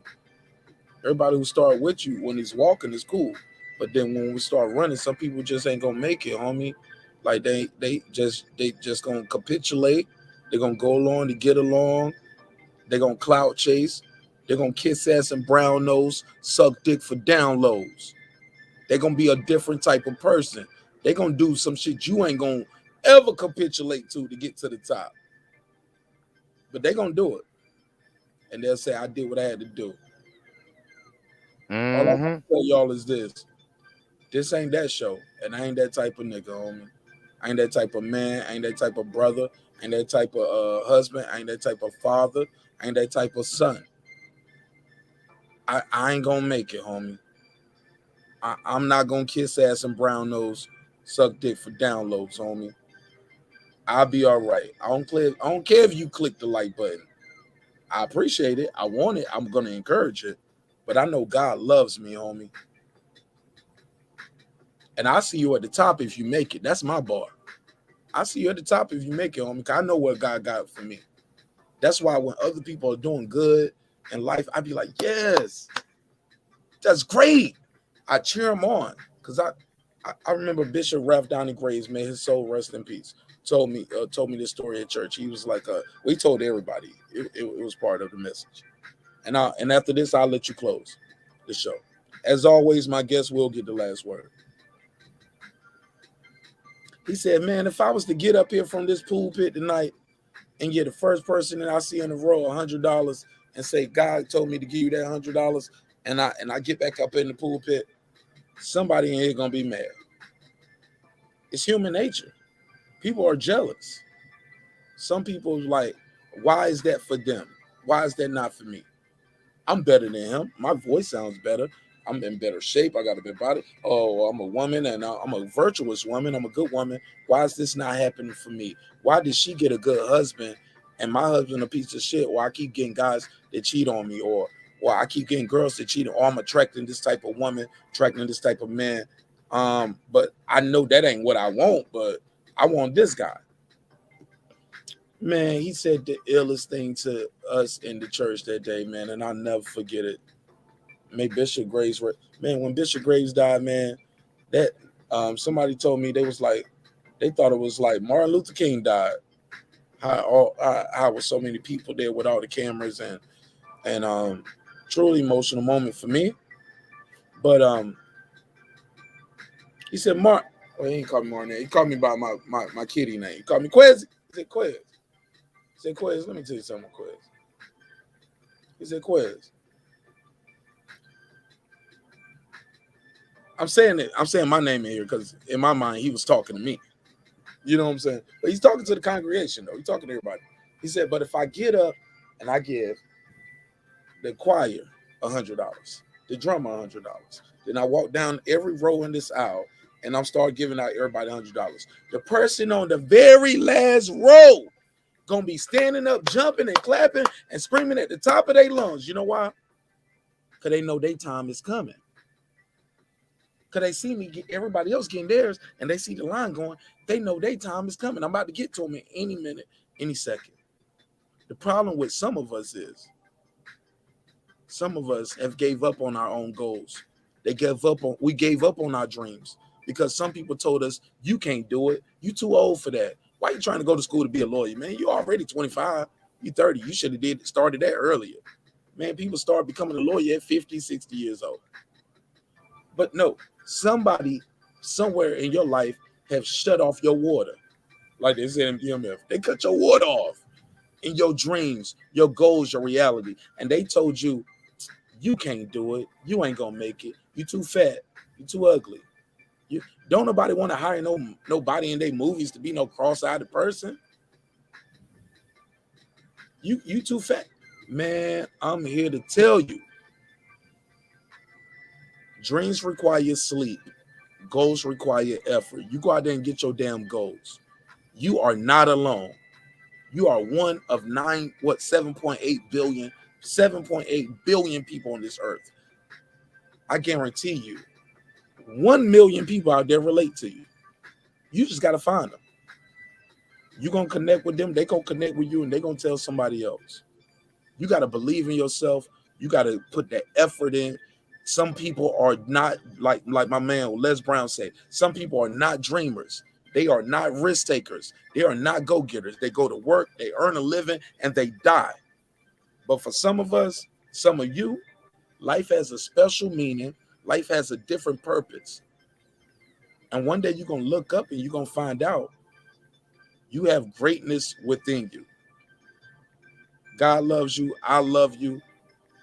And with that said, Eclipse, close this out. Take us home. It's your man, marqnash, breaking beats. As always, my guest will get the last word. Tell them how they can follow you, how they can find you. Please promote and plug your album. Yeah, man. Shout out to the whole neighborhood, man. What a great show. We went a whole lot of places, but you know what? We always brought it home, no matter how, no matter how we go. I have an album out. It's the Before and After Party Part 2, a fun little vibe. I decided to put something back out after a long time of being away. Didn't want to be talking about a whole bunch of violence and the usual stuff on this album, so I went a different direction. So if you're the type of person that likes to just sit back and chill with your significant other, or you like to put something in the sky and just sit back and catch a vibe, this might be your thing. So you can check me out on all major platforms. I'll put the link in the chat right now, so you guys can go on and get it if you want to. Marqnash also has a dope album out called Edith, man. Go on and check that out. But more importantly, come on, check on with us with the neighborhood. We got a lot of things going on, as you see. We're alive in a vibrant, active community, and we're real people. We're not out here just trying to sell you an image or sell you a gimmick. We're actually not even trying to sell you nothing. We're trying to build a platform for us to discourse and, you know what I'm saying, and build a network. And with that said, man, anybody within the sound of my voice, just know that, you are loved. I love you. God loves you. And there's so much greatness to be out there. Let's move beyond these spirits that are infected and polluting our lives. Let's move past all this and let's dwell in let's let the spirit of peace and understanding and knowledge dwell within our lives and in our households. Because, when we have that, then we could all have harmony with each other. And so I'm gonna catch up with y'all, and I'm gonna catch you on the next one. And yeah, and congratulations to all the new wrenches out here, man. Like, yeah. So and new wrenches, understand, we serious on the pause game. We want everybody to really think more instead of just opening their mouth and coming out their face with whatever feeling they're feeling. You're an adult, so think before you speak. And definitely wrenches help us out in the chat when you see somebody being reckless. Don't even just go on and time them out or get them up out of here. And we have a thing about spamming, and don't be go spamming anything without the neighborhood's permission. And to everybody out there that's networking, man, be vocal and be interactive. Let me know what you do. Right. Let them know. Like, look, let them know too. Like, the only way you can drop a link in this chat is if you got a wrench. So this is the part of the show where I tell people all night, look, that's the only way. Look, you're gonna lose your wrench though. If you're in the middle of the show, you just dropping links. We don't drop links in the show. If you want to drop a link to us, my email is always scrolling at the bottom. I check that email all through the show. Also, you can join the panel, put the link in the private chat. But if you drop links in our live show, you will lose your wrench. All right, so no links. The only time you drop your links is when we say, hey, I dropped the link for it. But other than that, it's a distraction. Like, this is a baby show. This is a baby channel. Like, my biggest show episode was 5,000. My smallest episode was 2. You know what I'm saying? And I worked my way from 2 to 5,000. And part of that is making sure people can't just drop links randomly, because it can be distracting. Like, if you got a link for us, like, pull up, introduce the link. You ain't got to stay. You ain't got to stay long. Like, hey, Marqnash, you ain't even got to be on the thing. You can just click, join, and while you there, put it in the private chat and jump right back out. You be like, yo, Marqnash, check the private chat. You know what I'm saying? Stick around. But also just email it to me or call in or just say, hey, Marqnash, I got a link for this. But other than that, the only people that can drop a link is a moderator. And I want you guys to grow your channels. I want you guys to all have your own channel, because ain't nothing better than to build your neighborhood and be able to find like-minded individuals from all over the world. And I met a lot of you guys, well, not a lot, but some of you people in real life. Some of you guys, I don't send you merch. Some of you guys, before I forget, I got a new P.O. box. Damn, let me put that on the screen. I got a new P.O. box, y'all. I got a new P.O. box. So when you get the stuff, I'm gonna be sending it.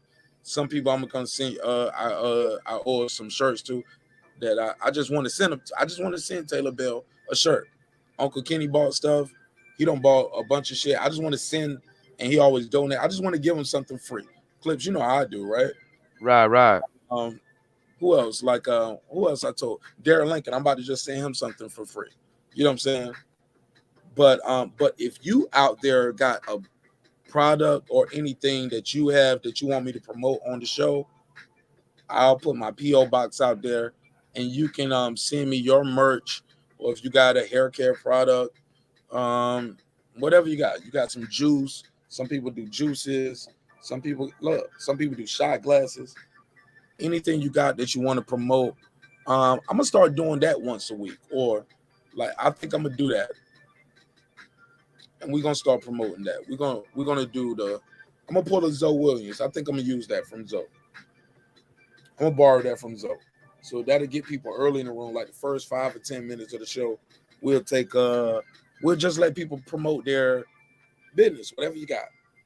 IG, Twitter, it'll be the shout out part of the show. You can call in, beam in, just do a shout out. We'll try it. We'll see how it works. I don't know. Maybe it'll work, maybe it won't, but whatever. Man, I'm about to go. Love y'all. I'm about to holler at my guy Eclipse because I got a couple hot topics I want to talk to him about. Also, as you guys know, my uncle Greg is out the hospital. Thank God. Yeah, he's out the hospital, and I'm gonna do an interview with him about what happened with him. As some of you may know, my uncle Greg was assaulted, and yeah, shit was crazy. He was put in the hospital, and he was assaulted while he was having a seizure by the store clerk. So yeah, shit was crazy. So we'll talk about it. And I'll get Uncle Greg on the show, and he'll tell us whatever he can say legally. How about that? Because it is an ongoing investigation, and I'm sure it's going to be a civil suit. If not, I'm going to make sure it's a civil suit. So I'm not going to let him say anything on the show that can damage his case.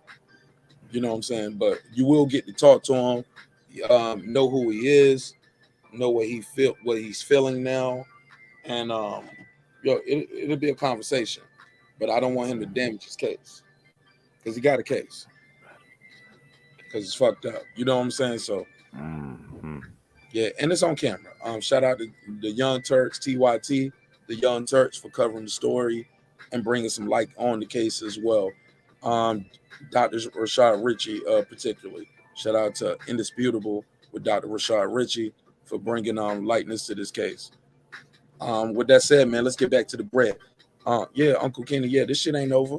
Yeah, we fighting that. But we think the charges should be upgraded. He was charged with simple assault. He should have been charged with assault and battery. He used the weapon and he hit your uncle in the head. So, you know, if they want to run it up, run it up. Yeah. Yeah. But even, bro, it's so much going on because for what I'm hearing, the website that the people uploaded it to that's supposed to do the crime detection. And, you know, in the city, like, if you see something, say something, it's owned by the people who are related to him. Like, the lady who owns that website, that's her uncle. The real conflict of interest that they probably tried to suppress the information. Yeah. His family who owned that store, that rent the store to his family owned the store, and they rent the store to his family. They decline comment, but they also are large donors to the police union. So yeah, so while some people probably be like, damn, marqnash, you got this kind of show, why you ain't really digging into the case like you digging the Bud Crawford case? Like, nigga, I'm on the job, homie. I just like, y'all don't care that much where I can, just like that at a snap of a finger, I can get the case filed from my uncle just as quick as I got that one. Like, I got that one. I got that shit within an hour or two. Well, I'd say about 4 hours. Not 4 hours, I had that case filed. I'm trying to get this case filed now to see these charges. But there's so much that's going on. It took several days, almost a week for him to get arrested. It took them to have the police chief to come to the mega church in the local town with the city council for him to get arrested the next day. And then even still, they only charged him with simple assault. It took people in there. Yeah, it took that type of shit. Like damn, it's on camera. You beating him up while you having a seizure. Yeah, so much drama in marqnash life, man. So for me to be here for 7 hours with you guys tonight, I needed somewhere to escape. I needed somewhere to vent, and that's what the neighborhood is all about. So if you are here within the sound of my voice, oh man, you made it, homie. You made it to another one. You made it to the end of this great episode. Wow. And Troy Graham, stop all that hating shit, man. Stop all that cloud chasing shit. Up here trying to get popping, saying nonsense shit. And we definitely need an animator because you know what I'm saying. Animator, man. We need an animator. We need someone to draw these cartoons because everybody out there within the sound of me and Mark's voices, we need a cartoon so we can show y'all what the neighborhood look like so you can see Jesse Leroy's warehouse of They wings. even gotta be long, bro. They can be about 30 seconds to a minute. We need Troy Graham, the Angry Walrus. And I'll pay. I got some money for y'all. I'll pay, bro. I'm telling you. I'll make you a partner in this shit. Like you really trying, if you're official like that, I'll partner you in on everything that episode can make. It's documented. You can see what you make. You can see what the video generated. Open book policy, homie. I will partner you in what that video makes. So you don't get no one-off. Like, or I can buy it as a one-off, however you want it to go. But I need that. So if you guys know anybody do animation, 30 seconds to a minute. Well, I needed more than a minute, though. I ain't gonna lie. I might need about 3-4 minutes. About 3 minutes, man. Because we got to tell the story. Yeah, we got to tell the story. About 3 minutes. 3 minutes or less. Shit, I don't know. That's still long, man. I don't know. If I'm gonna make them a partner, man, yeah, they're gonna have to do some work. So yeah, I might need some 5-minute animation. I don't know. Yeah, we're gonna have to get on Fiverr, man. We're gonna definitely get on this Fiverr. For short, I'll buy it one off. I'll buy some 30 seconds to 1 minute. I'll buy those, but you trying to do some real animation for the show? Oh man, we'll partner you in, homie. He said, I know some animation folks. Look at the neighborhood clicking already. Look at God. Look at God working. Yeah, plug them in, homie. There you go. Let's put it together. Let's connect the dots. Hey, Space Dude, let's be like the Romans. Let's be like the Romans and take these established routes and connect them. She like what I did? Play the show. I miss all the boxing talk. Damn. That shit was like light. That was like 30, 45 minutes. That was light. What we never did, because here's the one thing we never talked about. Let's do this. We didn't do this. Let's do this. Because the boxing talk was about Rashid Ali. This was more of a race relation conversation dealing with boxers. The chat was the chat. Y'all already know how the chat do. They get lit. But we asked people about how they felt about Muhammad Ali's daughter and her support for Bob Arum. I don't know if I really gave my take on it too much, but I'll close with this. And hopefully this will trump everything I said at the beginning. But it's still right on par. Love who you love. That ain't my business. Love who you love. But to add what Brandon said, I don't think Muhammad Ali would have liked Walsh being added at the end of Ali. Just call him Nico Walsh. You know what I'm saying? But that's my opinion. That's her daddy, though. I don't know. We just giving our opinion. And somebody said, well, that's her dad. That's her opinion. And I was like, yeah, but once you put your opinion out there, your opinion is open to interpretation. Just like mine is going to be open to interpretation in the chat. I give my opinion about an opinion. And y'all talk about it, and y'all give y'all opinion. Then somebody in the chat disagree with your opinion. You see how life works? Yeah. Just a conversation. I ain't saying she should divorce her husband. I ain't saying her son should change his name. I'm not saying she's wrong. But we are saying that Paulie Malignaggi's bangs. Oh, yeah. Paulie Malignaggi definitely got a bang. He got that bang gang. Yeah, he got a white dude with a Beijing. This is ill. That's ill. Yo, it's ill. He's out here breaking barriers. He's trailblazing and killing the drag show runways all through Brooklyn. You know what I'm saying? He's hit his stride after retirement. Trying to go Dominican with it, but look, he ain't got that last corner filled in with them plugins. Like you can see, bro, it's out there too. You can see the documentation. It's looked like type in Paulie Malignaggi name, and y'all will see all the old pictures of him when he was damn near bald. Hey, Mark, I think what happened is Paulie Malignaggi is trying to holler at some young Puerto Rican chick, and so he got the bang so he can look like a fake Bad Bunny. You know what I'm saying? He trying, you know what I'm saying? Nah, he don't want to be Bad Bunny. He just want to be a bad bitch. Look at that bang. Thank you. Yeah, look at the plucked eyebrows. You go, girl. Bro. You go, girl. On fleek. Bad bitch. God damn, boy. Paulie Malignaggi walked in the beauty shop and said, "Let me get the bad bitch number 7 right there on the poster." You want the bad bitch 7. Maybe he went for the number 1. He went for the bad bitch 1. No, the bad bitch 7 come with the beard lined up. So yeah, he got the 7. He got the 7s. But look, I do want to say this too, though, about the sister, though, with God, and I say this with the utmost respect. At the end of the day, I just don't believe she read the case file. I think we've read more of the case file on this panel than she did. And I'll just say that because it's our business to read the case file. That's what we do. You know what I'm saying? It's Bud Crawford, boxing, suing Bob Arum. Oh, yeah, we got that case. Yo, we got to do that. You know what I'm saying? We had to talk about it. She's living her regular life. And she was like, what, they talking bad about Bob Arum? No, he a good guy. And she said what she said. And that was the first time when we started talking about somebody who's letting feelings trump facts, not understanding the optics. And even more importantly than that too, bro, read the case file. Thank you.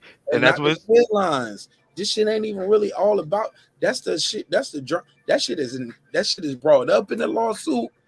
But at the end of the day, this is breach of contract. And in the words of Nick Rich, can you tell him again? Oh no, I don't put dark skin black bitch up there. Oh yeah, Nick Rich. We talked about this too tonight. Somebody look, that's what I need too. I need to hire a damn time stamper. Like you ain't got to do all the time stamps. Just be like, all right, first hour from here to there was this. From here to there. Matter of fact, let me end the show now. I'm gonna try to add some time stamps. From here to there, we talked about this. From here to there, we talked about the Asian dog colorism. Do we give Asian dogs some bail for saying this?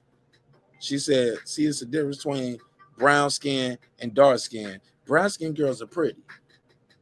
Don't nobody want no African ass dark skin bitch. Whoa. But I asked, can we shoot her some bail? Because at that point, right now she's 25. This was 2013. So at that point, she was what, 16, 17 years old, some shit like that, depending on her birthday and fall. Could be like, you know what I'm saying, 15, 16, 17 years old. I'm just saying, that comment from this Jumanji bitch, word though. Whoa, nah. Oh, God. I got to I'm playing, man. So, yeah, so we had a lot of conversations tonight. We talked about colorism. We talked about Muhammad Ali's daughter supporting Bob Arum, it sounds like, and with her tweet. And where was her tweet? Do I got the tweet still up? Do I still got the tweet? Come on, marqnash. No, I deleted the tweet. Nope, tweet gone. Yep. No, so here we go. Nope, still got it. So this was the tweet. She was like, Bob stood with my father when the world was against him. Bob and my father are a big reason why black and brown athletes are fairly compensated today. Proud that my son, Nico Ali Walsh, is part of she gave him the top rank cosign. She posted a picture. But what we argued was, why aren't they owners of the company?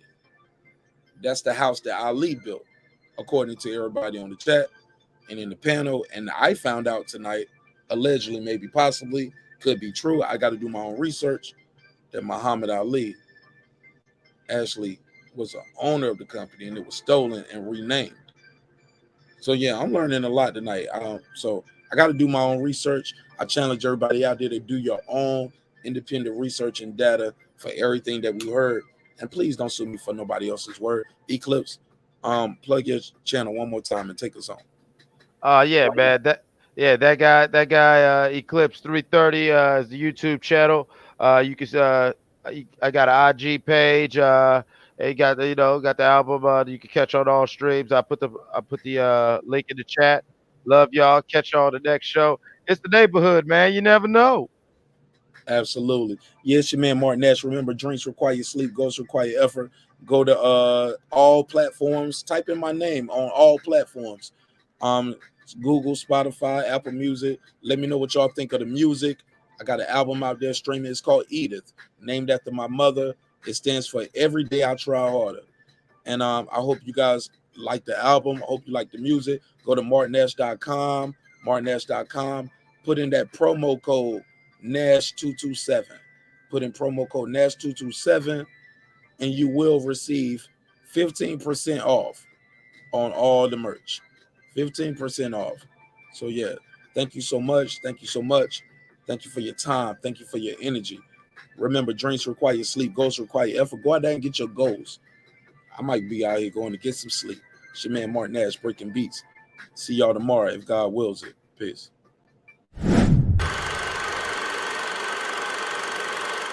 This that squad sound.